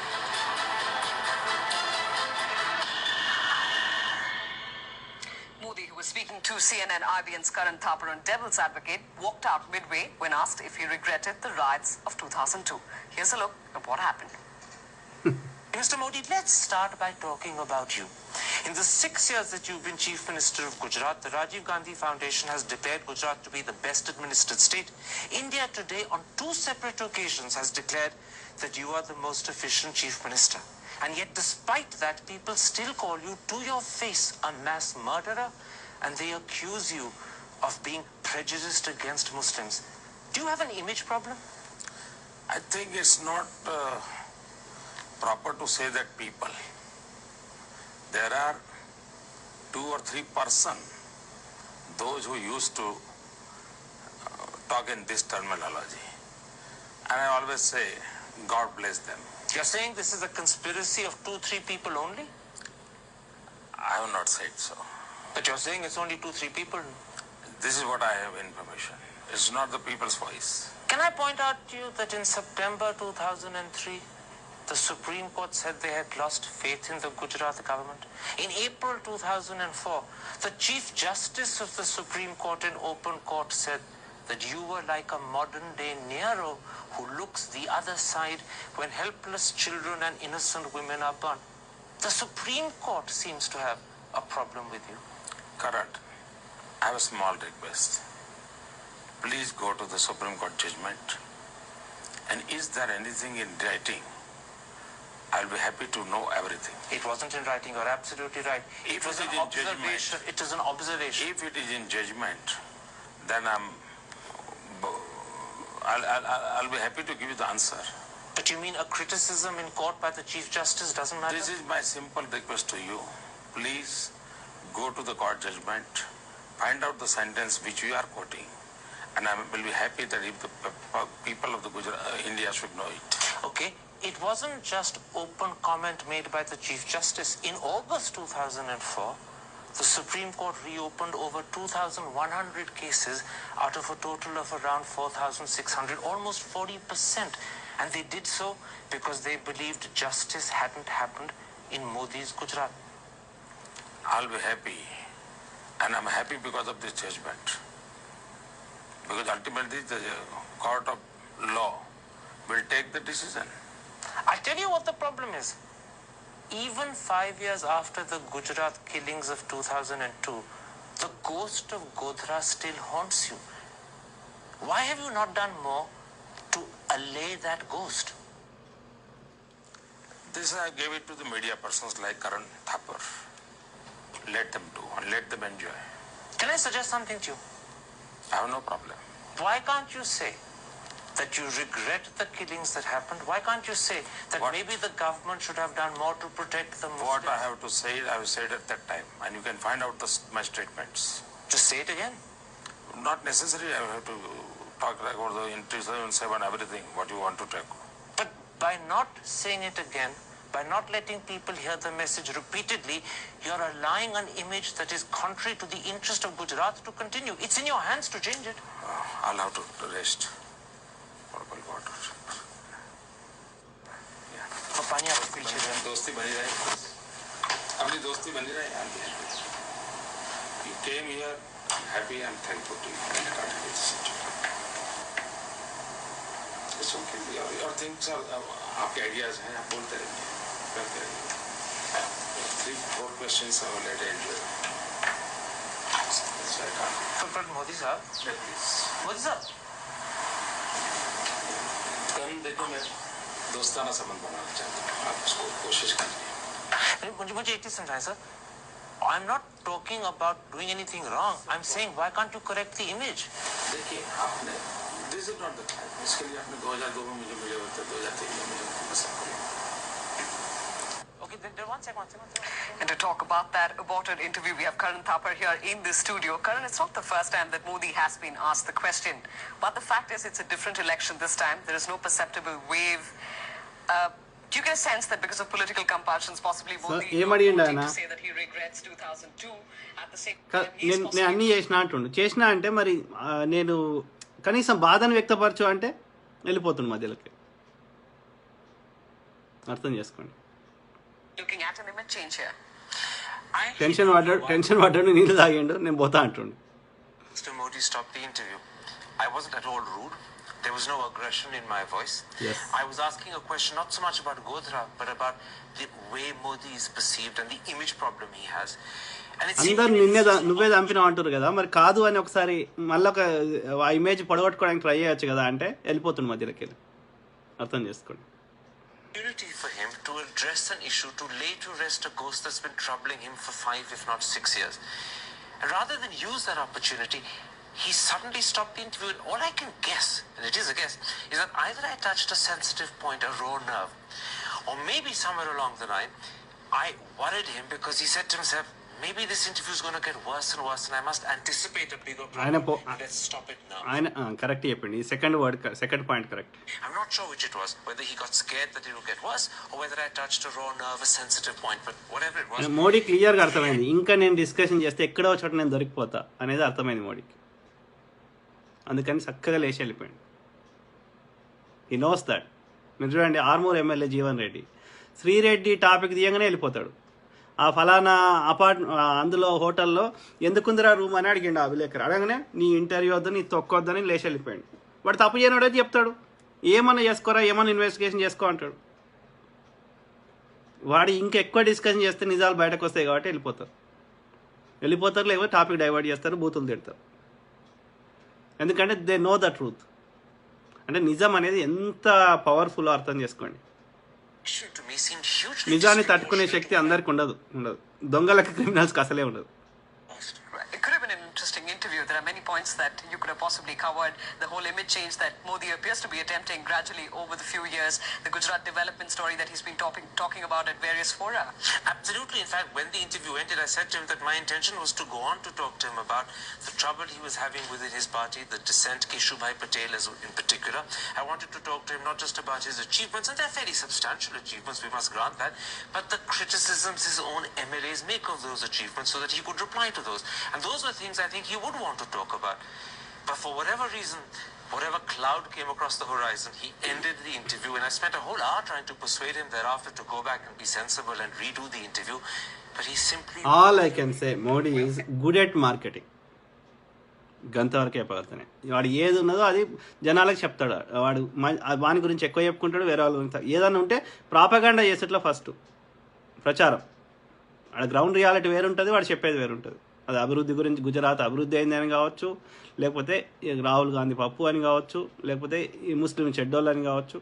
వాడు చెప్పిందే నిజమని నమ్మాలి. ఇది వెనకట చరిత్ర కూడా బాపనోడే చేస్తాడు. ఇది తుగ్లక్ని పిచ్చోడు అని ఇప్పటికీ గుర్తు చేసుకునే విధంగా చేసిండు బాపనోడు. చరిత్రలో వాడు చెప్పిందే మనకి ఇన్ఫర్మేషన్. అందుకే ఎప్పుడు కానీ చరిత్రలో ఆస్థాన కవులుగా ఈ బాపనలు కవిని పొగిడేవాళ్ళు. అర్థమైందా? ఒక రాజు తనని పొగుడు రాని శ్రీనాథునికో ఇంకో కవికి చెప్తే అతని ఒంటి కన్నోడు, గుడ్డోడు, ఒక కన్ను లేదు, ఒక కన్ను పోయింది. సో అతన్ని ఏమని పొగిడిండు ఆ కవి అంటే, నీ పక్కకి నీ భార్య నిలబడితే నువ్వు ముక్కంటివి రాజా అని పొగిడిండు. ఏం చెప్తావు ఇక నాకు చెప్పు. పొగిడినందుకు ఆ రాజు మెడలకి హారాలు లేకపోతే అగ్రహారాలు ఇచ్చేటోళ్ళు ఈ బ్రాహ్మణులకి. అందుకే ఎప్పుడైనా చరిత్ర గురించి తెలుసుకోవాలంటే ఏ రోజు కూడా ఈ ఆస్థాన కవులు రాసిన గ్రంథాలను చదవరు. ఎందుకంటే మా రాజు ఇది వీకిండు అది వీకిండు అని రాస్తారు అలా. కాబట్టి చరిత్రకారులు కానీ, వర్తకులు కానీ, లేకపోతే రాజులు శిలాశాసనాల మీద రాణులు కానీ రాజులు కానీ శిలాశాసనాలను చెక్కించినవి కానీ వాటిని ఆధారంగా తీసుకొని చరిత్ర తెలుసుకుంటారు. కానీ ఆస్థాన కవులు రాసిన గ్రంథాలను బట్టి తెలుసుకోరు. ఎందుకంటే అదంతా రాజును పొగుడుతూనే ఉంటుంది. అది అంటే బాపనోడికి తెలిసింది వాడు చెప్పిందే ముచ్చట ఇట్లా. అర్థమైందా? అంటే ఇప్పుడు చేసే మీడియాని అప్పుడు కంట్రోల్లో పెట్టుకున్నారని అర్థం. Could have been an interesting interview, Karan Thapar. Thanks very much for sharing that with us. That's Karan, of course, talking about... అంతకంటే ఇంపార్టెంట్ చూద్దాం. గోత్ర ఇది చూడండి. In Chhattisgarh, Chief Minister Raman Singh is battling his own party rebels more than the Congress. Leading them is party veteran and former Prime Minister Atal Bihari Vajpayee's niece Karuna Shukla. Speaking to NDTV Sunitra Chaudhary, she launched a sharp attack on party leadership and did not spare Narendra Modi, who will be campaigning tomorrow in the state. When we talk of the BJP's prospects in Chhattisgarh, there's one factor which is weighing heavily against them. It is the rebel factor. And actually, what has given it huge weightage is the fact that A.B. Vajpayee, former Prime Minister, his niece, and one of the major leaders here in the state, Karuna Shukla, who's with us, is now championing their cause. She's campaigning for them against the BJP. Why is it that... So, ఆమె ఎవరు? BJP senior leader Atal Bihari Vajpayee గారి knees అంటే మేనకోడలు. Time just before the elections to resign. मैं पिछले 5 सालों से Bharatiya Janata party में अपने को सेल्फ रेस्पेक्ट की कमी देख रही थी, अपने को अपमानित महसूस कर रही थी.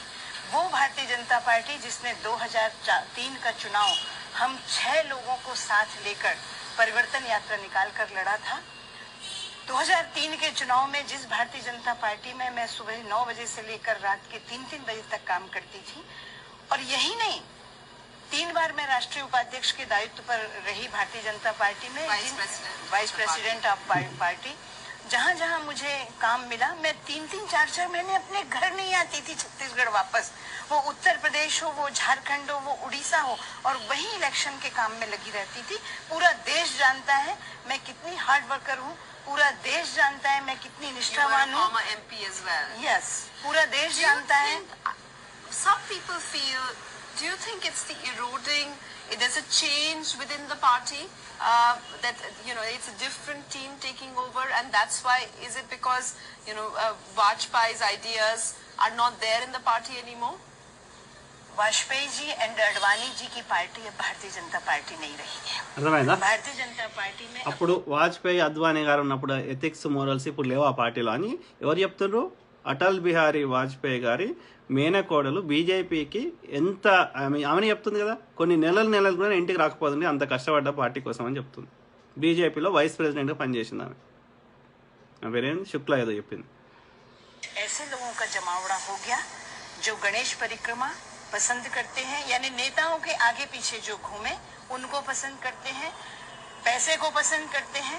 సిద్ధాంతాలు లేవు, ఏమీ లేవు. గతంలో సిద్ధాంతాలు ఉంటుండే, సిద్ధాంతాల కోసం మేము ప్రాణాలు ఇచ్చేటోళ్ళు అద్వానీ కానీ వాజ్పేయి గారు. ఇప్పుడు మొత్తం జోకేటోళ్ళు, అదే వాని జై జై మోడీ అనేటోళ్ళు, లేకపోతే ఇంకేం చెప్పిందా పైసల వ్యామోహం ఇది ఉన్నది అని చెప్పింది. అంటే ప్రిన్సిపల్స్ లేవు బీజేపీలో అని చెప్తుంది. पसंद करते हैं जिनके पास मसल पावर है उनको पसंद करते हैं. भारतीय जनता पार्टी में अब అంటే గూండాయిజం రౌడీయిజం బాగా పెంచి పోషిస్తారు అని చెప్తుంది. निष्ठावान और विचारधारा को फॉलो करने वाले लोग. Are you blaming Raman Singh or are you blaming central leadership, that's Rajnath Singh and Narendra Modi, who is your PM candidate? मैं राजनाथ से लेकर रमन दोनों को ब्लेम कर रही हूँ. Not भारतीय जनता पार्टी नहीं. नरेंद्र मोदी का विषय अलग है. नरेंद्र मोदी इस विषय से हटकर हैं. नरेंद्र मोदी का विषय दूसरा है. क्या विषय? उनका What is the Bharatiya Janata party में नरेंद्र मोदी वो विषय हैं जिन्होंने गुजरात में एक अच्छा काम किया. हालांकि गोधरा का दाग उनके चेहरे से धुलेगा नहीं. वाजपेयी जी उनसे नाराज उसी विषय को लेकर थे. बाकी विषयों को लेकर वाजपेयी जी उनसे नाराज कभी नहीं थे. पर गोधरा के जो दाग हैं वो नरेंद्र मोदी के कपड़ों से नहीं जाएंगे. छत्तीसगढ़ में झीरम घाटी में जो कांग्रेस नेता शहीद हुए हैं उनके खून के दाग डॉक्टर रमन सिंह के कपड़ों से कभी नहीं जाएंगे. ఉన్నారా మిత్రులారా, వాజ్పేయి గారికి మోడీతో వేరే విషయాల విభేదాలు లేవు, కానీ గుజరాత్ అల్లర్ల విషయంలో తప్పకుండా ఉండే. ఆయనే స్టేట్మెంట్ ఇచ్చిండు వాజ్పేయి గారు, గుజరాత్ అల్లర్లు అయినాక అతన్ని ఎందుకు తీసేయలేదని చెప్పి. సో ఆమె ఏమంటుంది, ఈ రమణ్ సింగ్ అక్కడ కాంగ్రెస్ నేతని ఛత్తీస్గఢ్లో చంపిన విషయంలో కానీ వేరే కాంగ్రెస్ నేతని, అట్టనే గుజరాత్లో అల్లర్లు చేయించిన దానికి ఆ మరకలు మాత్రం వాళ్ళు ఎప్పుడు మోడీ చరిత్రలో పోవు అని చెప్తుంది. ఎవరు చెప్తున్నారు? నేను నువ్వో కాంగ్రెస్ కూడా చెప్తే అది వేరు.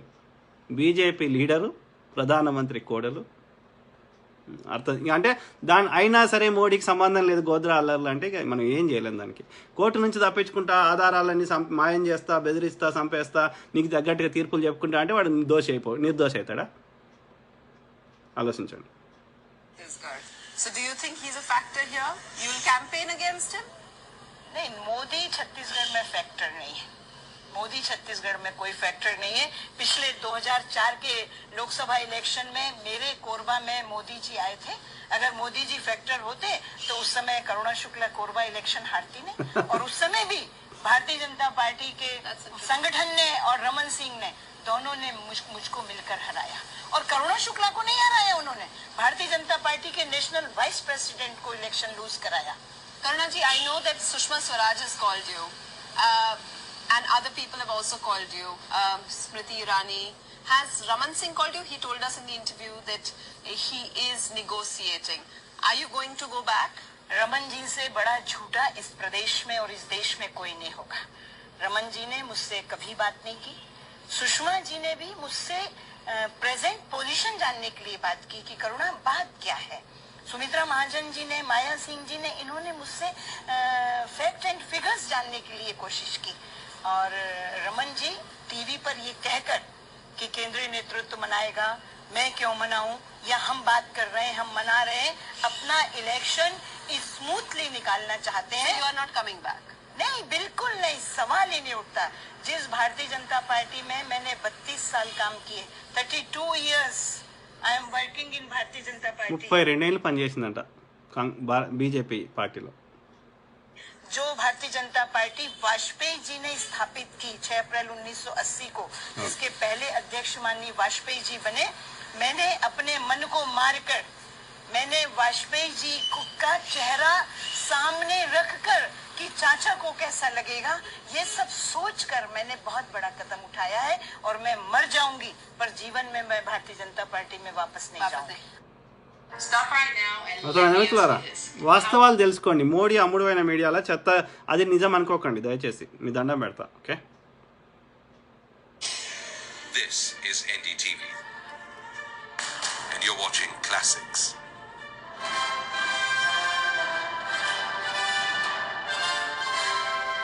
ఫార్వర్డ్ చేస్తా fast. Hello and welcome. You're watching this special report from Gujarat. 3 days after the madness began, the state is still struggling and fighting to get back on an even foot. Things may slowly quieten down now that the army is moving in. But perhaps this... इसमें एक partner मुस्लिम था, बाकी के sub partner Hindu थे। We are entered the township of Halol, Gujarat's major industrial hub, now in ruins. And we found that factory after factory, usually belonging to the minority community, had been systematically set on fire. This used to be a scrap metal company.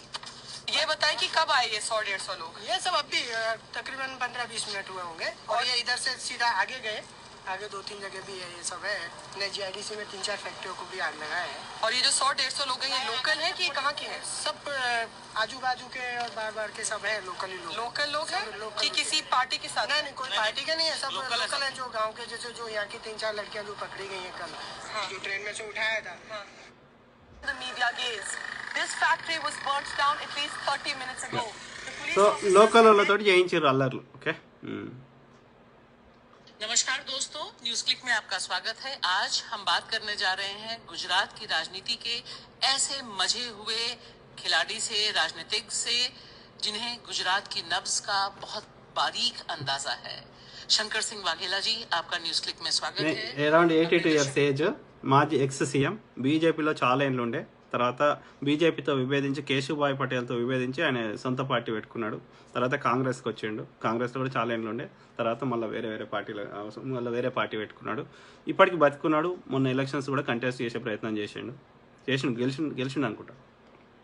हम बता दें कि इस समय जो गुजरात में चुनावी summer चल रहा है, उसमें जिस तरह से खुलासा शंकर जी ने किया है, जिस मजबूती के साथ, जिस बेबाकी के साथ, उसने अमित शाह जी जब बोल रहे हैं कि 2002 में जो नरसंहार हुआ उससे उन्हें फायदा हो रहा है, उसका फायदा उठाने के लिए भाजपा 20 साल बाद खड़ी हुई है, ठीक उस समय शंकर सिंह जी ने सच सामने रखा है, जिस पे अभी हम उनसे बात करेंगे। और इसमें भी बहुत खास बात कि गुजरात के मुख्यमंत्री रहे, गुजरात में तमाम लंबी राजनीतिक पार्टी खेलने वाले शंकर जी, इस समय उम्र आपकी 82 साल है, नॉट आउट है। और सबसे दिलचस्प बात यह है कि इस उम्र में भी इन चुनावों में सबसे सक्रिय राजनेताओं में गुजरात में आप हैं। और मुझे लगता है कि हम तमाम लोगों को आपकी जो फिटनेस है और जिस तरह से आप भ्रमण कर रहे हैं, अभी आप यहाँ से निकलेंगे, गांधीनगर में प्रचार है, फिर उसके बाद आप बड़ौदा जा रहे हैं, उसके बाद आप आनंद आने वाले हैं, तो यानी कि 24 घंटे सड़क पर गुजार रहे हैं, लोगों से बात कर रहे हैं। न्यूज क्लिक को समय देने के लिए हमारा बिकॉज ही वॉज अ मुसलमान। और मुसलमान कौन थे, कहाँ थे उस समय के हिंदू? पाकिस्तान के अभी अयूब पंडित है, वो भट्ट रहे, शाह रहे, पूरा कन्वर्जन हुआ कश्मीर का तो हुआ, तो कहाँ थे हिंदू? हिंदुस्तान के मुसलमान 90% कल हिंदू थे। उस समय हिंदू कहाँ मर गए थे, इनको क्यों नहीं बचाएगा आप? और आज की सरकार 22-25-27 साल से यहाँ है, आप कन्वर्ट करके हिंदू फिर से बनाइए ना, करिए सेवा इनको। अगर मुसलमान से इतनी दुश्मनावट है तो ट्राइबल कन्वर्जन क्रिश्चियन हो रहा है, जाइए सेवा करिए, बच्चों को शिक्षा दीजिए अच्छी, क्रिश्चियन मशीन नहीं आएगी, आप जाइए ना, ये नहीं करना है। इनको तो जिंदा भी रखना है, क्योंकि इससे ही हमारा वोट बैंक, हमारे मशीन टाइट होते हैं। दुश्मन सामने होना चाहिए, रखना चाहिए, टाइट कंपार्टमेंट रखने की साजिश है। और ये पूरे देश में कहाँ है बीजेपी? यूपी में कैसे हुआ? सबसे ज्यादा आबादी शायद माइनॉरिटी की यूपी में, और यूपी में क्योंकि रूलर रहे यूपी में मुसलमान, कोई क्या करे? लखनऊ के नवाब थे ना थे, अयोध्या के नवाब, अवध के नवाब क्या करे, तो कौन क्या करेगा? और ये जो मंदिर है, तो हम तो खुद नाम ही मेरा शंकर है, मैं तो पूरी रिलीजियस ट्रस्ट चलाता हूँ। अयोध्या का मंदिर भगवान राम को बना कौन ना बोलता है, लेकिन भगवान राम का अयोध्या का मंदिर का खात मुहूर्त होता है, वहाँ रामलला की एक 5 मिनट तो दिखाइए आप, रामलला इतना तो दिखाइए। रामलला नहीं, वहाँ पूरा पॉलिटिकल ड्रामा। ये क्या हो रहा है केदारनाथ में? केदारनाथ जी का एक थोड़ा तो शिवलिंग का दृश्य दिखाइए 2 मिनट के लिए। वो भगवान थे, कौन भगवान की टीवी में कौन से भगवान देखे आपने? क्या हुआ काशी में? काशी विश्वनाथ भगवान को तो 5 मिनट दिखाइए शिवलिंग की, हम दर्शन करेंगे। कहा गंगा नदी में क्या हो रहा है? What is this?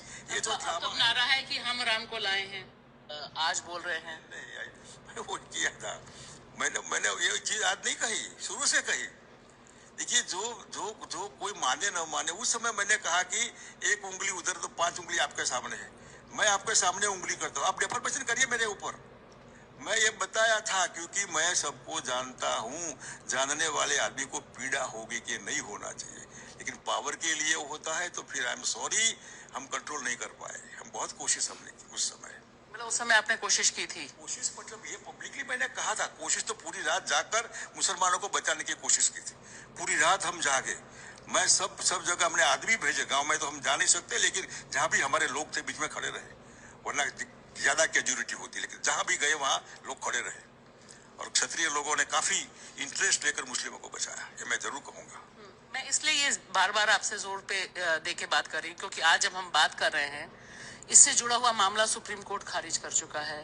आपने एहसान जाफरी जी का बात की, जाकिया जाफरी को आज तक न्याय नहीं मिला है, तीस्ता पर सवाल है, और संजीव भट्ट जेल में है, और ये पूरी की पूरी दूसरे ढंग से मामला हो रहा है कि जैसे 2002 हुआ ही नहीं है। मैं इसलिए आपसे ये सीधा सवाल पूछ रही हूँ कि आज की तारीख में ऐसा लगता है कि भारतीय जनता पार्टी जब बोलती है कि इतिहास ठीक करना है, इतिहास से कई गड़बड़ियां हुई हैं, तो क्या आपको लगता है कि 2002 के जो गुनहगार हैं उनको पूरी तरह से उनके ऊपर भगवा रंग चढ़ जाएगा? क्योंकि आज की तारीख में तो बिल्किस के साथ बलात्कार करने वाले, बिल्किस के यहाँ कत्लेआम करने वाले लोग भी 15 अगस्त को रिहा किए गए। क्यों किया गया? देखिए, आप इनकी मेंटालिटी इतने साल के बाद तो हिंदुस्तान को जानना चाहिए। आज 2002 गुजरात के कैंपेन में कहाँ आता है? 2002 असेंबली कैंपेन में मियां मुशर्रफ कहाँ आते हैं? पाकिस्तान कहाँ आता है? अभी यहाँ टेररिज्म कहाँ आता है? जानबूझकर लोगों के दिमाग में इनके पास कोई पॉइंट नहीं है। डेवलपमेंट तो बकवास है, कोई डेवलपमेंट नहीं है, रूटीन डेवलपमेंट है। और लोगों के दिमाग में आप हिंदू है, आप मुसलमान, आपका ऐसे भाषण हो गए मुख्यमंत्री के कि मैं मुख्यमंत्री हूं तो रात को आपके बच्चे शाम को वापस आते हैं, वरना मुसलमान लोग आपके बच्चों को मारकर ले जाएंगे। कौन बच्चा कौन ले गया इतने साल में? क्या ये जो मालिक होंगे राज्य के, इनकी ये भाषा होगी? तो लोग भड़केंगे, बेचारे डरेंगे। हाँ, मेरा बच्चा 8 बज गई रात को वापस नहीं आया, क्या हुआ होगा? What is this? ये धंधा करके बीजेपी 2002 में जो किया ना, उस पर खड़ी है आज भी। उसमें बालाकोट भी आ गया, इसमें पुलवामा भी आ गया, और हमारा अक्षरधाम भी उसमें आ गया। उसमें दुनिया भर का ఒక సీనియర్ బీజేపీ లీడరు అన్ని రకాలుగా ఉండి దగ్గర చూసిన వ్యక్తులు చెప్తున్న మాటలు చెప్తున్నా. నేను అమెరికాలో కూర్చుండి చెప్తలేను. ఆ సార్ గుజరాత్లో కూర్చుండి చెప్తుండు. గుజరాత్ మాజీ సీఎం. అర్థం చేసుకోండి. నేను అమెరికాలో కూర్చుంటానని చెప్తే తప్పు. నేను చూపెడుతున్నా అంతే. की बात कर रही है, आपने सुप्रीम कोर्ट का कहा तो बिटवीन द लाइन्स देखना है। कुछ अहमद जाफरी मारा गया, कैसे मारा गया? किसने मारा? क्यों मारा? बिकॉज ही वॉज अ मुसलमान। और मुसलमान कौन थे? कहाँ थे उस समय के हिंदू? पाकिस्तान के अभी अयूब पंडित है, वो भट्ट रहे, शाह रहे। पूरा कन्वर्जन हुआ कश्मीर का तो हुआ तो So he clearly said Modi did everything. Okay. ఇంకా సిమిలర్ ఒకటి రెండు ఉన్నాయి, ఫాస్ట్ చేద్దాం, తర్వాత మీ comments. A Wikividi Documentaries production. Don't forget to like and subscribe. Enjoy. Godra train burning. The Godra train burning was an incident that occurred on the morning of the 27th of February 2002, in which 59 people died in a fire inside the Sabarmati Express train near the Godra railway station in the Indian state of Gujarat. The victims included Hindu pilgrims who were returning from the city of Ayodhya after a religious ceremony at the disputed Babri Masjid site. The commission set up by the government of Gujarat to investigate the train burning spent 6 years going over the details of the case, and concluded that the fire was arson committed by a mob of 1,000 to 2,000 people. A commission appointed by the central government, whose appointment was later held to be unconstitutional, stated that the fire had been an accident. A court convicted 31 Muslims for the incident and the conspiracy for the crime, although the actual causes of the fire have yet to be proven conclusively. The event is widely perceived as the trigger for the Gujarat riots that followed, which resulted in widespread loss of life, destruction of property and homelessness. Conspirator and forensic evidence showing that fuel was poured at the railway station. The 68 people accused in the charge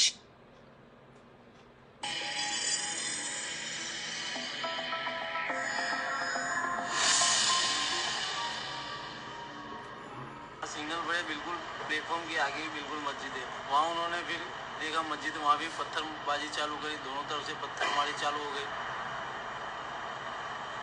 rail से हमारा घर थोड़ी दूर था, तो गाड़ी train खड़ी लगी तो फिर वहाँ से सामने पत्थर आने लगे। पहले फिर हम देखने लगे कि कौन मार रहा, तो बोलते राम राम ऐसा कर करके पत्थर मारने लगे वो लोग। तो फिर हम भाग के चले गए दूर। అర్థమైందా మిత్రులారా? రామ్ రామ్ అనుకుంటా రాళ్ళు ఇసిరేసిరంట ట్రైన్ మీద. అంటే అంటి పెట్టింది ముస్లిమ్స్ కాదు, వీళ్ళే ఆర్ఎస్ వాళ్ళే, విహెచ్పి వాళ్ళే. అర్థమైందా? लंबा चला पीरियड ये 20-25 मिनट तक ये पत्थर मारा चला और ना गाड़ी चालू हो చేయాలి బ్రదర్. ఎందుకంటే ఎన్నో వీడియోలు చూపెడుతున్నాం. మొన్న మస్జిద్ ముందుకు పోతుంటే అది శ్రీరామనవమి యొక్క ఏమంటారు ప్రొసెషన్ ఊరేగింపు తీస్తుంటే కావాలని వీళ్ళే ఆర్ఎస్ వాళ్ళు రాళ్ళేస్తారు, వేసేసి ముస్లిమ్స్ రాళ్ళేసారని ప్రచారం చేస్తున్నారు. ఇయ్యరు, ముస్లిమ్స్ అయ్యారు. ఒకటి వాళ్ళు ఖురాన్ను బాగా స్ట్రిక్ట్గా పాటిస్తారు, మనకంటే ఎక్కువ ఇస్లాంను ఎందుకు పాటిస్తారంటే మనకు వెనకట మనం గుడికి పూజ చేసినాకనే, దేవుని మొక్కినాకనే, శకునం చూసినాకనే ఏదైనా పనులు చేసేటోళ్ళం. ఇప్పుడు మన హిందుత్వంలో ఏమైపోయిందంటే అది పండుగలకి పబ్బాలకే మతం, ఈ యొక్క అంటే రిలీజియన్ అనేది. మిగతా సందర్భంలో అంత స్ట్రిక్ట్గా పాటించాం. కానీ ముస్లిమ్స్ ఏంది అంటే రోజు 5 సార్లు నమాజ్ చేస్తారు. సో దానివల్ల ఏమైపోయిందంటే వాళ్ళు కంపల్సరీగా ఆ రోజు నమాజ్ చేయడం వల్ల రోజు గుర్తుంటుంది కాబట్టి ఆ యొక్క అది కాబట్టి వాళ్ళు తప్పకుండా పాటిస్తారు, ఇప్పటికీ పాటిస్తారు. అర్థమైందా? అంతేందుకు వాళ్ళు హరాంకి సొమ్ము, మిత్తి సొమ్ము తినరు చాలామంది ముస్లిమ్స్. అర్థమైందా? తాగరు చాలామంది ముస్లిమ్స్, మన హిందువులు తాగుతారు. అంటే ఎందుకని ఆ రిలీజియస్ స్క్రిప్చర్స్లో ఏం చెప్పిందో మనకంటే ఎక్కువ స్ట్రిక్ట్గా పాటిస్తారని చెప్తున్నా. మనం హిందువులను చూపెట్టుకునేది ఎక్కువ ఉంది, కానీ రిలేటివ్లీ వాళ్ళంతా స్ట్రిక్ట్గా పాటించమని చెప్తున్నా. సో కాబట్టి వాళ్ళు రిలేటివ్లీ తప్పులు చేసే అవకాశాలు తక్కువ ఉంటాయి, ఫస్ట్ ఫ్యాక్టర్. రెండవ ఫ్యాక్టర్ ఏంది, భారతదేశంలో హిందువులు ఎక్కువ ఉన్నారు, ముస్లిమ్స్ తక్కువ పర్సంటేజ్ ఉంది. ఉన్నప్పుడు వీళ్ళని ఏమన్నా కానీ మనకి ఎక్కువ నష్టం జరుగుతుంది. నువ్వు ఒక్కడు కొడితే వాడు 100 కొడతాడు, పోలీసు వాడు ఆడే ఉంటాడు, కోర్టు వాడు ఆడే ఉంటాడు, అందరూ అధికారులు వాళ్ళే ఉంటారు, చీఫ్ మినిస్టర్ ఆడే ఉంటాడు, వాళ్ళే ఉంటాడు, ప్రైమ్ మినిస్టర్ వాళ్ళే ఉంటారు. వీళ్ళతో ఎట్లా గెలుస్తావు నువ్వు? 84 మందితోటి 10 మంది ఉన్న వాళ్ళు ఎట్లా గెలుస్తారు? కాబట్టి వాడు సచ్చినా నీ తెలుగు రాడు, వాడికి నచ్చకపోయినా మనసులో దాచుకుంటాడు కానీ నీ తెలుగు రాడు. సో అట్లాంటిది ముస్లిం వాడు ఎందుకు చేస్తాడు? ఇంపాసిబుల్. మన భారతదేశంలో జరిగిన ప్రతి దాడి వెనకాల మీరు ప్రాపర్ ఇన్వెస్టిగేషన్ చేయండి, వాస్తవాలు తీయండి. బీజేపీ, ఆర్ఎస్ వాళ్ళు, విహెచ్పి వాళ్ళు ఈ బాపన వాళ్ళే ఉంటారు, ఉత్తర భారతదేశ బాపన వాళ్ళు ఉంటారు. వాళ్ళకి అధికారం కావాలి, అధికారం కోసం పొద్దుగా లేస్తే అన్నదమ్ముల మధ్యలో కొట్లాడ పెడతారు. బీజేపీ పరిపాలించే దగ్గరనే హిందువులకి థ్రెట్ ఉంటుంది, మిగతా నాన్ బీజేపీ పరిపాలించే దగ్గర థ్రెట్ ఉండదు. అర్థం చేసుకోండి.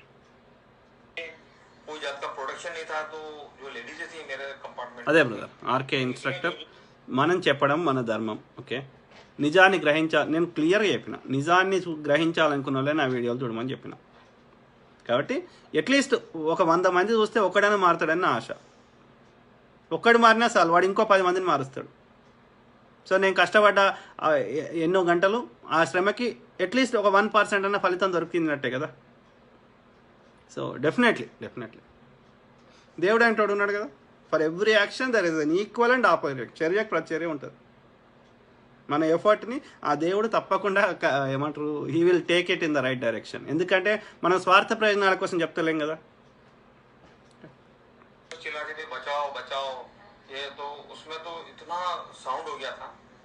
అవును brother, Bhaskar brother, thank you.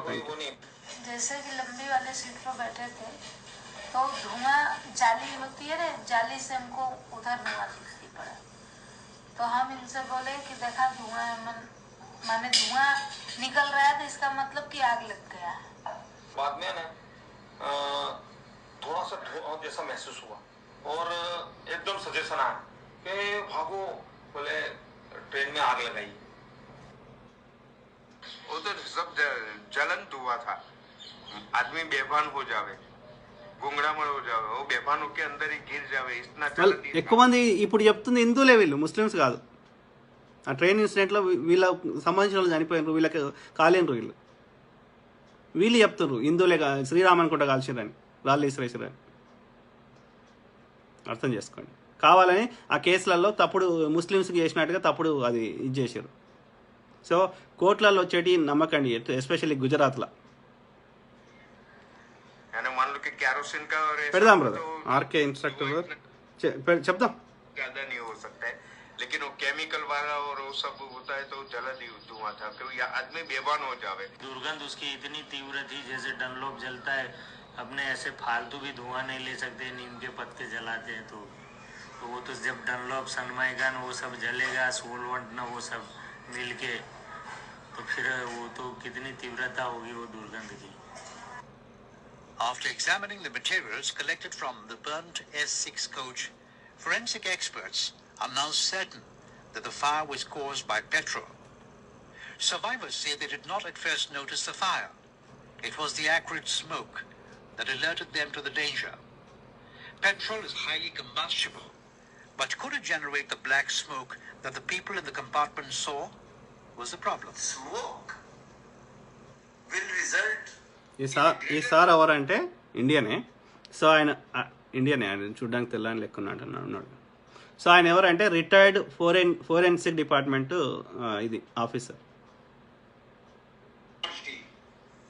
When the oxygen supply is limited, as was the case in this S6 bogie, whose windows were all closed and supply of oxygen was extremely limited, burning of petrol result in black smoke, and it is quite bitter and pungent and is very unpleasant to the persons and can cause. అంటే వాళ్ళు ఏమన్నారంటే accident వల్ల అయింది అని వాళ్ళు report ఇచ్చారు. ఎవరో ఆ కరసేవకులు రిటర్న్ వచ్చేటప్పుడు ఇక్కడ స్టవ్ అంటించుకుంటే అలా వండుకునేటప్పుడు అది యాక్సిడెంటల్గా అదైందని. కిరోసిన్ అయితే వేరే రకంగా ఉంటుంది, అది పెట్రోల్ పోసారు, కిరోసిన్ కాదు. ఓకే, అది లోపల నుంచే అయింది, బయట నుంచి డ్యామేజ్ ఎక్కువ కాలే, లోపల నుంచి అయింది. అంటే లోపల నుంచి పోసారు, కావాలని డోర్లు లాకేసారు, అది ఓపెన్ కాకుండా, వాళ్ళు పారిపోకుండా తప్పించుకోకుండా. అది కూడా ఒక S6 బోగిని ఎందుకు చేశారు అనేది క్వశ్చన్ మార్క్. ఎందుకంటే దాదాపు 1700 మంది కరసేవకులు ఉండే, అన్ని బోగిలలో వాళ్ళే ఉండే. మరి వాళ్ళకి గొడవలు అయినాయా? కాదు, ఇది గొడవలు కాదు, ఇది కావాలని బీజేపీ మోడీ వేయించాడు. Which I think has been in this case in respect of a large number of people.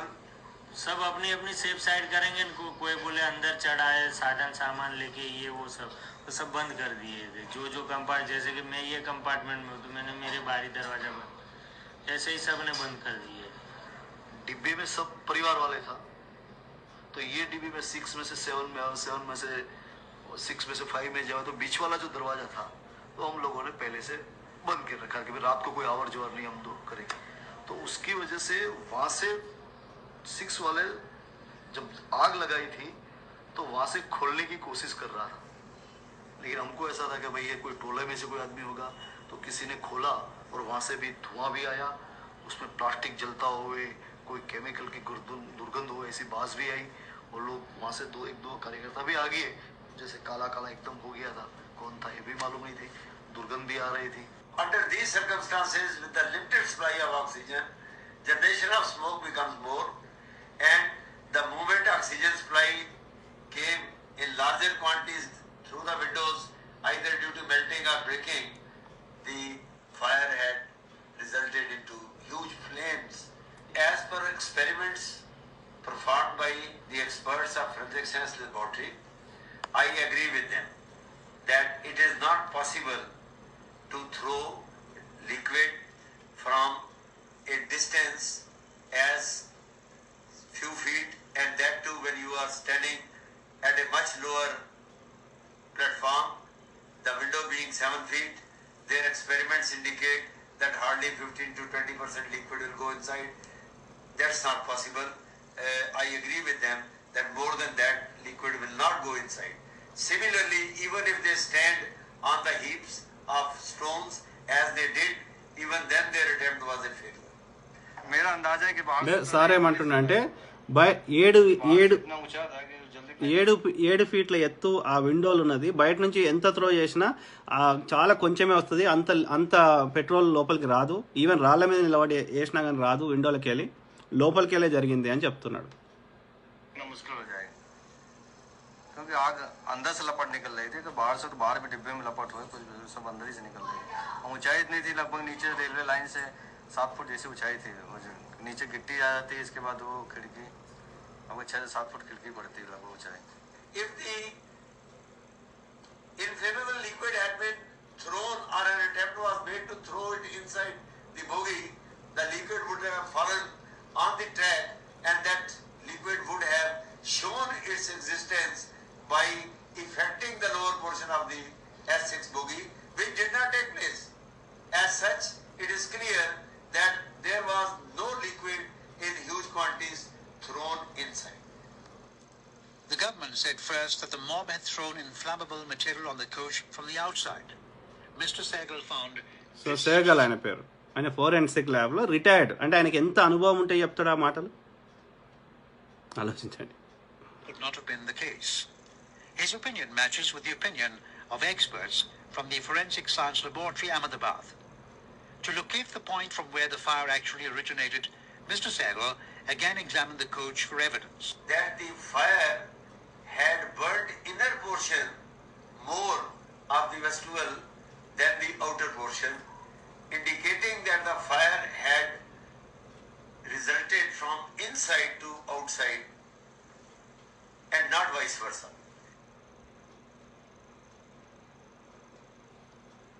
Another important point which I have observed is that floor is missing right from the entrance door up to the middle of the coach.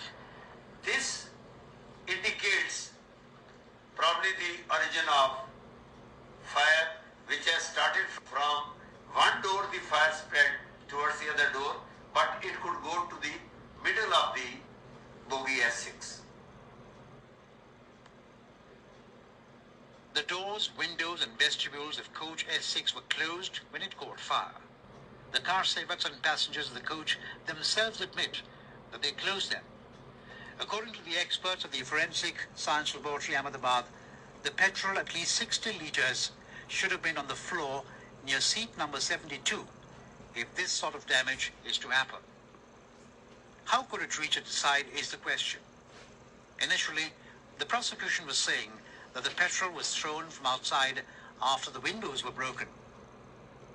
When the FSL report came and it was proved that no window facing the crowd was broken open and petrol was not thrown from the outside, then the prosecution changed their so అక్కడ train ఆగింది, అక్కడ గోద్రాలో ఆగిన తర్వాత అది కదులుతుంది. ఆ 2 నిమిషాలు ఎంతనో, ఒక హాఫ్ అన్ అవర్ ఎంతనో ఆగిన తర్వాత కదులుతున్నప్పుడు కొంచెం దూరం కదిలినాక చైన్ గుంజారు కావాలి 3-4 సార్లు గుంజి, అక్కడ మధ్యలో వెస్టిబుల్ అదే రెండింటి భోగి కనెక్టెడ్ ఉంటుంది కదా, అది బలవంతంగా తన్ని దాన్ని బ్రేక్ చేసి లోపలికి పోయి లీటర్ పెట్రోల్ పోసి కాలబెట్టారు. ఎవరు? ముస్లిమ్స్ ఉన్న ఏరియాను చూసుకొని చేశారు. ముస్లింలు బ్లేమ్ చేపిద్దామని విహెచ్పి కార్యకర్తలు ఈ బీజేపీ వాళ్ళు అరెస్టులు చేశారు. అప్పుడు ఇప్పటి లెక్క ఈ సీసీ కెమెరాలు, ఫోన్లు ఉంటే బాగుండేది, దొరికేటోళ్ళు. అప్పుడు లేకుండే కదా 2002లో.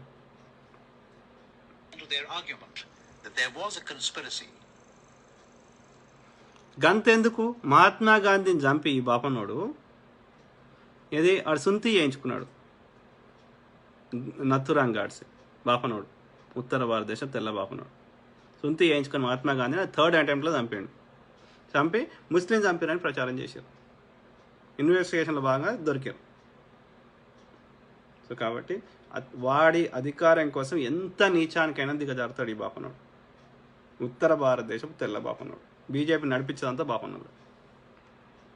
There was a furious crowd. Immediately they started pelting the stones. So వాళ్ళకి హ్యూమానిటీ, మానవత్వం ఉండదు. బుద్ధుని 80 ఏళ్ళ వయసులో విషం ఇచ్చి చంపారు, పాయిజన్ ఇచ్చి. ఎందుకని? బుద్ధ వాజ్ ఏ ఎస్టీ, ఒక లోకల్ శాక్య ఇది ఆయన దానికి లోకల్ ట్రైబ్కి సంబంధించిన వ్యక్తి. ఈ బాపనుల యొక్క అరాచకాలు, ఈ యొక్క యజ్ఞాల్లో ఈ యొక్క అందరినీ చంపి లేసుడు, జంతువులని మనుషులని నరవధలు చేసేటోళ్ళు, విష్ణుకుండిలు నరవధ చేసేటోళ్ళు. ఈ క్షుద్ర పూజలని ఇవన్నీ ఏంది, అవన్నీ చేసి పైన ఉన్న దేవతలను తృప్తిపరిస్తే మన కోరికలు తీరుస్తాడని మన యొక్క గుడి నమ్మకం. వాడు ఎక్కడి నుంచో ఆ ఆర్యులు ఎక్కడి నుంచో తీసుకొచ్చిన సిద్ధాంతాలు. అర్థమైందా? సో అంటే దే ఎంజాయ్ కిల్లింగ్స్ అనేది ఇక్కడ మనం అర్థం చేసుకోవాలి. అట్లా బుద్ధిజం దేశమంతా రాజులు అందరూ పాటిస్తే ఆ బుద్ధిజాన్ని పొడగొట్టడానికి నందులు మహానందుడు చాలా మంగళాయన. ఆయన రాజుగా ఎంతో మంచిగా పరిపాలిస్తే నందవంశాన్ని బాపనోడైనటువంటి చాణక్యుడు మొత్తం యొక్క వాని కుళ్ళు కుతంత్రాలతోటి మొత్తం నాశనం చేసి తనకు అనుకూలమైనటువంటి ఆ యొక్క అతను పెట్టుకున్నాడు, చంద్రగుప్తున. ఇది పరిస్థితి. అట్లా ఆ తర్వాత 2-3 అశోకుని యొక్క 2-3 వారసత్వాల తర్వాత అప్పుడు ఈ యొక్క వీడు వీని పేరు మర్చిపోతే. సో వాడు ఆ యొక్క బాపనోడు అతని యొక్క సైన్యాధ్యక్షుడిగా ఉండే. ఆయన చంపేసి మొత్తం 60,000 బౌద్ధ ఆరామాలను స్తూపాలను మొత్తం కూలగొట్టిండు. మొత్తం బౌద్ధ భిక్షువులని అందరిని ఊచకొత్త కోసిండు బాపనోడు. నో మెర్సీ, వాడు అన్నది కావాలంతే. బీసీ ఎస్సీ ఎస్టీలను అప్పుడు ఇప్పుడు అన్నిటికీ దూరం చేసిండు, చేస్తూనే ఉన్నాడు. ఇప్పుడే ఇవాళనే చూసినాం కదా వీర సావర్కర్ అని. వాడు వీర సావర్కర్, పిరికి సావర్కర్. అంబేద్కర్ గారికి వాళ్ళ కుక్కి వంట మనిషికి 500 రూపాయలు ఇచ్చి, ఆ రోజులలో 500 అంటే చాలా ఎక్కువ, లంచం ఇచ్చి చంపేయడానికి ట్రై చేసిండు. మహాత్మా గాంధీని చంపించిండు. ఏమన్యాయం చేసిండు మహాత్మా గాంధీ గారు, ఏమన్యాయం చేసిండు అంబేద్కర్ గారు? అందరూ సమానంగా ఉండాలని కోరుకున్నాడు. వీళ్ళు ఏమంటారు? వీళ్ళ మనువాదమే ఉండాలంటారు. శూద్రుడి యొక్క భార్యని 3 రోజులు ఆ బాపన ఉన్న దగ్గర వండబెట్టాలంట. ఇప్పటికీ యూనిఫామ్ సివిల్ కోడ్ తెస్తామంటే ఫస్ట్ వ్యతిరేకిస్తుంది బీజేపీ ఆర్ఎస్ఓలు, ఈ బాపనోడే, ఈ మనువాదులు. సో కాబట్టి అర్థం చేసుకోండి, ఈ బీజేపీ ఆర్ఎస్ఎస్ ఇప్పటికి హైకోర్టులలో ఇప్పటికి మన జడ్జిలు ఉండరు. బీసీ ఎస్సీ ఎస్టీలు దేనికి ఉండరు, విద్యకు దూరం చేశారు. మొన్న వాడు ఎకనామికల్లీ డిసడ్వాంటేజ్డ్ అది క్లాస్ అని చెప్పి 10% రిజర్వేషన్ ఇప్పించుకున్నాడు బాపనోళ్ళకి. అంటే ఎంత గలీజ్ నా కొడుకులో ఇప్పటికైనా అర్థం చేసుకోండి. ఇవాళ ఎవరైతే రెడ్డిలు, ఇవాళ ఎవరైతే అగ్రకులం అనుకుంటారో, ఈ కమ్మ కాపు వీళ్ళంతా కాదురా, వ్యవసాయం సంబంధించిన వాళ్ళు. వీళ్ళని కూడా శూద్రులనే చూసిండు వాడి చరిత్రలో, వీళ్ళకి తెలియదు.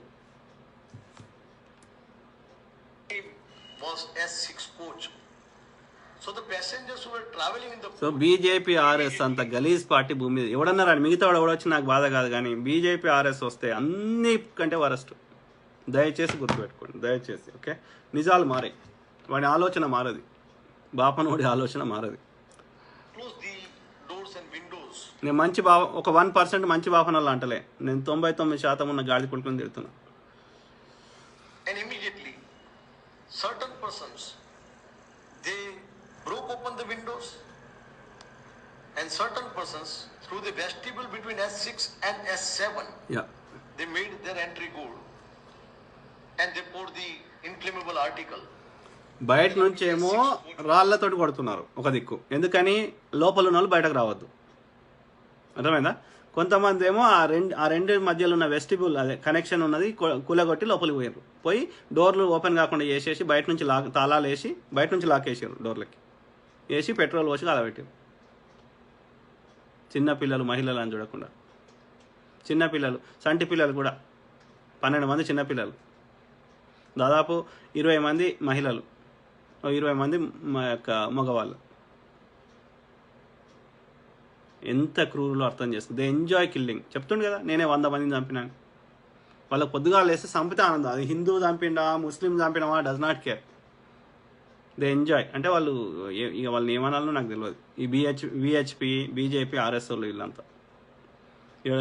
ఇదే బండి సంజయ్ గాడు అదే చేస్తున్నాడు కదా. అంటే వాళ్ళు గెలవడం కోసం ఎంతమందినైనా చంపుతారు. మనకు సిగ్గుశరం ఉండాలి. But this theory doesn't look like plausible for the simple reason that number of persons who are in the coach already present will certainly notice if somebody enters and tries to do some mischief. Nobody, neither the passengers, nor the car sevaks, nor anybody has given an iota of evidence saying that somebody had entered the S6 coach with some amount of అది proof ఉంది brother. అది ఏంటంటే వాళ్ళు ఎవరైతే లోపల ఉన్నారో వాళ్ళు చచ్చిపోయారు. బయట ఉన్న వాళ్ళు పక్కకున్న వాళ్ళు పక్క భోగిలలో ఉన్న వాళ్ళు చెప్తున్నారు బతుకున్న వాళ్ళు. లోపల ఉన్న వాళ్ళు అందరూ చచ్చిపోయారు. ఓకే, ఆ యాక్చువల్ భోగిల S6లో ఉన్న అందరూ చచ్చిపోయారు. ఆ పక్కకున్న వాళ్ళు వాళ్ళకి తెలియదు. వాళ్ళకు పొగ వచ్చింది మాత్రమే తెలుసు. లోపల ఏమైంది తెలియదు. లోపల ఏమైంది తెలిసిన వాళ్ళందరూ చచ్చిపోయారు. అర్థమైందా? తర్వాత ఇంకొకటి 2 చూసినాక దెన్ విల్ బి డన్. 151 అవుతుంది కదా. ఓకే, ఈయన కూడా బాగా చెప్పాడు. ఒక నిమిషం. बदला भी उससे लिया गया जो गोधरा से 200 किलोमीटर दूर मजदूर बैठा। लेकिन असल दिक्कत तब हुई जब तहलका मैगजीन ने अपने स्टिंग ऑपरेशन की नई वीडियो रिलीज की, जिसमें 14 के 14 को रात 8 बजे उसी बेकरी में जिंदा जला दिया जाता है। अब जैसी ट्रेन रुकती है यहाँ पे पहले से ही करीब 2000 लोग इंतजार कर रहे हैं। नेशनल ह्यूमन राइट कमीशन ने ऑन रिकॉर्ड నేను చెప్తున్నాను హిందువే. ఈయన పేరు నితీష్ రాజ్పుత్. अपनी अपनी पार्टियों को फेवर कर रही हैं। और जब पूरी ट्रेन में कार सेवक हैं और कार सेवक को ही निशाना बनाना था तो सिर्फ S5 और S6 के कोच को ही क्यों अटैक किया जाएगा। लेकिन आज तक ये चीज कंफर्म नहीं हुई कि आग लगी कि। సో ఆయన ఏమంటారు, కామెంట్లు పెట్టిన వాళ్ళు ఏమంటారు, Nitish sir take care of yourself as you are going to make most controversial video and we are with you. Huge respect for unbiased presentation. I feel we can only trust this man without even seeing the evidence. Huge respect, sir, for summarizing this incident. This man is a warrior. Hats off to you, brother. చాలా ఎక్కువ మంది కామెంట్లు పెడుతుంది మన హిందువులే.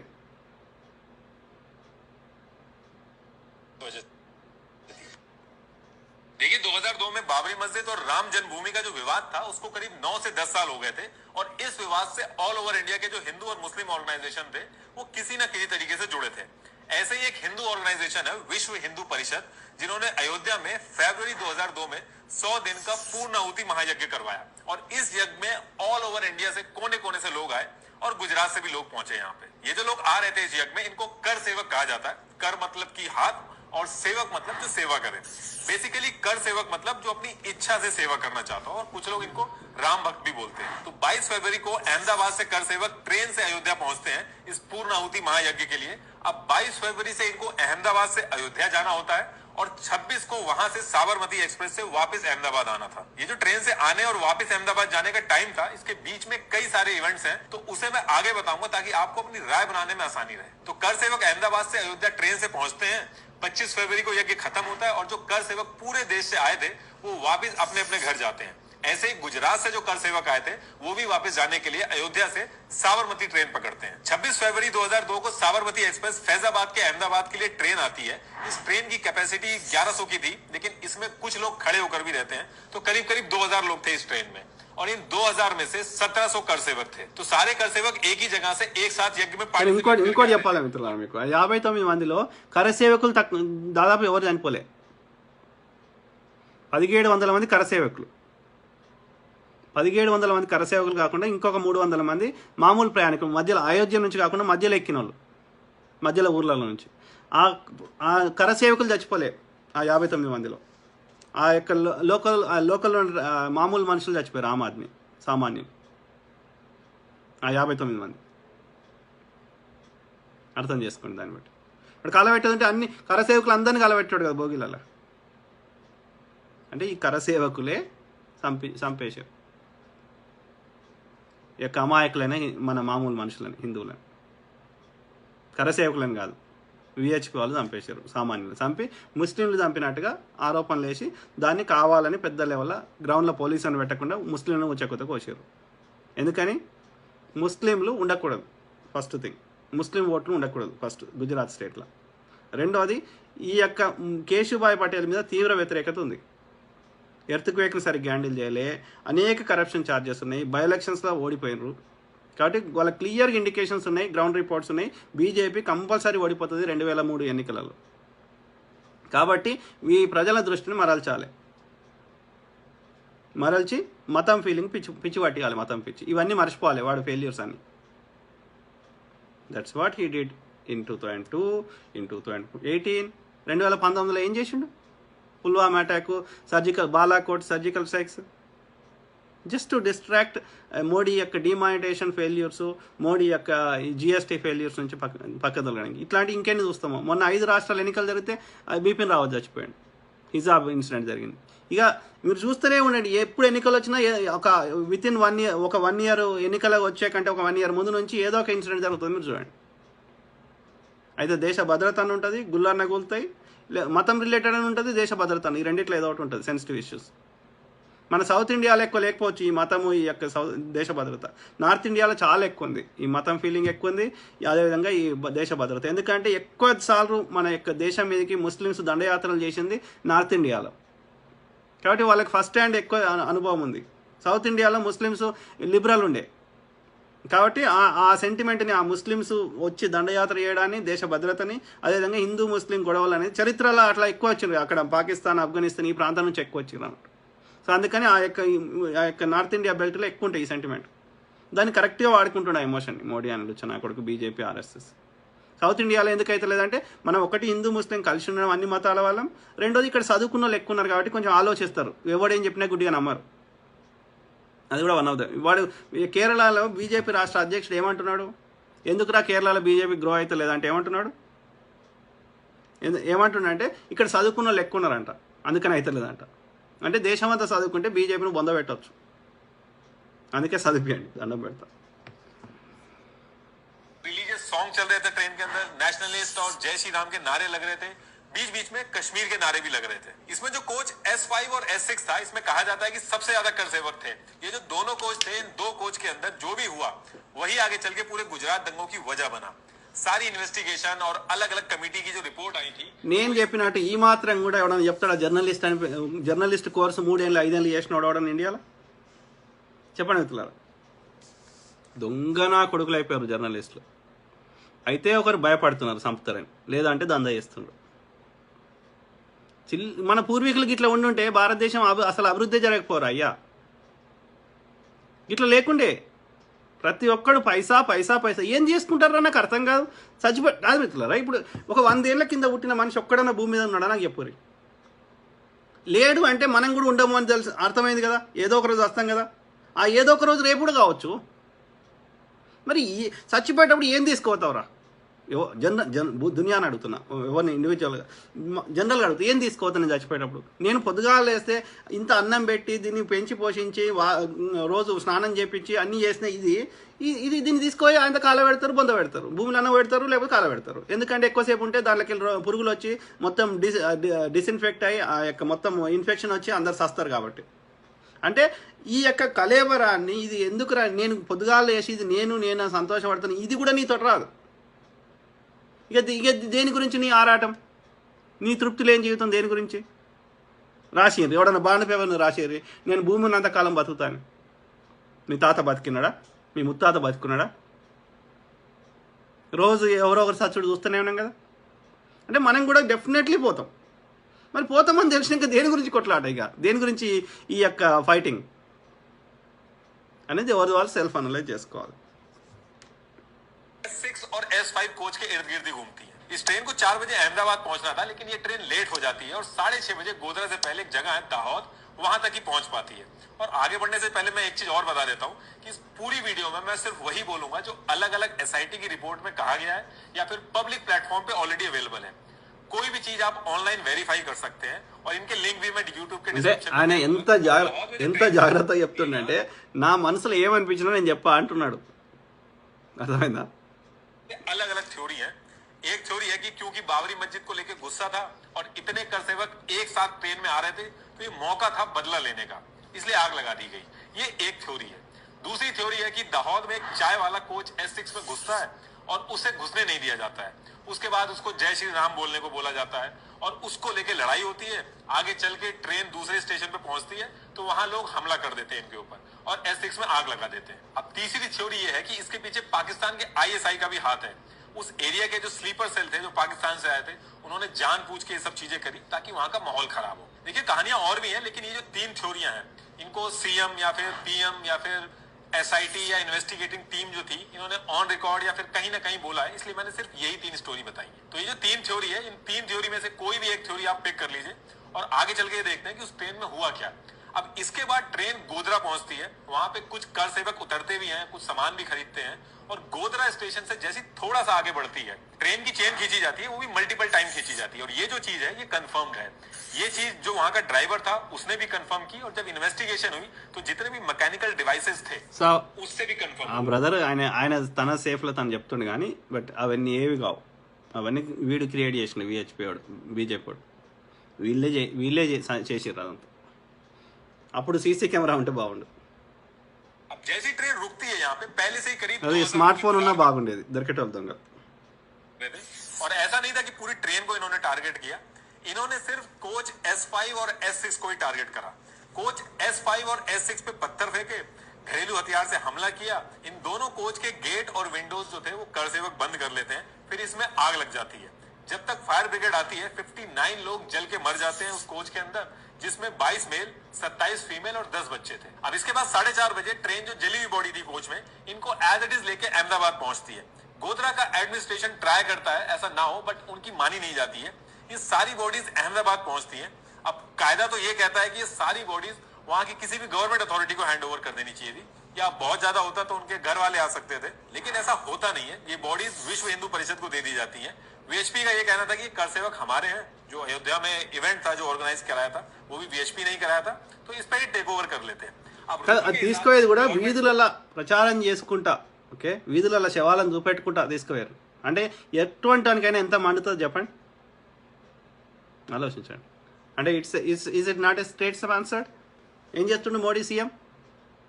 అర్థం చేసుకోండి, చేయించిందే మోడీ.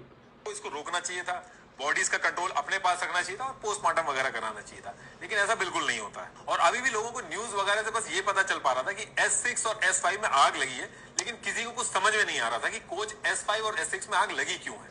हर कोई कंफ्यूज था। इसके बाद होता क्या है कि वीएचपी के लीडर्स ने इन बॉडीज को खुली गाड़ियों में रखा और 20 शहर से निकाल के वीएचपी के कार्यालय में पहुंचाया। इनको जब शहर से निकाला गया तो लाइव टेलीकास्ट भी हो रहा था और काफी नारे भी लग रहे थे, और ये बॉडीज देख के अहमदाबाद पूरा शॉक्ड हो गया था। तब लोगों को पता चला कि आखिर हुआ क्या है, और ये चीज आउट ऑफ कंट्रोल होना स्टार्ट हो गई। इसके बाद वीएचपी लीडर्स ने बॉडी को 16 हॉस्पिटल पहुंचाया। इन बॉडीज को देख के जितने भी हिंदू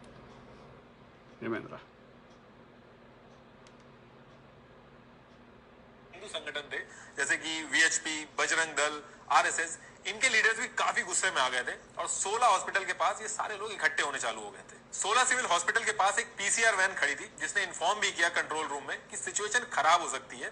जिस तरीके से बसों में लोग इकट्ठे होकर पहुंच रहे हैं यहाँ पे, सिचुएशन आउट ऑफ कंट्रोल हो సో నేను కేసీఆర్ గారికి, మీరు బీజేపీ సపోర్ట్ చేస్తున్నారో ఏమో నాకు తెలియదు, కేసీఆర్ గారు దయచేసి చెప్తున్నా, please increase the security and surveillance cameras as well. ఎందుకంటే ఈ వచ్చే 1 year లోపల ఏమేమో చూస్తాం మన తెలంగాణలో ఉన్న ఐటీ కంపెనీలు దొబ్బుతాయి. Requesting KCR garu on behalf of all my brothers and sisters, please take actions. Bandi Sanjay can do anything. Siddipet Dubbaka ఎన్నికలప్పుడే ఒక పిల్లగాని చంపించాడు. నువ్వు తెలంగాణ ఉద్యమంలో ఎంతోమంది మీద కిరోసిన్ పోసి చంపించారు. సో కాబట్టి ఇది నై చల్తా. कुछ भी नहीं किया गया, और जब नॉर्मल फॉर्मेलिटीज हो गई उसके बाद धीरे धीरे ये जो डेड बॉडीज थी, ఏమంటారు, పోసుకోరా అంటారు. ఏం కాదు పోసుకోరా అంటారు, విషం తాగమంటారు. విషం కాదు కానీ పోసుకోమంటారు. పెట్రోల్ పోసుకున్నాక పక్కోడు అంటి పెడతాడు. వాడు కాలిపోయినవాడు ఏం చెప్పలేడు. ఇది పరిస్థితి. కాబట్టి ఎవడు బెదిరియడానికి కూడా పోసుకోకూడదు అయ్యా కిరోసిన్ पेट्रोल अलग अलग रास्तों से। तो जिन जिन एरिया से डेड बॉडीज निकल रही थी वहां पे नारे लग रहे थे, उन्होंने एरिया में चीजें हाथ से बाहर निकल रही थी और लोग सड़कों पे आ रहे थे। एक ऐसा माहौल बना दिया गया था और सबको समझाया गया था कि कर सेवकों को प्लानिंग के तहत मारा गया मुस्लिम कम्युनिटी ने, और जिस एरिया में मुस्लिम पॉपुलेशन ज्यादा थी वहां लोग इकट्ठा होने लगे थे। बात इतनी हद से आगे बढ़ गई थी कि मारकाट शुरू हो गई थी, और आप जितना जितना बुरा सोच सकते हो उससे भी आगे बढ़ की चीजें हुई। उस पर्टिकुलर टाइम पे न्यूज चैनल्स पर इतनी रिस्ट्रिक्शंस नहीं थी, और इस वजह से కేవలం ముస్లిమ్స్ ఎందుకు టార్గెట్ చేస్తారు, ముస్లిం పాపం అమాయకులు, వాళ్ళని ఎందుకు టార్గెట్ చేస్తున్నారు, ఒకే ఒక కారణం, ముస్లిమ్స్ బీజేపీకి voter. That is the only reason. మిగతా కమ్యూనిటీలో ఎందుకు లేదు కోపం, క్రిస్టియన్స్ కానీ ఇంకోరు కానీ వాళ్ళు బీజేపీకి ఓటేస్తారు, కాంగ్రెస్కి ఓటేస్తారు ముస్లిమ్స్. కాబట్టి కాంగ్రెస్ ఉండకూడదు అంటే ముస్లిమ్స్ ఉండకూడదు. That is the strategy. అలా అంతకుమించి ఏం లేదు. బాపనం తెలివి. ప్రతిపక్షం ఉండకూడదు, ఉండకపోతే ఎల్లకాలం వాడు పరిపాలించుకోవచ్చు. అందుకని ముస్లిమ్స్ టార్గెట్ ఎందుకైనా అంటే కేవలం మిగతా ఏ మతాలు ఉన్నా వాళ్ళకి నొప్పి కాలే, మన సిటిజన్షిప్ అమెండ్మెంట్ యాక్ట్ తెచ్చిండు, ముస్లిమ్స్కి అగేన్స్ట్ తెచ్చిండు. ఎందుకంటే ముస్లిమ్స్ కాంగ్రెస్కి ఓటేస్తారు. That is own. కాంగ్రెస్ ఉండకూడదు, ముస్లిమ్స్ ఉండకూడదు. ముస్లిమ్స్ బీజేపీ ఓటేస్తా అని చెప్పండి ఏమన్నాడు. ముస్లిమ్స్ కూడా మిగతా అందరు కమ్యూనిటీ లెక్క, క్రిస్టియన్స్ లెక్క, ఇంకో కమ్యూనిటీ లెక్క వాళ్ళు కూడా మా దోస్తులు అంటాడు. కానీ కాంగ్రెస్ ఉండకూడదు. అది వాడు ఎల్లకాలం అధికారంలో ఉండాలి. బాపనం ఏదో తెలియట్లా. మనం ఏం చేయాలి? 90% మనని యొక్క ఏది అడకలినట్టు చేసి, మనని మొద్దు పని మనతోటి చేయించి, వాడు కూర్చొని ముచ్చడి చెప్పుకుంటా హైకోర్టు జడ్జిలు అందరూ వాళ్ళే. ఇప్పటికీ అంబేద్కర్ గారు ఈ రాజ్యాంగాన్ని ఈ మాత్రం రాయకపోతే ఒక్క బీసీ, ఎస్సీ, ఎస్టీ వాడు ఇలా తలెత్తుకొని తిరగకపోతుండే.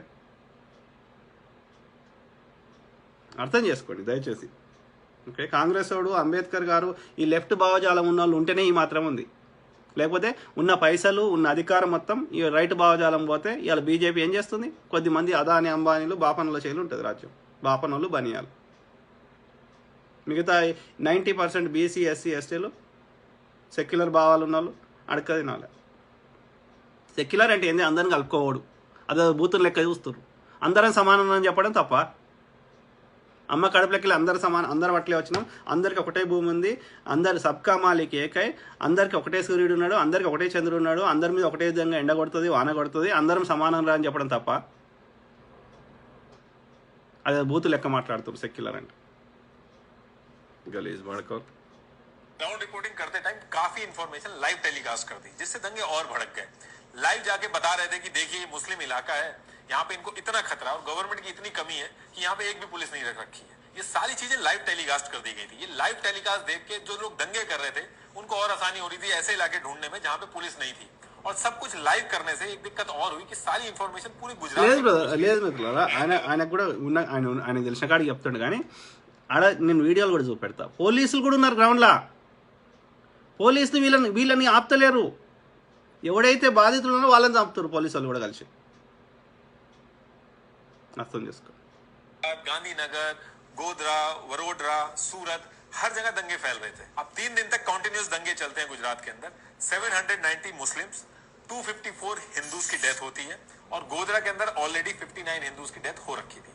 और ये ऑफिशियल फिगर है. अनऑफिशियल डेटा इससे भी ज्यादा है. 27 फेब को जगह जगह पर दंगे हो रहे थे, लेकिन 28 फेब को बात बिल्कुल हाथ से बाहर निकल गई जब भीड़ गुलमर्ग, नरोदा पाटिया, नरोदा गांव में पहुंचती है. चमनपुरा अहमदाबाद में एक गुलमर्ग सोसाइटी थी जहां पे मुस्लिम मेजोरिटी में थे और इसी सोसाइटी में कांग्रेस के एमपी एहसान जाफरी भी रहते थे. इस सोसाइटी में करीब 29 बंगलो थे, 10 अपार्टमेंट थे और mainly upper middle class business family रहती थी. 28 फरवरी को 9 बजे मॉर्निंग में सोसाइटी के आसपास भीड़ इकट्ठी होना शुरू हो जाती है और नारे लगने लगते हैं. सोसाइटी के लोग ये सब देख के डरने लगते हैं और बैक टू बैक पुलिस में कॉल करते हैं, लेकिन पुलिस की तरफ से कोई नहीं आता है. इसके बाद लोग कांग्रेस के एमपी एहसान के घर में भी पहुंचते हैं मदद के लिए, लेकिन एहसान भी पुलिस को फोन करते हैं, चीफ ऑफ पुलिस को फोन करते हैं, वहां के बड़े बड़े नेताओं को फोन करते हैं, लेकिन कोई मदद नहीं आती है. जैसे दिन होता है सोसाइटी के बाहर మోడీ వచ్చినప్పటి నుంచి గుజరాత్లో కాంగ్రెస్ లేదు. అంతకు 35 ఏళ్ళు ఉండే. అదే దేశంలో కూడా కాంగ్రెస్ లేకుండా చేయడానికి శతవిధాల ప్రయత్నం చేస్తున్నాడు. వన్ అజెండా కాంగ్రెస్ ముక్త భారత్ అనేది వన్ ఎన్నికల అజెండా. కానీ ఇందిరాగాంధీ గారి అజెండా, కాంగ్రెస్ అజెండా గరీబీ ముక్త భారత్. 20 కోట్ల మందిని పేదరికం నుంచి మధ్యతరగతి తీసుకొచ్చాడు. పేదరికం నుంచి బయటపడేసాడు కాంగ్రెస్ వాడు.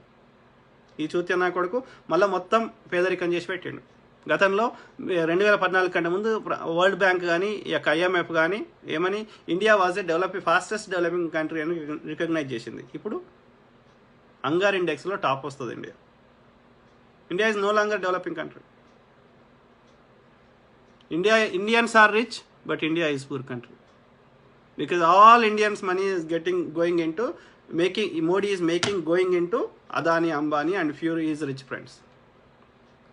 इन्नी बूतुल दिखना तपलेदान ये अंदर घुसने लगती है और लाइन से घरों में आग लगाती है.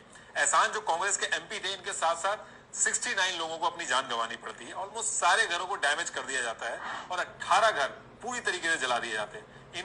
इंत मंदिनि चंपिन ई दुष्टुनि तीसुकोवो तंड्री శివ మహాదేవ్ నీ మూడో కన్ను తెరిచి మోడీ లాంటి లుచ్చనా కొడుకులని ఓకే తీసుకో.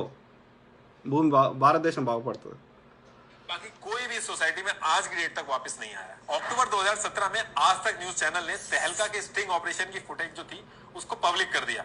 इसमें 14 वीएचपी और Bajrang Dal activist including ruling government के एमएलए डिस्कशन कर रहे थे कि कैसे उन्होंने वहां पे ये सब करा।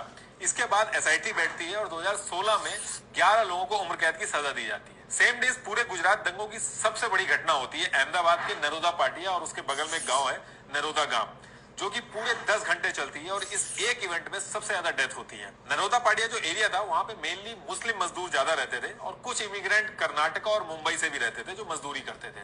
27 फरवरी की रात को मिस इन्फॉर्मेशन फैला दी जाती है कि 3 हिंदू लड़कियों को किडनैप कर लिया गया है। इसके बाद नेक्स्ट डे जिस दिन गुजरात बंद रहता है 5000 लोगों की भीड़ बदला लेने के लिए अटैक कर देती है नरोदा पाटिया में। देखिए ऐसा लग रहा था कि हर चीज में जैसे कोई प्रॉपर प्लानिंग के तहत चाहता हो कि हिंदू और मुस्लिम में झगड़ा हो। और ये जो 5000 लोगों की भीड़ थी ये 9 बजे मॉर्निंग में अटैक स्टार्ट कर देती है और 10 घंटों तक ये अटैक चलता है। एलपीजी सिलेंडर से आग लगा दी जाती है और लोगों को घरों से निकाल के मारना चालू किया जाता है। కొన్ని కేసులలో గర్భవతి లోపల చిన్న పసిపిల్లలు ఉంటే కూడా చంపేసి పసిపిల్లల్ని ఆ యొక్క కత్తి మీద ఇట్లా పెట్టారు। ఎంత క్రూరులో। आज तक एक रहस्य है, इतनी बड़ी बड़ी इन्वेस्टिगेटिंग टीम बैठी थी, इस चीज का आज तक नहीं पता మళ్ళీ ఏమంటారు మేమేం చేయలేదని మళ్ళీ అబద్ధాలు చెప్తారు। से आए थे, घर जला दिए गए, औरतों के साथ असॉल्ट हुए, सिर्फ 10 घंटों के अंदर 97 लोगों को अपनी जान गंवानी पड़ी। वहां पे कुआं है जो कि आज भी लोग भूले नहीं है, वहां पे इतनी बॉडीज थी कि कुआं ऊपर तक भर गया था। इसका जो जिक्र था वो इंडिया के बाहर की जो ऑर्गेनाइजेशन थी उन्होंने जो इन्वेस्टिगेशन की थी उस रिपोर्ट में भी इस चीज का मेंशन है। इस पूरे इंसिडेंट का जो मास्टरमाइंड था बाबू बजरंगी, उसका स्टिंग ऑपरेशन तहलका करता है और वीडियो पब्लिक कर देता है। यूट्यूब पे अभी भी वो वीडियो पड़ी है जिसमें बाबू बजरंगी बता रहा है कि कैसे उसने नरोदा पटाया में लोगों को मारा। इसमें वो ये भी क्लेम करता है कि गवर्नमेंट ने उसको पूरा सपोर्ट किया। इनफैक्ट पुलिस भी थी वहां पे, उन्होंने भी उसको सपोर्ट किया और ये बोला पुलिस ने कि बॉडीज बहुत ज्यादा हो गई हैं, इनको मैनेज करने में बहुत मुश्किल होगी, आप बॉडीज अलग अलग कर दो। और आगे चल के बाबू बजरंगी को उम्र कैद होती है। लेकिन ये जो बोल रहा था वीडियो में ये कोर्ट में कंफर्म नहीं हो पाया। सच पूछिए तो कोर्ट में कुछ भी कंफर्म नहीं हो पाया, सिर्फ थ्योरियां चली। उन थ्योरी में जिसका नाम आया सबको सबूतों के अभाव पे मजबूरन छोड़ना पड़ा। इसमें आपने माया कोडनानी का नाम भी बहुत सुना होगा, बहुत फेमस नाम है, जिनको 28 साल की सजा दी गई। ఇండియన్ కోర్టులో అంత ఈజీగా తీర్పులు రావు। ఈ యొక్క అధికారంలో ఉన్న వాళ్ళకి ధనవంతులకి అగేన్స్ట్ గా తీర్పులు రావు। ऑर्गेनाइज कराने के लिए इनका नाम आया और आगे चल के इनको सबूत ना होने की वजह से छोड़ना पड़ा। नरोदा पटाया इंसिडेंट जब हुआ उसके बाद माया कोडनानी बहुत ही भारी वोटों से जीत के आई, इनको कैबिनेट मिनिस्टर भी बनाया गया, लेकिन इस केस के चलते इनको अपनी पोजीशन छोड़नी पड़ी। इसके बाद नेक्स्ट डे 1 मार्च को वडोदरा में एक हनुमान टेकरी एरिया है जहां पे एक बेस्ट बेकरी नाम से बेकरी चलती थी, जहां पे 14 लोग छुपे थे। इन 14 में से 11 मुस्लिम और 3 हिंदू थे जो उस बेकरी में काम करते थे। इन 14 के 14 को रात 8 बजे उसी बेकरी में जिंदा जला दिया जाता है और आज तक सबूत ना होने की वजह से किसी को भी सजा नहीं मिल पाती है। जब इस पूरी सिचुएशन पे गवर्नमेंट से क्वेश्चन किए गए तो गवर्नमेंट ने कहा कि उसने अपनी कैपेसिटी में सारे कदम उठाए, भीड़ लेकिन बहुत ज्यादा थी और ये एक एक्शन का रिएक्शन था जिसमें गवर्नमेंट का कोई रोल नहीं था। भीड़ बहुत ज्यादा थी, यही रीजन था कि महाराष्ट्र, राजस्थान और मध्य प्रदेश जहां कांग्रेस की सरकार थी वहां से पुलिस फोर्स बुलाने के लिए लेटर भी डाले गए, लेकिन ऑपोजिशन ने कोई मदद नहीं की। गवर्नमेंट ने यह भी कहा कि चीफ मिनिस्टर ने 27 को ही गोधरा पहुंच के नेक्स्ट डे ही एसआईटी बैठा दी थी और गोधरा के पास कर्फ्यू भी लगा दिया था ताकि बात आगे ना बढ़े। इसमें यह भी कहा कि उस पर्टिकुलर टाइम पे गुजरात के 400 गाँव में से 6000 हज यात्री वापिस आ रहे थे गुजरात में। गुजरात गवर्नमेंट ने उनकी पूरी सिक्योरिटी मेंटेन की और उनको पूरी सिक्योरिटी के साथ घर पहुंचाया। लेकिन बात यह है कि गवर्नमेंट कुछ किया उस टाइम पे, तो उसके बाद भी गवर्नमेंट को क्वेश्चन आज तक क्यों किया जाता है? अटल बिहारी वाजपेयी जी से लेकर ऑपोजिशन तक ये क्यों कह रहे हैं कि राजधर्म का पालन नहीं हुआ? देखिए जो गवर्नमेंट के ऊपर ब्लेम किया जाता है इसके पीछे भी कई रीजन है।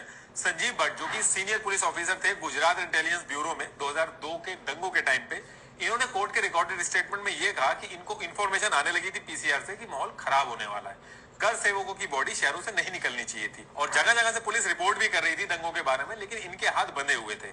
इनके हिसाब से शाम को गवर्नमेंट ने मीटिंग करी जिसमें पुलिस चीफ और ब्यूरोक्रेट्स और सबको ये समझाया गया कि ये एक्शन का रिएक्शन है, 2-3 दिन में लोगों का गुस्सा शांत हो जाएगा, उसके बाद सब ठीक हो जाएगा, आपको बीच में पढ़ने की जरूरत नहीं है। 2007 नवंबर को आउटलुक मैगजीन की एक रिपोर्ट में हारन पांड्या जो कि उस टाइम के गुजरात के होम मिनिस्टर थे, उन्होंने कन्फेस किया कि 27 फरवरी की रात को उस मीटिंग में वो भी थे जहां गवर्नमेंट की हायर अथॉरिटी उनको बीच में ना पढ़ने को कह रही थी और आगे चल के किसी अननोन ने उनका मर्डर कर दिया जिसका आज तक पता नहीं चल पाया। गुजरात दंगों की जांच के लिए जो टीम बनाई गई थी, जो एसआईटी गठित की गई थी, उस पर बहुत सारे क्वेश्चन उठे।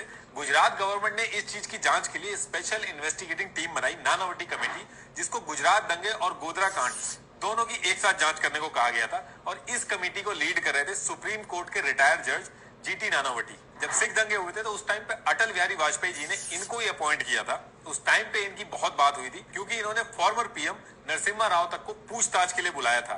लेकिन जब गुजरात दंगों की बात आई तो इन्होंने गवर्नमेंट अथॉरिटी में से किसी को भी समन देके पूछताछ के लिए नहीं बुलाया और सबको बिना पूछताछ के क्लीन चिट दे दी। तो इस चीज को लेके भी गवर्नमेंट को कई लोगों ने क्वेश्चन उठाया कि आपने अपने करीबियों को इन्वेस्टिगेशन के लिए रखा है। दूसरी चीज, जो बाबू बजरंगी का स्टिंग ऑपरेशन हुआ था, तहलका ने जो किया था, उसमें बाबू बजरंगी जब बता रहा था उस वीडियो में कि कैसे उसने सबको मारा, तो उसने एक बात और कही थी कि जो पहले जज आया था उसने कहा था कि बाबू बजरंगी को फांसी होनी चाहिए था और फांसी भी ऐसे नहीं होनी चाहिए, इसको 5 बार फांसी पे लटकाना चाहिए। फिर उनको हटाया गया और फिर दूसरे जज आए, उन्होंने भी यही कहा कि इसको फांसी होनी चाहिए। और फिर तीसरा जज आया जिसने फांसी तो दूर की बात, मुझे बेल दे दी थी और ये सब गवर्नमेंट ने मेरे लिए करवाया, ऐसा वो क्लेम कर रहा था वीडियो के अंदर में। और वो जो तीसरा जज था जिसने बेल दी थी बाबू बजरंगी को, उनका नाम था अक्षत मेहता। और ये चीज मैं आपको इसलिए भी बता रहा हूँ क्योंकि ये वही जज है जिनको आगे चल के जब नानावटी कमीशन के जज केजी शाह की डेथ हो गई थी ब्रेन हैमरेज की वजह से, तो इनको ही अपॉइंट किया गया था आगे की इन्वेस्टिगेशन के लिए। అర్థమైందా? ఎవరైతే బెయిల్ ఇచ్చిండ్రో ఆయన పేరు మెహతా. ఓకే, దానికి నేను అందుకే నానావతి మెహతా అంటారు. ఫస్ట్ షా ఉండే, తర్వాత నానావటి, తర్వాత ఇది. అంటే 100 మందిని చంపిండు అనేది నానా బజరంగి అనేటోడు. ఆ వీడియోలో మాట్లాడి ఇంతకుముందు చూపెట్టినది. సో అర్థమైందా? की वजह से बहुत सारे क्वेश्चन उठे थे, ऑपोजिशन ने भी बहुत कुछ बोला था इसको लेके। लेकिन असल दिक्कत तब हुई जब तहलका मैगजीन ने अपने स्टिंग ऑपरेशन की नई वीडियो रिलीज की, जिसमें अरविंद पांड्या जो कि council for the Gujarat government थे, उस टाइम पे वो वीडियो में बोल रहे हैं कि टेंशन की बात नहीं है, नानावटी कमीशन में जितने भी लोग हैं वो गवर्नमेंट के खास आदमी हैं, जो भी रिपोर्ट आएगी वो गवर्नमेंट के फेवर में आएगी। ये सब तो ब्लेम गेम चल ही रहा था। अब इसके बाद नानावटी कमीशन अपनी 1500 पेजेस की फाइनल रिपोर्ट 45,000 शपथ पत्र और 1000 गवाहों के स्टेटमेंट के साथ कोर्ट में सबमिट की, जिसमें गुजरात गवर्नमेंट అదే కమిషన్లు ఎందుకు పనిచేస్తున్నాయంటే దోషులని తప్పించడానికి అంతే. बजरंग दल के जितने भी एक्टिविस्ट थे इन सबको क्लीन चिट दे दी जाती। और नानावती कमीशन की इन्वेस्टिगेटिंग रिपोर्ट में यह भी बताया गया कि गोधरा में जो ट्रेन को जलाया गया था ये प्री प्लान्ड इवेंट था, जिसके मास्टरमाइंड हुसैन इब्राहिम और नानू मियान थे। देखिए उस पर्टिकुलर टाइम पे स्टेट और सेंटर दोनों जगह बीजेपी की सरकार थी और नानावटी कमीशन की इन्वेस्टिगेशन ऑलरेडी चल रही थी, तो अलग से कोई इन्वेस्टिगेशन नहीं स्टार्ट की गई। लेकिन ఎందుకంటే 2004 దాకా వీళ్ళే ఉండే కదా. 2004లో కాంగ్రెస్ రావడానికి కారణం ఇదే, గుజరాత్ అల్లర్లే. అందుకే వాజ్పేయి కోపం వచ్చింది, నువ్వు గుజరాత్ అల్లర్లు కాబట్టి మనకి ఇది నష్టం జరుగుతుందని, దేశంలో మళ్ళీ బీజేపీని సెకండ్ టైం గెలవలేదని. कांग्रेस की गवर्नमेंट जीत के सेंटर में आती है तो सेंटर में आते ही सबसे पहला काम कांग्रेस करती है, एक अलग से कमेटी बनाती है गुजरात दंगों की इन्वेस्टिगेशन के लिए, जिसका नाम था उमेश चंद्र कमेटी। गुजरात कोर्ट ने ऑन रिकॉर्ड ये कहा है कि ये जो अलग से उमेश चंद्र कमेटी बनाई गई है ये अनकॉन्स्टिट्यूशनल है, लेकिन ट्रेन डिपार्टमेंट सेंटर के अंदर में आता है ये बोल के जांच चलती रही कांग्रेस की। उस time Lalu Prasad Yadav railway minister ఉన్నప్పుడు రైల్వే శాఖ కింద అతను ఉమేష్ చంద్ర బెనర్జీ అనేట ఆయనది తోటి కమిటీ వేయించిండు అన్నట్టు. వేపిస్తే గుజరాత్ హైకోర్టు తీర్పు తీపించిండు ఏమని అంటే సెంట్రల్ గవర్నమెంట్ మా ఈ స్టేట్ విషయంలో ఇన్వాల్వ్ కావద్దని. కానీ అదే మన రాష్ట్రంలో మొన్న యొక్క ఈ ఎమ్మెల్యేల ఫిరాయింపు కేసు జరిగితే మన local state government SIT investigation చేస్తుంటే కాదని హైకోర్టు ద్వారా తీర్పు తెప్పించుకొని దీన్ని సిబిఐకి ట్రాన్స్ఫర్ చేసుకున్నారు. మన బీజేపీ ఎమ్మెల్యేల ఫిరాయింపు కేసు మన రాష్ట్రంలో జరిగినప్పుడు రాష్ట్రంలో చేయాలి కదా. అంటే గుజరాత్కి వచ్చేవారు ఒక రూలు, బీజేపీ వచ్చేవరకు ఇంకో ఒక రూలు, వానికి ఫేవర్గా మిగతా రాష్ట్రాలు వచ్చేవరకు, మీ కాంగ్రెస్ వచ్చేవరకు, మిగతా పార్టీలు వచ్చేవరకు వేరే రూల్. ఆలోచించండి గలీజ్ నా కొడుకు. लालू यादव थे। कांग्रेस को गुजरात की गवर्नमेंट को गलत साबित करने की इतनी ज्यादा जल्दी थी कि सिर्फ 4 मंथ की इन्वेस्टिगेशन में, जिसमें जो सर्वाइवल थे उनके बयान, पुलिस और एडमिनिस्ट्रेशन की स्टेटमेंट, यहां तक कि खुद उनके अंडर में जो रेलवे डिपार्टमेंट है उसकी रिपोर्ट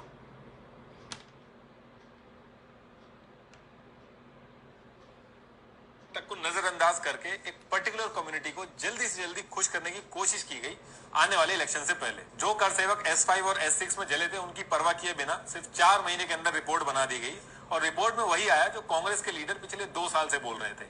उमेश चंद्र कमेटी की इन्वेस्टिगेशन ने कहा कि ये एक प्री प्लान्ड अटैक नहीं था बल्कि एक हादसा था। जिस तरह से नानावटी कमीशन की रिपोर्ट का झुकाव एक पर्टिकुलर ग्रुप की तरफ था, ठीक उसी तरीके से सेंटर ने जो उमेश चंद्र कमेटी बनाई थी उसमें भी एक पर्टिकुलर कम्युनिटी को खुश करने की कोशिश की गई।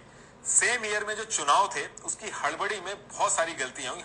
ఒక పర్టికులర్ కమ్యూనిటీ చేసేదంటే హాద్సా ఎందుకంటారు, యాక్సిడెంట్ అని ఎందుకంటారు అనరు. కరసేవకులు చేసిన అనేటోళ్ళు. जानना चाहता है वो किसकी माने। नानावटी कमीशन कहता है कि ये एक प्लान अटैक था, वहीं दूसरी तरफ उमेश चंद समिति कहती है एक हादसा था। इंडिया के टॉप इन्वेस्टिगेटिंग ऑफिसर एकदम अलग अलग बात बता रहे थे और कोइंसिडेंस देखिए, दोनों इन्वेस्टिगेटिंग कमेटी ने अपने अपने फेवरेट लीडर का वर्जन ही रखा कोर्ट के सामने। ये सारी चीजें देखने के बाद नेशनल ह्यूमन राइट कमीशन ने ऑन रिकॉर्ड बोला ये दोनों रिपोर्ट अपनी अपनी पार्टियों को फेवर कर रही हैं, जो कि बहुत ही बड़ी गलती है। इसके लॉन्ग टर्म इफेक्ट पड़ते हैं सोसाइटी पे और लोगों का विश्वास हटता है लॉ एंड ऑर्डर से। अब देखिए, ये जो दोनों कमेटी थी ये अपना अपना वर्जन बता रही थी। इसके अलावा एक इंडिपेंडेंट जांच और हुई जिसका नाम था कंसर्न सिटीजन ट्रिब्यूनल। इस इन्वेस्टिगेटिंग कमेटी में रिटायर्ड जज और कई सीनियर एक्टिविस्ट थे। इन्होंने जो इन्वेस्टिगेशन की, Find more than 10,000 healthy recipes on the app. Go download Healthify Me now. वो अभी तक की जो भी कहानी चल रही थी उससे एकदम अलग थी। ये इन्वेस्टिगेशन की पूरी रिपोर्ट आउटलुक ने पब्लिश की है। तो आउटलुक ने जो जो पब्लिश किया है मैं एज इट इज आपको लाइन बाय लाइन बताता हूँ। ट्राइब्यूनल की रिपोर्ट के हिसाब से जब कार सेवक गुजरात से अयोध्या जा रहे थे, उस पूरी ट्रेन में कार सेवक थे और जैसे ही ट्रेन अहमदाबाद से अयोध्या के लिए निकली, बीच में लखनऊ से कई सारे अनजान लोग बिना टिकट के कोच S5 और S6 में चढ़ गए और आईपीजी रेलवे मिस्टर पीपी अगजा, इनके हिसाब से S5 और S6 में उस पर्टिकुलर टाइम पे कुछ तो गड़बड़ थी। ये भी हो सकता है कि इसके पीछे बहुत बड़ी प्लानिंग हो। एज पर ट्रिब्यूनल पूरे ट्रेन के रास्ते ये लोग स्टेशन और कोच के अंदर लोगों को परेशान कर रहे थे। कई लोग जिनका रिजर्वेशन था उनको सीट से उठाया गया और नेशनलिज्म और हिंदुत्व के नारे लगाने को भी बोला गया। अगर कोई दूसरी कम्युनिटी का भी था तो उसको भी जय श्री राम के नारे लगाने को बोला गया और रास्ते में सामान जो खरीदे जा रहे थे उनके भी पैसे नहीं दिए थे और बाकी जो कार सेवक थे उनके साथ मिलके मंदिर वहीं बनेगा और एक जोश भरे नारे पूरी ट्रेन में चल रहे थे। और इनकी रिपोर्ट में यह भी कहा गया कि ये जो चाय वाला इंसिडेंट हुआ था, మధ్యలో ఎక్కిండ్రు వాళ్ళు కరసేవకులే వాళ్ళు కూడా, అర్థమైందా? एक चाय वाले को मारा गया था। वो अयोध्या से अहमदाबाद आते समय नहीं हुआ था बल्कि जाते टाइम हुआ था जब अहमदाबाद से अयोध्या जा रहे थे ये लोग। ट्राइब्यूनल की जो रिपोर्ट आउटलुक में पब्लिश हुई है उसके हिसाब से ट्रेन के अंदर जो बैठे लोग थे उन्होंने कई स्टेशन पे लड़ाई की और इन सब की खबर आसपास के जो न्यूज़पेपर थे वो छाप रहे थे और उससे लोगों को पता चल रहा था कि कहां पे क्या क्या हो रहा है। अयोध्या में जनसत्ता ने इस मारपीट और एग्रेशन की खबर सेम डे न्यूज़पेपर में छाप दी थी। वापस आते टाइम मॉर्निंग में एक स्टेशन के पास कुछ मुस्लिम फीमेल्स जिनके घरों में टॉयलेट नहीं थे वो रेलवे ट्रैक के पास में दिखी तो उनपे भी काफी भद्दे कमेंट पास किए गए जिसको लेके स्टेशन पे काफी लड़ाई हुई। ट्राइब्यूनल की इस रिपोर्ट ने कहा कि नानावटी कमेटी जो कह रही है कि कार सेवक एक साथ कोच में थे S5 और S6 में और ये एक प्री प्लान कम्युनल दंगे थे, ये इतने श्योर से कैसे कह सकते हैं? ऐसा भी तो हो सकता है कि ये एक लड़ाई का मामला हो और दो ग्रुपों में हो और ये प्री प्लान ना हो। इनकी रिपोर्ट में यह भी बताया गया कि पूरी ट्रेन की कैपेसिटी 1100 थी, उसमें आते टाइम जरूरत से ज्यादा 2000 लोग थे जिसमें से 1700 कार सेवक थे। इसका मतलब कि सिर्फ S5 और S6 में ही कार सेवक नहीं थे बल्कि पूरी ट्रेन में कार सेवक थे। और अगर प्लान था कि कार सेवक को अटैक करना है तो सिर्फ कोच S5 और S6 पे ही क्यों करेंगे, बाकी ट्रेन पे क्यों नहीं करेंगे? इस रिपोर्ट में यह भी कहा गया कि कलेक्टर ऑफ गोड्रा ने कंफर्म किया था कि टोटल 59 लोग जले थे जिसमें से सिर्फ 5 लोगों की ही पहचान हो पाई थी और उन 5 में से एक वहां के लोकल स्टेशन मास्टर की वाइफ भी थी जिसको उसके टिफिन से पहचाना गया था जो कि कार सेवक नहीं थी। टोटल मरने वालों की संख्या में 12 बच्चे और 26 औरतें थी। तो नानावटी कमेटी इतनी श्योरिटी से कैसे कह सकती है कि जो लोग मरे थे वो सारे के सारे कार सेवक ही थे? అలా చచ్చిపోయిన వాళ్ళు ఒక్కరు కూడా కరసేవకు లేరు, మామూలు ప్రయాణికులే, కరసేవకులే చంపారు. చంపించింది బీజేపీ, ఈ నరేంద్ర మోడీ ఎన్నికల కోసం, గుజరాత్ ఎన్నికల కోసం. कि अगर 2000 लोग कार सेवकों को मारने का वेट कर रहे थे तो इसके बारे में किसी को कुछ पता क्यों नहीं चला? 2000 बहुत बड़ा नंबर होता है। अगर 2000 लोग खड़े हो जाएं प्लेटफॉर्म पे तो वो सिर्फ 2 कोच S5 और S6 के एरिया में ही नहीं खड़े रह पाएंगे, वो पूरी ट्रेन के कोच के आसपास आ जाएंगे क्योंकि 2000 लोगों के लिए काफी ज्यादा एरिया चाहिए होता है। और जब पूरी ट्रेन में कार सेवक हैं और कार सेवक को ही निशाना बनाना था तो सिर्फ S5 और S6 के कोच को ही क्यों अटैक किया जाएगा? बाकियों के साथ एक भी इंसिडेंट क्यों नहीं हुआ? अगर वो अटैक करने आए होंगे कार सेवकों को तो बाकी कोच में भी तो भगवा पहने या किसी और आइडेंटिफिकेशन से कार सेवक दिखे होंगे, उनको क्यों छोड़ दिया इन 2000 दंगाइयों ने? ट्राइब्यूनल ने कहा कि चेन भी अंदर से खींची गई थी और ट्रेन में आग भी अंदर से लगी थी। ये भी हो सकता है कि कई पैसेंजर स्टोव लेके गए हो, उसकी वजह से आग लगी हो, या फिर शॉर्ट सर्किट हुआ हो, उसकी वजह से आग लगी हो और उस आग की वजह से चेन खींची गई हो।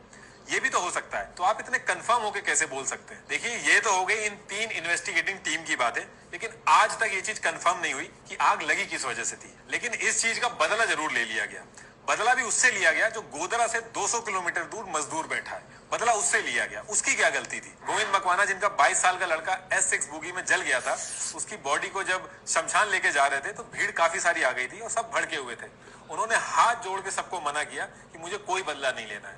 ये चीज टाइम्स ऑफ इंडिया ने मार्च 2002 में पब्लिश की थी। इस पूरे इंसिडेंट में 1500 लोगों पे FIR दर्ज हुई थी, जिसमें से लास्ट में 31 लोग बचे थे जिनको सजा हुई और उन 31 में से 11 को फांसी दी गई। उन 11 को भी बाद में उम्र कैद में कन्वर्ट कर दिया गया और जो 63 लोग थे उनको सबूत ना होने की वजह से छोड़ना पड़ा। ये हमारी हिस्ट्री का एक बहुत ही अनफॉर्चुनेट इंसिडेंट है जिसकी वजह से कई जाने गई। इस तरह के इंसिडेंट से हमेशा सबक मिलता है कि कैसे ऐसी घटना कभी ना हो दोबारा। अगर आपको भी हिस्ट्री में हुई इंसिडेंट्स और ट्रेजेडी के बारे में जानना पसंद है तो मैं आपको कुक्कू FM पे एक ऑडियो बुक रिकमेंड करना चाहूंगा जिसका नाम है। సో అది మిత్రులారా, సో ఆ క్రమంలో నేను ఏం చెప్తున్నా అంటే అవన్నీ చేయించింది ఆయన పబ్లిక్లో ఏమున్నాయో అవే చెప్తున్నాడు, కానీ వాస్తవానికి ఏది ఇది చేయించింది వీళ్ళు కరసేవకులు. ఓకే, మోడీ కరసేవకులు. మీకు ఇది బాగా అర్థమవుతుంది. ఇది ఎంత ఫాస్ట్గా నేను ఇది చేస్తా. Say yes to forever with Jeevansathi.com. More than 500,000 Desi singles have found their perfect partners in their preferred locations. Download the app and find your happily ever after.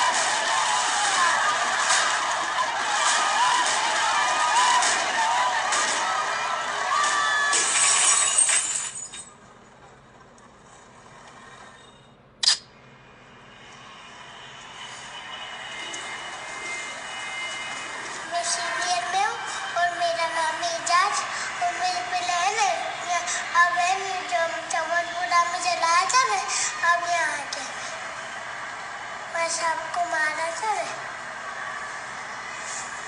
आपने देखा था? हाँ। क्या देखा? मारा था, उन लोग को तलवार से मारा था, मेरे दादा को मारा था, मेरी चाची को मारा था। और मेरे पापा मेरे दादा को बचाने गए ना तो मेरे पापा की डोरी कर दी, इतनी कटी, सबको काटा था। औरत लोग को नंगा कर करके काटा था। आपके सामने? हाँ, और मेरी चाची को भी नंगा काट करके काटा था। और आदमी लोग को कपड़े उतार कर नहीं काटा है। किसने किया? वो हिंदू लोग आए थे।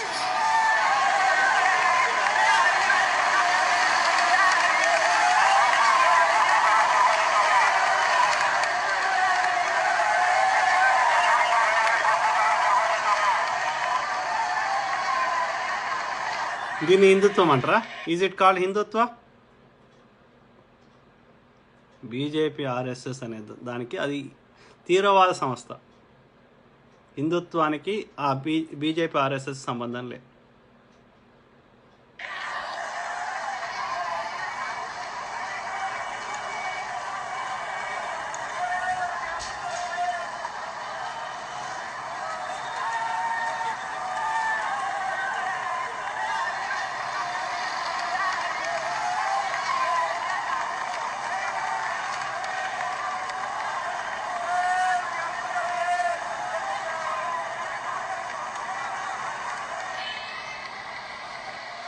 VHP గురించి చెప్తాను.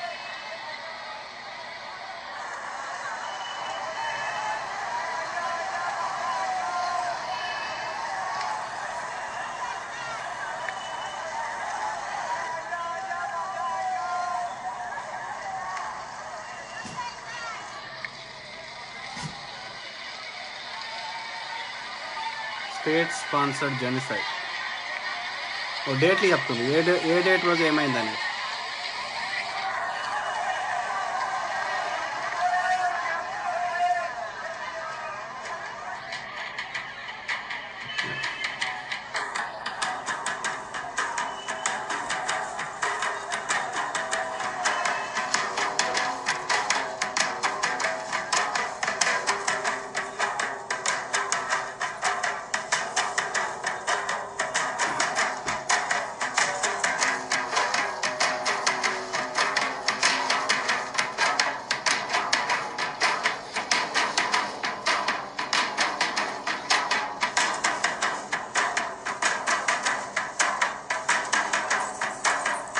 అవును బ్రదర్, ఆర్కే ఇన్స్ట్రక్టర్ బ్రదర్.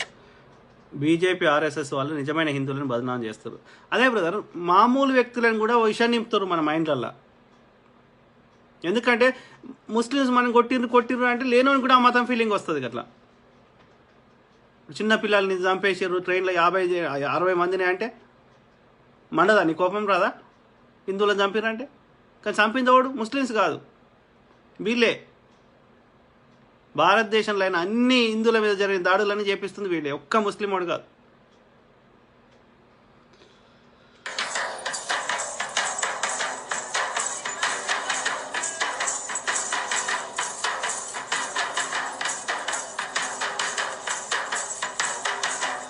అంటే వాడి రాజకీయం కోసము, వాడి అధికారం కోసం మన అన్నదమ్ముల మధ్యలో గొడవలు పెడుతున్నాడు. అభివృద్ధి చేయకుండా పొద్దుగాలు వేస్తే మన దృష్టి కొట్టుకదాచుడికే పోవాలి. మన పైసలన్నీ వాడు దోసుకుంటాడు, మన దృష్టి కొట్టుకదావాలి. కాబట్టి వీడు మనకు రక్షణ, హిందువులకు రక్షణ ఉండాలంటే బీజేపీ వాడు ఉండాలని భ్రమ క్రియేట్ చేస్తాడు. పోలీసు వాడు నువ్వు ఉన్నావు, సీఎం నువ్వు ఉన్నావు, అన్ని నీచేలో పెట్టుకొని మళ్ళీ మీ పారామిలిటరీ దళాలు ఉండగా మాకు థ్రెట్ వస్తుందా? మరి యూరోపియన్లు ఉన్నప్పుడు రాలే, కాంగ్రెస్ ఉన్నప్పుడు రాలే థ్రెట్.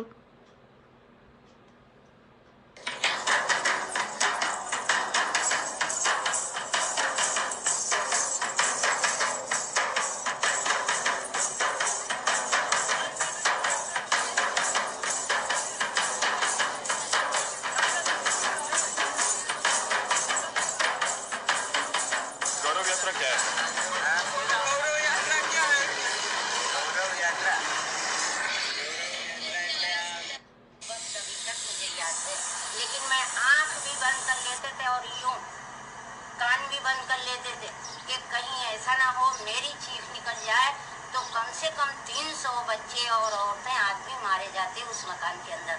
कौन बताए, किससे पूछे, सब तो है इंसान कहाँ है, धर्म कहाँ, ईमान कहाँ, खुदा कहाँ, भगवान कहाँ, अरे सच पूछो तो इंसान कहाँ, मेरा प्यारा हिंदुस्तान कहाँ, कौन बताए, किससे पूछे, सब तो है इंसान कहाँ है।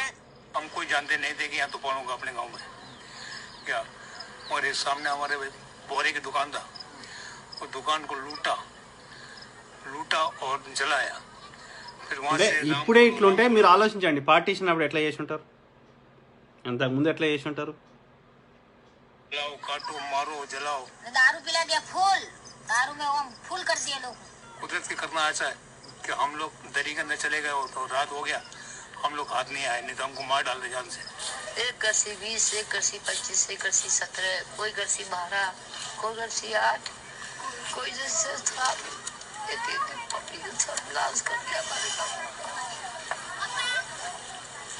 దేశాన్ని విభజించినప్పుడు లక్షల మందిని చంపారు ఈ ముస్లిం లీగు అండ్ ఈ యొక్క ఆర్ఎస్ వాళ్ళు కలిపి.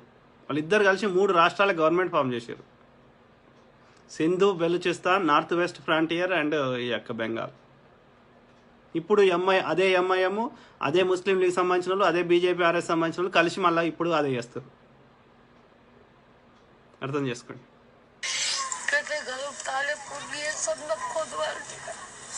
कोई के एक छोकरी बची, कोई के एक छोकरा बचा, कोई का आदमी बात पागल हो के चला गया, हमारी ऐसे चिड़िया के बच के कहीं आ गए।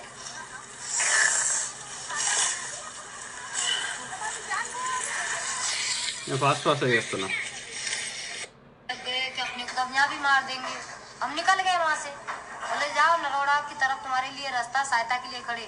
तो हम इतनी दूर चले यहाँ से और वो रास्ता तो वहाँ पूरा खेतर भर रहा है, जितने 100, 200, 300 कितने इंसान थे सबको घेरी, घेर के तुरंत पेट्रोल केरोसिन ये सब फेंकने लगे।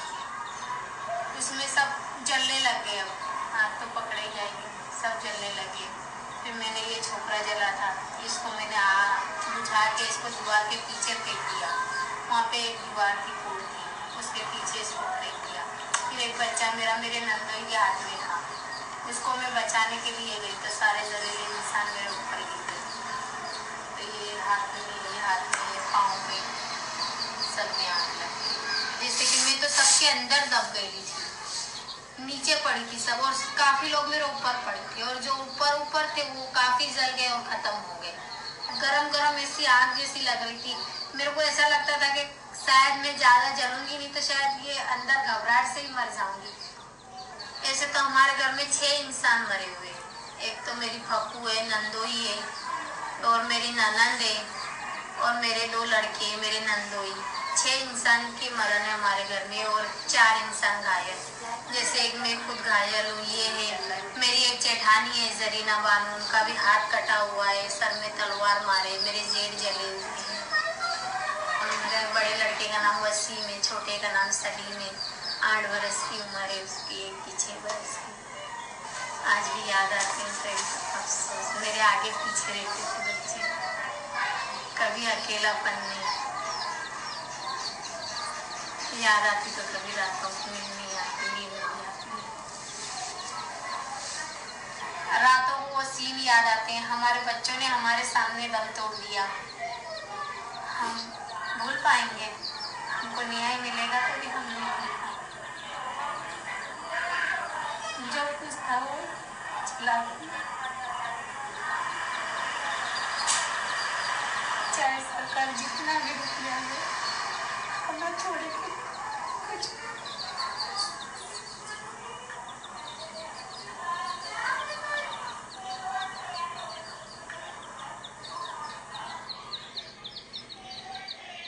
पड़े नहीं तो कोई 20 से 30 लड़के होंगे ये बराबर बारी के पास, और उसके बाद सब अंदर घुसे थे, ये बाजू सब चारे बाजू आग। ఇట్లాంటి చాలా ఉన్నాయి, నేను ఫాస్ట్ చేస్తున్నా। पहली कड़ी थी जैसे ही मेरे को बोले कि इसको, बोले साली को चढ़ाओ, बोले टेबल पे नंगी गंदी गंदी गालियां देते। देखो ये पंखे पे मेरा, ये टेबल पे चढ़ाएंगे, ये पंखे पे मेरा माथा है। फिर वहाँ से मैं उतरने लग गई तो मेरा दोरा खींच लिया, सोने की चेन मैंने पहनी, तो साड़ी पहनी थी, गुजराती बोलते हैं ना हम लोग, उसकी वजह से बचाव हो गया। इधर सब जगह ये तो लोही लुहाड़ थी। ये दीवारों पे भी देखो, ये दीवारें भी साफ करी, दीवारों पे भी लोहे के डब्बे, इधर सब। वो तो क्या करा, सबको अंदर से खींच के बाहर ढगला करा ने, फिर उन पे पेट्रोल डाल के सबको जलाया। इतने बेरहमी से तुम आवाजें सुनो तो तुम्हारा अभी मेरे कान में बज जाती है। 68 की डेथ है यहाँ पे, 39 का हमको डेथ बताया, बाकी सब डेड बॉडी का है। बाकी सब एविडेंस मिटा दी, टोटली खाक हो गए। जाफरी साहब तक की बॉडी नहीं मिली, सिर्फ कुछ हड्डियाँ मिली थी, कुछ हड्डियाँ, चंद हड्डियाँ मिली थी बस, वो भी बाहर रोड पर।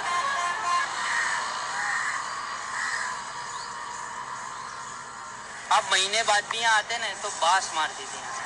नीचे जो गड्ढा किया हुआ है ना, ये जो गड्ढा किया था ना, इसमें जो बचे हुए थे ना, जैसे कि हम लोग आए थे 2-3 महीने बाद, तो अमुक लोगों के बाल, औरतों के बाल, जो सर के, बच्चों के बाल, हड्डियाँ वगैरह, चर्बी जो बच जाती ज़मीन में चोंट गई थी।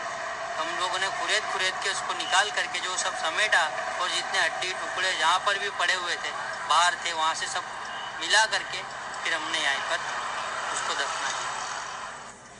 गुजरात अशांत છે, ગુજરાતીઓ હિંસક વૃત્તિ ધરાવે છે। દરિદ્ર ગંગા ના કરે। थोड़े बहुत लोग हैं जो ये करवा रहे हैं, बराबर है, हिंदू में है, मुस्लिम में है, क्योंकि वो अपनी रोटी सेक रहे हैं। तो ये सब आज एक बात है कि धंधे पे लग जाएंगे सब। आज धीरे धीरे अब धंधा डेवलप हो रहा है सबका। अभी फिर से इस तरह हुआ तो क्या है कि धंधे भी बैठ जाएंगे। आज इंसान को रोजी रोटी तो चाहिए, इसी तरह चला तो किस तरह पूरा होगा। ગોધરામાં 60 જેટલા નિર્દોષ રામ ભક્તોને રેલવેના ડબ્બામાં સળગાવી દીધા। આ આપણા ગામને ખબર હતી, જોરથી તો કોઈ ભાઈ સમાચાર મળ્યા હતા ને, ત્યાર પછી આપણા ગામમાં આપણે કોઈની દુકાન બાળી હતી ભાઈ? આપણે કોઈનું ઘર બાળ્યું હતું? જોરથી બોલો ને. પાકિસ્તાન કરે છે. તમને એમ હતું કે આખા ગામનો કબજો કરીશ અને હિન્દુસ્તાનને નચાવીશ. వాడు ఎన్నికల కోసం చేసిండు అదంతా.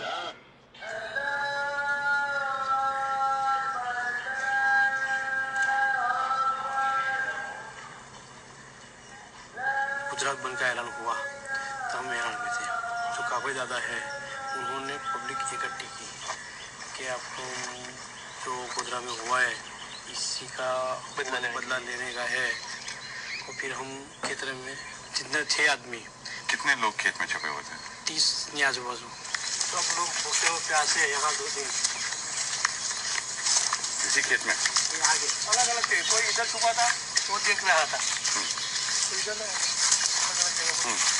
इसमें मकई थी। तो आप खुद खेत में कब तक छुपे रहे थे? 2 दिन।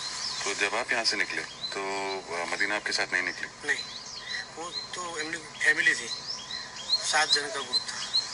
तो कहना है तो वो बोला कि मुसलमान का थोड़ा અહીં છુપાયું છે તેમ બૂમા બૂમ કરી એટલે પછી મદીના આ બધા વિચાર્યું કે આપણને મારી નાખશે મકાઈમાંથી નીકળી જઈએ. તો મદીના અને એમનો છોકરો જે નઈમ છે એ અંદર રહ્યા. ઇસ્માઇલ માસ્તર બહાર નીકળ્યા, તેમની પણ રકમ અને પૈસા હતા. એની પાસે રકમ હતું, સોના ચાંદીના દાગીના આપી દીધા, રોકડ રકમો 60-65 હજાર હતા બંનેના તે બધી એમને આપી દીધા. છતાં કશે આવ્યા તો જો આપીશું અને લઈ જઈશ તો પછી પુરાવો થઈ જશે એટલે અમને પતાવવા જ પડે કોઈ બી છે. એટલે પછી લોકોને મારી નાખ્યા. वो 2 છોકરી હતી, એક સબાના અને સુહાના. એમાં એક છોકરી પેલા છાપરા જઈને બળાત્કાર એ લોકોએ કર્યો અને એક છોકરી સબાનાનો હજુ ને ભણેલું હોય ગઈ છે એ બોડી આવી હતી. સબાના છોકરીને એ 4-5 લોકો એ છોકરીને ત્યાંથી અહીં લેતા આવ્યા અને છાપીની અંદર બળાત્કાર કર્યો અને પછી લઈ દીધી બાજુ છે. వాళ్ళని రేప్ చేసి చంపేశాడు. 395 आपके ऊपर? सबके ऊपर ये सब हमारे 52 लड़के थे, 52 लड़के पर वो है तो केस चल रहा है? हाँ चल रहा है। हम तो उनको बेल पर छुड़वाना। जितने मुसलमान यहाँ से छोड़ गए थे सब वापस आ गए? नहीं, उसमें कुछ आए हैं, कुछ नहीं आए। પાવાગઢમાં કલેક્ટર આવી કે છે મુસલમાનનું પુનર્વસન થવા દો. મેં કીધું કલેક્ટર સાહેબ આ કઈનો નિયમ છે? પૂરા ભારતનો તો તું જા કરે કાશ્મીરમાં જા. મારા હિન્દુઓ 1950 થી 2001 સુધીમાં 23,000 હિન્દુઓને પહેરે કપડે કાઢી મૂક્યા. તેનું પુનર્વસન કર. આ ગુજરાત બોડી બોમ્બનીનું ખેતર નો. ఎట్లా రెచ్చగొడుతుండు చూడండి, ఎట్లా రెచ్చగొడుతుండు చూడండి. చేయించేది వీళ్ళే గొడవలు.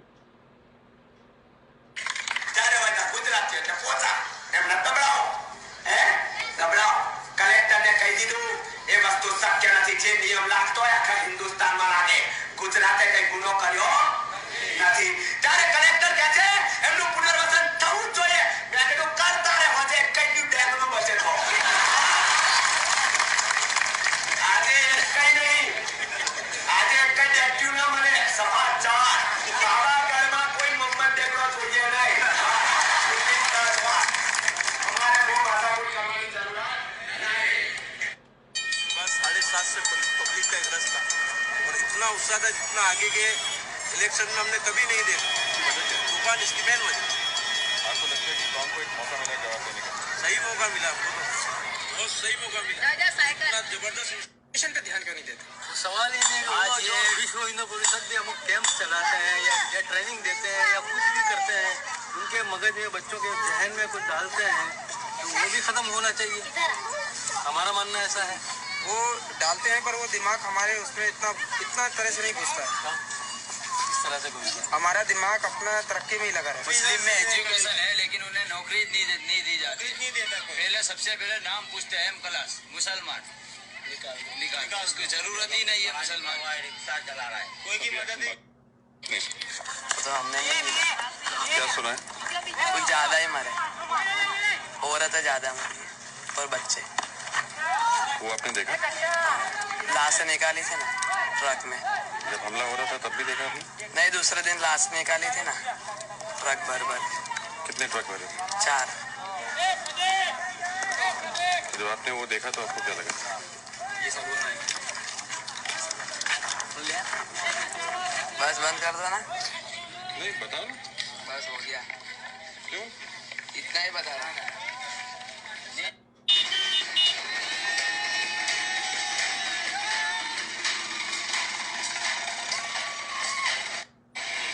रोड बना दिया कांग्रेस की म्युनिसिपैलिटी अभी उसी ने रोड बना दिया दूसरे ही।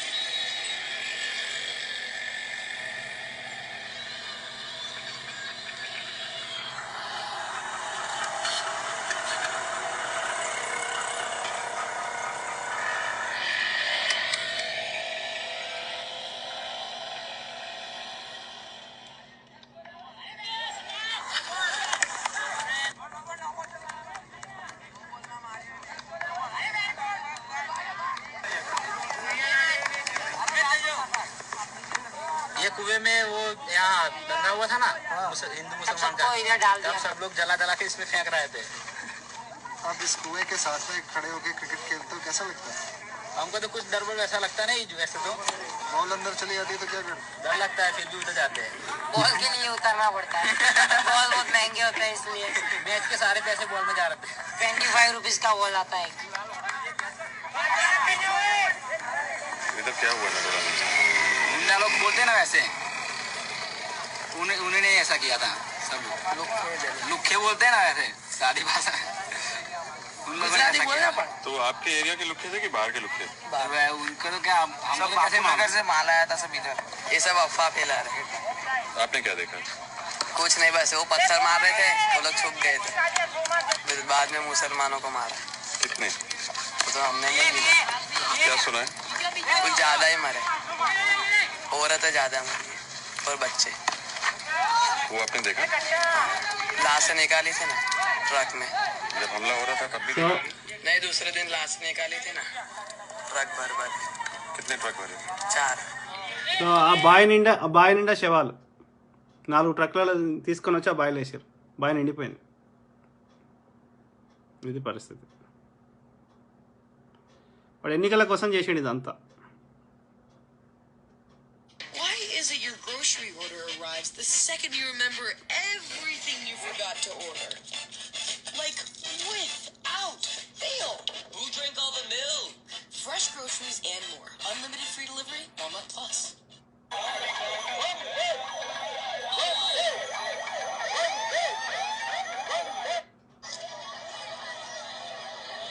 28 तारीख हमारे डेनल गांव में 10 बजे से हमारी मस्जिद पे हमला करने आए। 9-10 बजे से हमला हो गया था, हम रोटी पका रहे थे। 10:30 बजे ये सब टोला है। 10:30 बजे मैं 5 घर के टोले आए।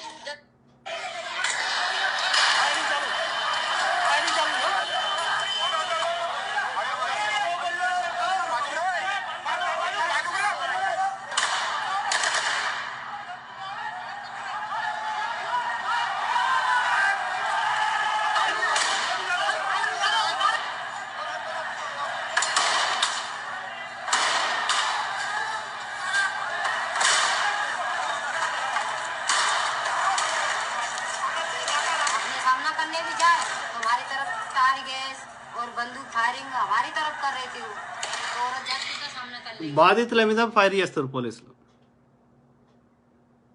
कैसे कर लेंगे उनके साथ हथियार के साथ।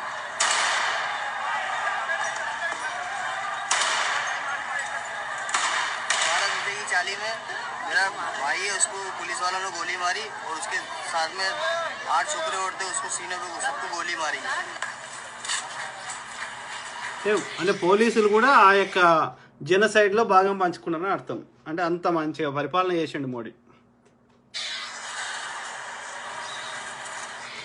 ముస్లింలు ఆ ఎన్నికల వరకు 1,50,000 మంది ఎలక్షన్ కమిషన్ ఆఫ్ ఇండియా చెప్పింది 1,50,000 మంది ముస్లిం ఓట్లు గల్లంతైనాయి. అర్థమైందా?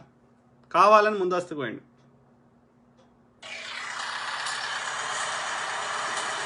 అంటే వాడు గెలవడం కోసం ఏమైనా చేస్తాడు అని అర్థం ఇక్కడ. సింపుల్.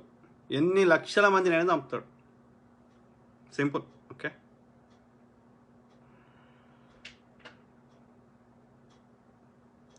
हम कोई जानते नहीं थे कि यहाँ तूफान होगा अपने गांव में क्या, और ये सामने हमारे बोरी की दुकान था।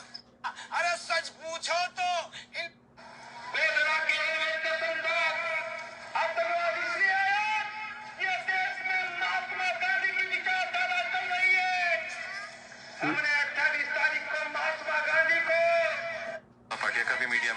था। हाँ। तो वो भी सच होना चाहिए फिर। लेकिन वो तो हमने अपनी आंखों से देखा था ना। क्या हुआ उस दिन? वो तो भाई साहब देखो, अभी हमको कुछ पता नहीं था, अचानक हुआ, जो भी कुछ हुआ सब अचानक हुआ, कुछ बोल के नहीं हुआ।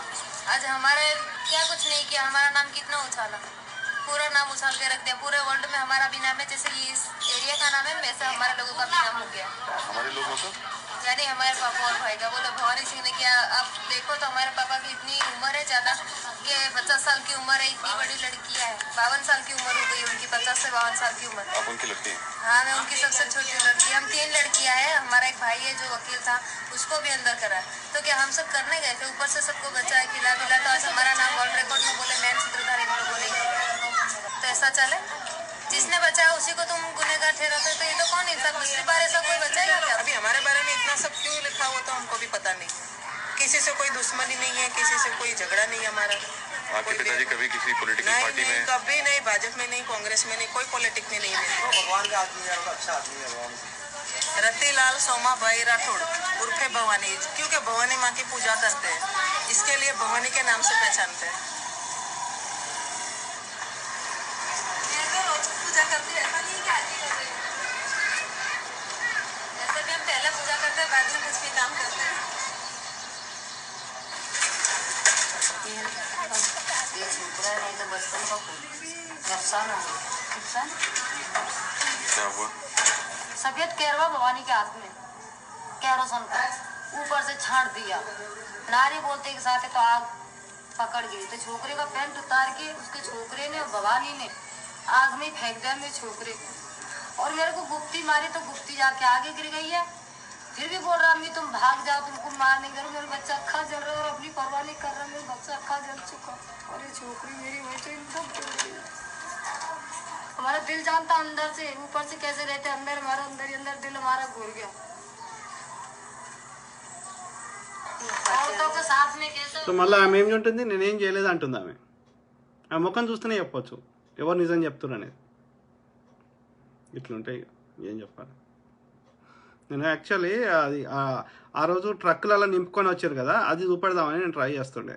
అది వీధులలో తిప్పుకుంటూ పోయారు, అది రెచ్చగొట్టుకుంటే వ్యాఖ్యలు, అది చూపెడదామని ట్రై చేస్తుండే.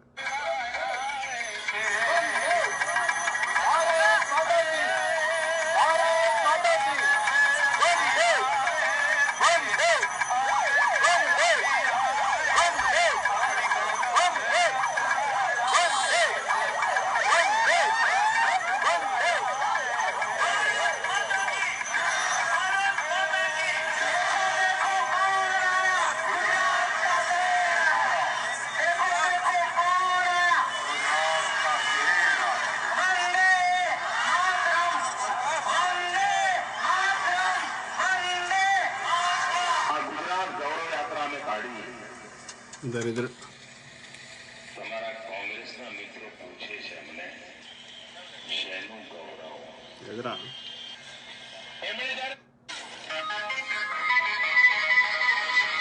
आपकी गौरव यात्रा के लिए आए हो? क्यों?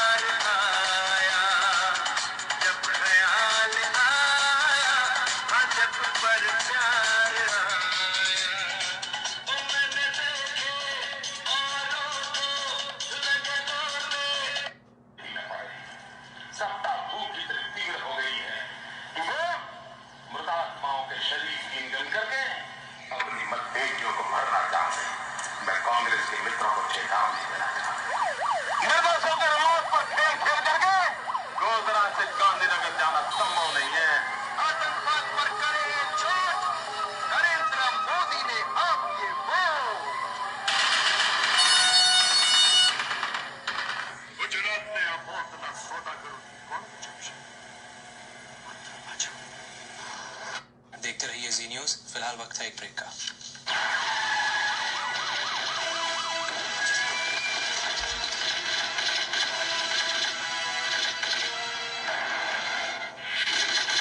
सैनसुई पेश करते हैं भारत का पहला फ्लैटोट्रॉन टीवी 750 वॉट्स की धमाकेदार आवाज के साथ। Sansui, better than the best.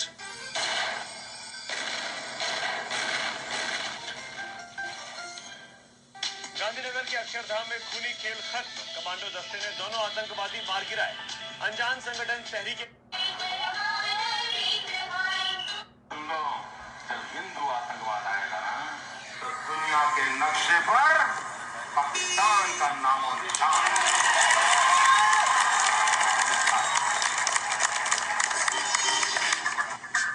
आज अपनों से सत्य वचन गुजरात में बना विशु।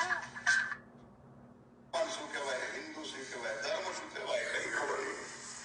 એ 12 મહિનાના બાળકનો શું વાંક હતો, શું ગુનો હતો કે એને તમે જીવતું સળગાવી દીધું? આ સળગાવી દેવાનું જે કૃત્ય છે ને એ ભયંકર ઘાતકીમાં ઘાતકી ક્રૂરમાં ક્રૂર જો કોઈ મારી નાખવાની રીત હોય તો માણસને જીવતો સળગાવો ક્રૂરમાં ક્રૂર રાક્ષસી કૃત્ય. તમે કોઈને તલવાર મારો, ધાર્યું મારું, ડોકું કપાઈ ગયું, કેટલી વાર લાગે? 1 મિનિટ 2 મિનિટ ડોકું બહાર, માણસ મરી જાય. તમે કોઈ ગોળી મારો, ગોળી વાગી 2-3 મિનિટ તરફડે, માણસ મરી જાય. વેદના ના થાય, સહન ના કરવું પડે. તમે વિચાર કરો એ ટ્રેનમાં કેવો બનાવ બન્યો છે. આગ લાગી, ચારે બાજુથી આગ લાગી. రెచ్చగొడుతున్నాడు. અંદર બાળકો, આ 58 તો 40 બહેનો અને બાળકો અંદર કિકિયારીઓ થતી હશે, કિક કાકડોથી થતી હશે, બચાવ બચાવ બચાવ. આ ચારે બાજુથી ધીમે ધીમે ધીમે ધીમે શરીર સળગતું છે. શું વેદના.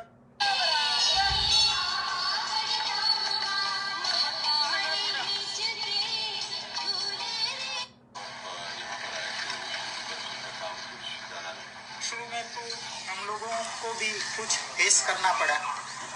समाज वालों ने भी हमको डराया और ये तो ऐसा है कितने सालों से कांग्रेस यहाँ जमी हुई है और आप लोग जो करें सोच विचार के करें। हम तो डेडिकेशन वाले थे। సో ఎప్పటి నుంచి ఇక్కడ కాంగ్రెస్ ఉన్నది, కాంగ్రెస్ని తొలగించాలని మాకు ఇక్కడ అందరు అడిగినారు, అందుకని మేము ఇట్లా చేసినాము అని చెప్తున్నాడు విహెచ్పి ఆయన. हम तो डरते नहीं, कफन बांध के चलते हैं और कम वक्त में जो होगा सो देख लेंगे। और हमको रिस्पांस भी इतना मिला, विशेष करके ट्राइबल एरिया जो हमारा मॉफ्यूसल एरिया है, कंट्री साइड, वो पूरा ट्राइबल एरिया है। और ये तो ताकतवर लोग हैं, उनको सिर्फ शिक्षा की जरूरत थी, उनको जागरूक करना था ये दिशा में। जो बजरंग दल है उनके युवा हर गांव में है। इन यूनिट की स्थापना आपके आने के बाद हुई इस एरिया में? हाँ, पिछले 5-6 साल में? हाँ। आपने कैसे जागरूक किया? हम ये युवा लड़कों को पहले तो आइडेंटिफिकेशन और ये सब जो चीज़ जरूरी होती है वो कर लेते हैं।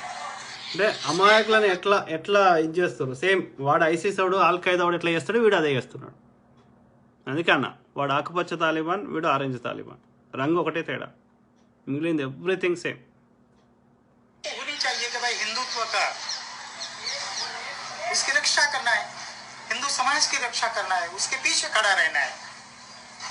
ఎంఐఎం ఇప్పుడు ఇంకా 100 ఏళ్ళైనా బీజేపీ పరిపాలించే దగ్గర, లేకపోతే ఎంఐఎం ఉన్న దగ్గర ఓల్డ్ సిటీ ఇంకా 100 ఏళ్ళైనా డెవలప్ కాదు. మీరు చూడండి. फिर ये उन लोगों को हम ट्रेनिंग देते हैं, हम त्रिशूल अर्पण करते हैं, प्रतिज्ञा वो लेते हैं, शक्ति दीक्षा हाँ बस दीक्षा कहते हैं, शक्ति दीक्षा।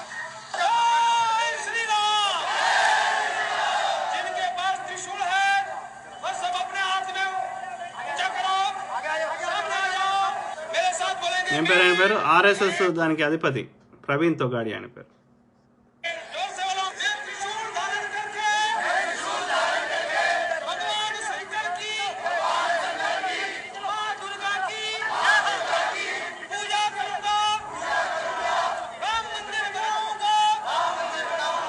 जिहाद को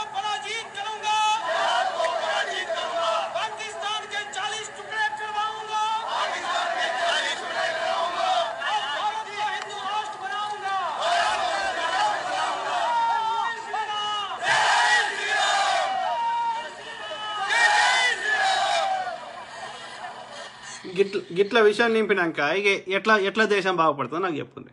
ఎందుకు గొడవలు కావు నాకు చెప్పుర్రి.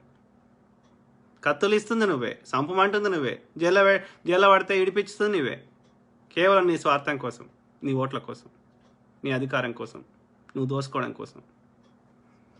यहाँ जब मैं आया तो मैंने पहले सब जगह पे मैं घुमा हूँ और सबसे पहले मैंने ये काम किया कि सबको व्यसन मुक्ति दिलाई. तो दारू, स्मोकिंग, ड्रिंकिंग सब. अभी 8,000 लड़के हैं हालोल तालुका के, 202 गांव है, 75 पंचायत है और ये 8,000 घर ऐसे हैं जो आज से 10 महीना 1 साल पहले व्यसन से मुक्त बाहर नहीं थे. तो मैं ये कहना चाहता हूँ कि समाज के अंदर एक भाई अगर दारू वाला होता है तो उसका मुसलमान संग करता है और संग करने के बाद वो उसके घर आना जाना शुरू कर देता है. फिर इसकी बहन बीती होती है, उसके पर नजर डालता है, एक दिन सबको पिलाकर अंधेरे में रख कर उसको उठा कर ले जाता है. ऐसी हालोल में 46 लड़कियां हैं. हालोल, कालोल, देवगढ़ बारिया और गोगम्बा, ये 4 तालुका में से 185 हिंदू की लड़की मुसलमान के घर में उठाकर अपनी बहू बनाने के लिए और बना दिया. వాళ్ళ ఇష్టంతో పెళ్లి చేసుకుని మనం ఏం చేస్తాం రా? ఇప్పుడు కరీనా కపూర్ చేసుకున్నది, ఆయన పేరుంది ఖాన్, ఏదో ఖాన్. సో గౌరీ చేసుకుంది షారుఖ్ ఖాన్. సో అది వాళ్ళ individual choice. Who are we to control? మా చుట్ట పైన ఉన్నాడు, వాని పేరుంది, వాని పేరున మర్చిపోతే, ముస్లిం అమ్మాయిని చేసుకున్నాడు. అరే individual choice. Who are we to control? How can we enter into somebody's personal life? I don't know. ये सब हमारे लिए दुख की बात है, तो ये सब नहीं होना चाहिए. हम गौरव से जीना चाहते हैं. जय जय श्री राम, जय जय श्री राम. वो कोकलो बोला रावण डोलवा लागे हम बोलो जय जय. ఇక చూస్తే బక్కకున్నాడు కానీ ఎట్లా రెచ్చగొడుతుండు చూడండి.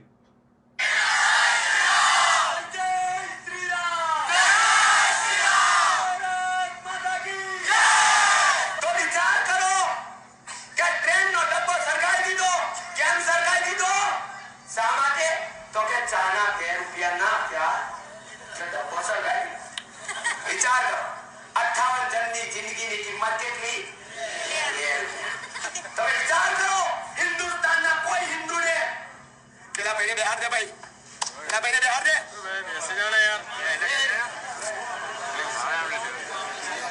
तो तुम्हें विचार करो, क्या दुनिया नो दरेक मुसलमान आतंकवादी होतो નથી? આ વાત એકદમ સત્ય છે. क्या दुनिया नो कोई मुसलमान आतंकवादी दरेक होता નથી, પણ આ દુનિયામાં જેટલા આતંકવાદી છે ને બીજા બધા જ મુસલમાન છે, પણ સત્ય છે. అంత విషయం నింపినాక ఏ ముస్లిం కనబడ్డా సంపాలన్నంత కోపం రాదా పిల్లలకి? గవర్నమెంట్ ఏం గడి వీక్తుందా ఇట్లా హేట్ స్పీచ్ ఇస్తే? બરાબર યાદ રાખવાની. એટલે હું દરેક હિન્દુ યુવાનોને હું આહ્વાન કરું છું કે આવા વાળો સમાજ તમારી જરૂરત મહેસૂસ કરી રહ્યો છે. આવા વાળો સમાજ ఇట్లాంటి వాళ్ళందరూ తీసుకొని లోపల వారేయాలి. It is against the constitution of India.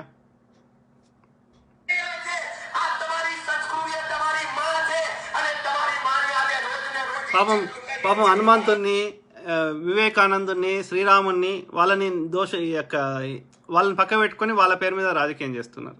వాళ్ళు ఉంటే ఫస్ట్, ఇప్పుడు వాళ్ళు బతుకుంటే ఫస్ట్ చంపేది ఇట్లాంటి గాడి కొడుకులే. నా పేరు ఎందుకు ఆడుకుంటున్నారు గాడి కొడుకు అని?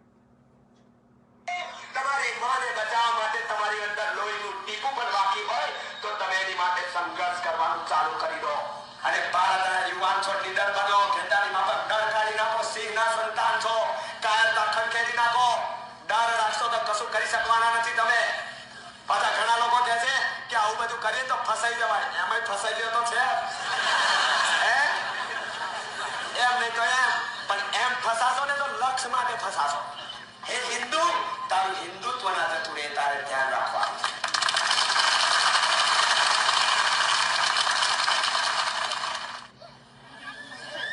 ఇద్దరు చెప్తున్నా, హిందువులకు చెప్తున్నా, ముస్లింలు చెప్తున్నా, ఈ జాల్లో పడకండి, ఈ కుట్రల్లో పడకండి. వాడి స్వార్థ ప్రయోజనం కోసం కొద్దిమంది ముస్లిమ్స్, ఈ బీజేపీ ఆర్ఎస్ఎస్ విహెచ్పి వాళ్ళు ఎట్లా బజరంగి అది ఏదైతున్నారో వాళ్ళు అధికారం కోసం అదే చేస్తారు. కొద్దిమంది ముస్లిమ్స్ ఇస్లాంలో కూడా అట్లే చేస్తారు.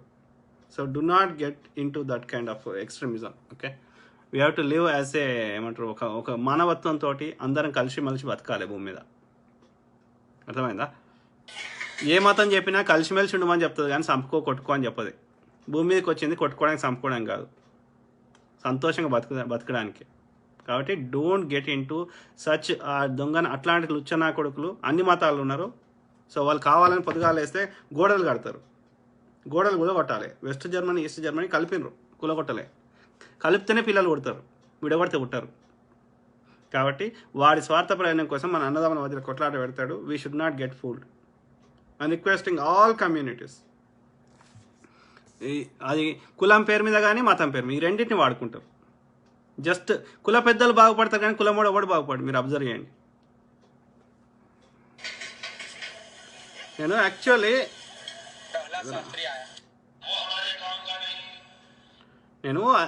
అది అది అది ఏమంటారు ఆ శవాలను తీసుకొచ్చింది ఊర్లంతా పరేడ్ చేస్తుండే, అది ఏడుందిరా అని చూస్తున్నా. ట్రైన్ యాక్సిడెంట్ అయినప్పుడు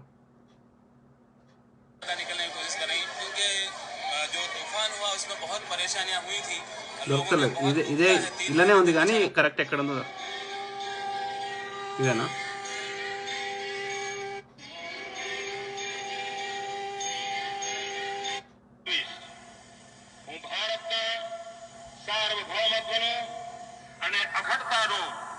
સમર્થન કરીશ અને હું ગુજરાત રાજ્યના મંત્રી તરીકેના મારા કર્તવ્યો શ્રદ્ધાપૂર્વક અને અંતઃકરણપૂર્વક બજાવીશ અને ભય કે પક્ષપાત રાગ કે દ્વાસ વિના તમામ લોકો સાથે સંવિધાન અને કાયદા અનુસાર न्यायपूर्वक वर्तीश।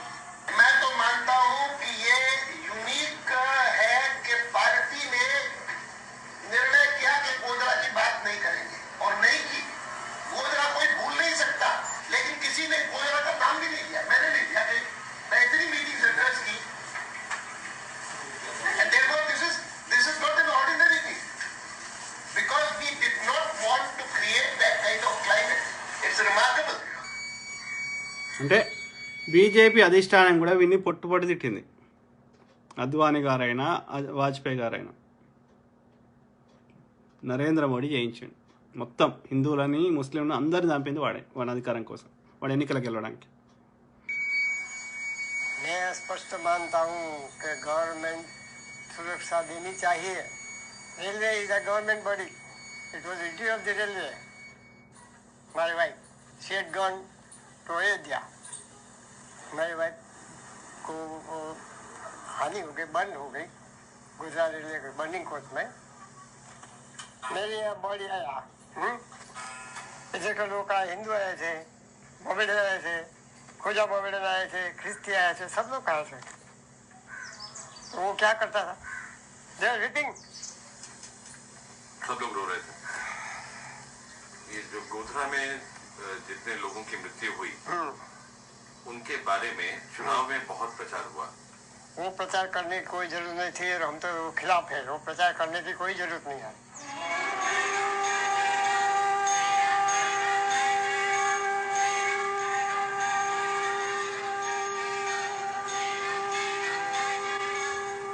धर्म को पॉलिटिक्स में घुसा देना, मिला देना और सब जो होता है मरने वाले मर जावे और हमको तो पार्टी में गद्दी मिल जावे। तुम लड़ो, हमको क्यों मारते हो?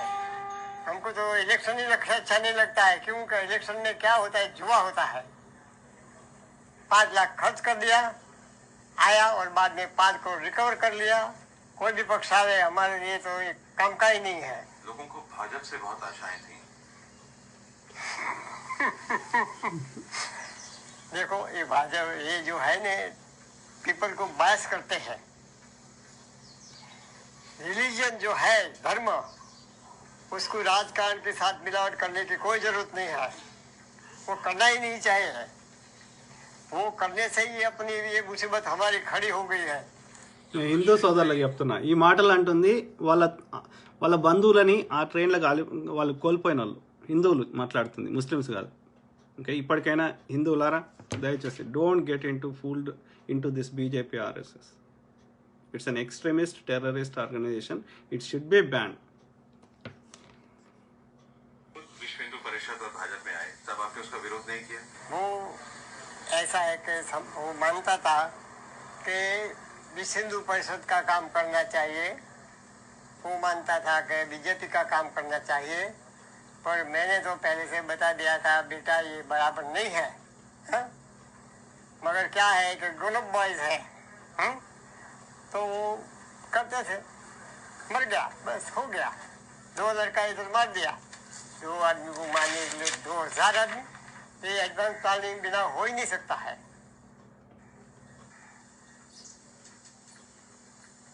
मेरा सन था, 42 साल की उम्र थी, वो फैक्ट्री में नौकरी करता था इलेक्ट्रिशियन की जगह पर, उसको 5500 रुपया पगार मिलता था। मेरा पेंशन तो कम था और अभी भी कम है, और उसका पेमेंट ज़्यादा था, 2 मिलके सबका चलता था। तो अभी ये 5000 का हर महीने हमको घाटा पड़ता है, आप समझते हो? एक चलाना है, पूरक आवक जो हमको मांगती थी वो तो चली गई, कौन देगा? तो वो तो विश्व हिंदू परिषद के कार्यकर्ता भी थे। तो भी विश्व हिंदू परिषद हमारी ये फाइल नहीं रख सकते, तो वो पैसा क्या देगी? सबको प्यादा बनाएगा, आप समझते हैं प्यादा है? शतरंज में चेस में पहले प्यादा लगाते हैं तो सबको प्यादा बनाते हैं लोग। जब शिकस्त आती है तो राजा इधर उधर भागता है, मगर पहले तो प्यादे लोग तो मर जाता ही है तो ये लोग सब प्यादा बनाते हैं पब्लिक को, ऐसा कुछ नहीं है। कौन लोग बनाते हैं? कौन पॉलिटिकल पीपल्स? कौन से लोग? कोई भी पार्टी आवे, कांग्रेस आवे, विश्व हिंदू परिषद आवे, और दूसरी आवे मुस्लिम लीग आवे, कोई भी आवे, वो तो लोग को प्यादा बनाती है। ऐसी सरकार हमको नहीं मांगता है।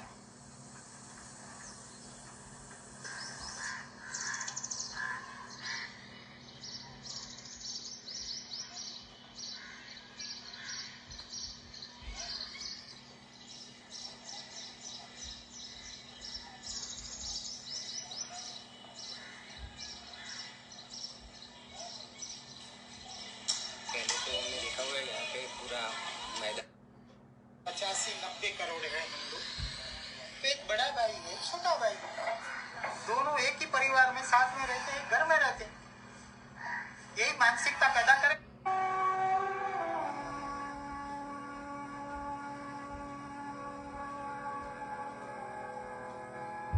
इसका क्या गुनाह था?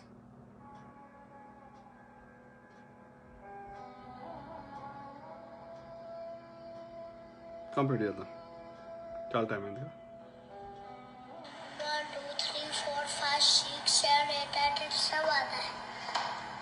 मेरे को छोटा घर बनाता देखता और फूल बनाता था और गाड़ी वो चीज खाली, फिर वो लोग का चला इन दो लोग का, वो लोग ने रिसर्च के इसके लिए। वो लोग ने तो गंदा काम किया, तो तुम ऐसे गंदा काम क्यों करोगे? मैं तो मारूंगा ही जरूर रखा था। क्यों? जरूर मारूंगा, कोई कहेगा तो भी मारूंगा। सब हिंदू लोग गंदे होते हैं? हाँ? सब हिंदू लोग गंदे होते हैं? गाली बोल करते थे। क्या गाली? मैं बोलता नहीं गाली, मैं तो खाली बोलता ही हूँ। मैं भी हिंदू हूँ तो मैं तुम्हें गंदा लगता हूँ? नहीं। तो जब तुम फौजी बन जाओगे तो मुझे छोड़ोगे? छोड़ूंगा। छोड़ दोगे मुझे? मैं कोई को जलाता नहीं है, अब ये लोग को हिंदू को मारूंगा। तो मैं भी तो हिंदू हूँ। मैं हिंदू नहीं लगता?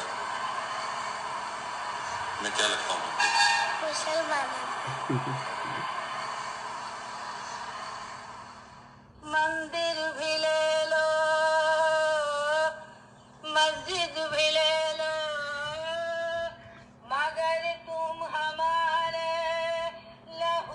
సరే మిత్ర దొరకలేదు, నేను అది ట్రై చేస్తూ ఉండే. అది మా వీధిలో అంతా తిప్పుతున్నారు ఆ యొక్క అది ప్రచారం చేసుకుంటా మన హిందువులను చంపినారు ఆ ట్రైన్లో అని చెప్పి మొత్తం ఇప్పుడు చంపేయాలి ముస్లిమ్స్ అని చెప్తా ఉన్నారు, ప్రచారం చేస్తారు పుర వీధులలో. అంటే ఎంత దాడులు చేయించడానికి ఎట్లా చేసి కావాలని చేసారు ఒక ప్లాన్ ప్రకారం, కేవలం వాడి ఎన్నికల కోసం నరేంద్ర మోడీ. ఎదురా మీ కామెంట్ చూద్దాం.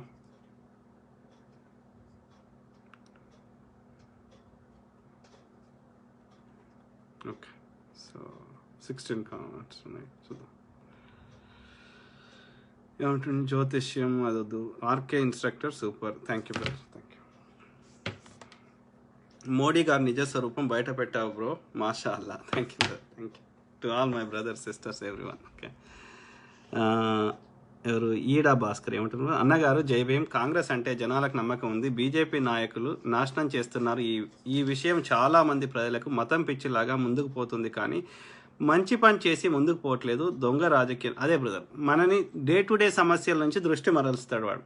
కొద్దిగా లేస్తే మతము కులం పేరు మీద గొడవలు చేస్తాడు, అర్థమైందా?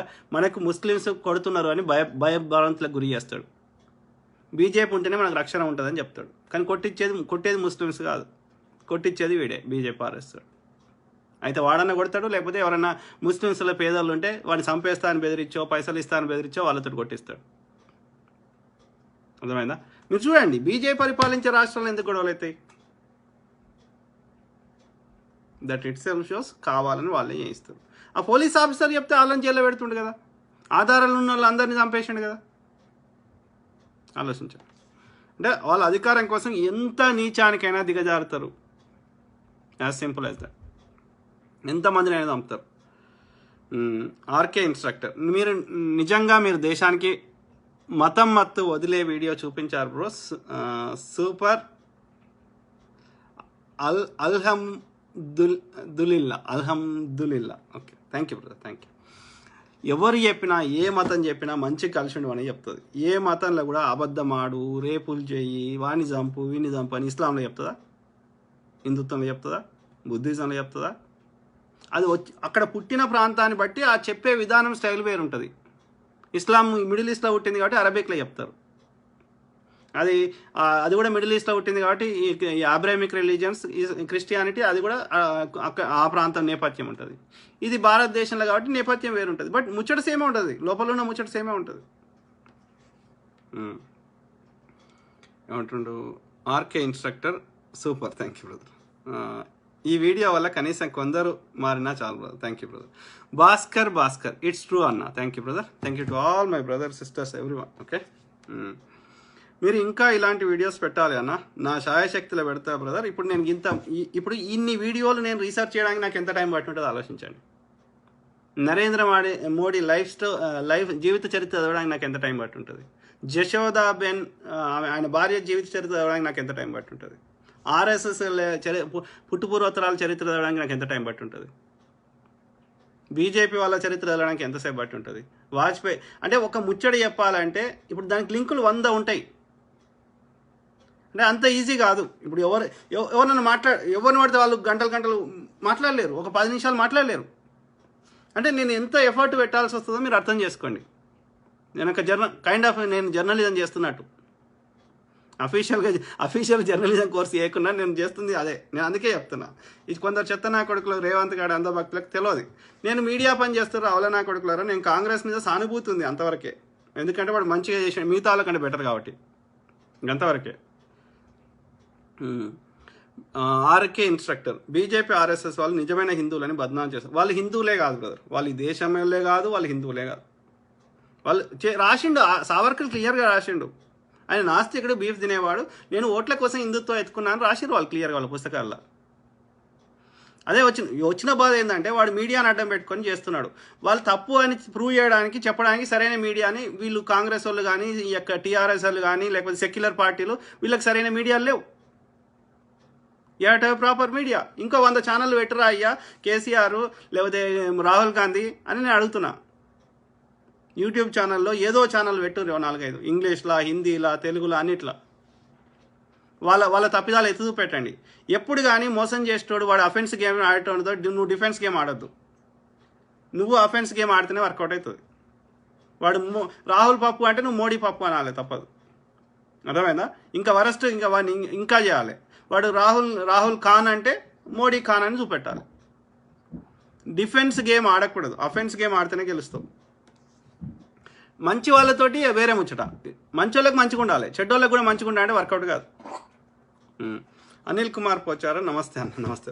సో అదే మిత్రులారా, వి కీప్ టాకింగ్, మాట్లాడుతూనే ఉందాం. ఓకే, ప్రతి విషయం మీద అందరినీ, అన్నల్ని తమ్ముల్ని అందరినీ అవగాహన చేద్దాం. ఓకే, ఈ బీజేపీ ఆర్ఎస్ఎస్ లుచ్చన్నా కొడుకులు మిగతా ఎవడొచ్చినా సరే నాయన, ఓకే, కాంగ్రెస్ రావాలని కోరుకుంటున్నాయి కాబట్టి వరస్ట్ కేసు ఎవడొచ్చినా సరే, కానీ బీజేపీ ఆర్ఎస్ఎస్ మాత్రం రావద్దు.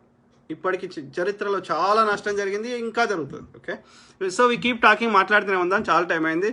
Okay, good night, bye.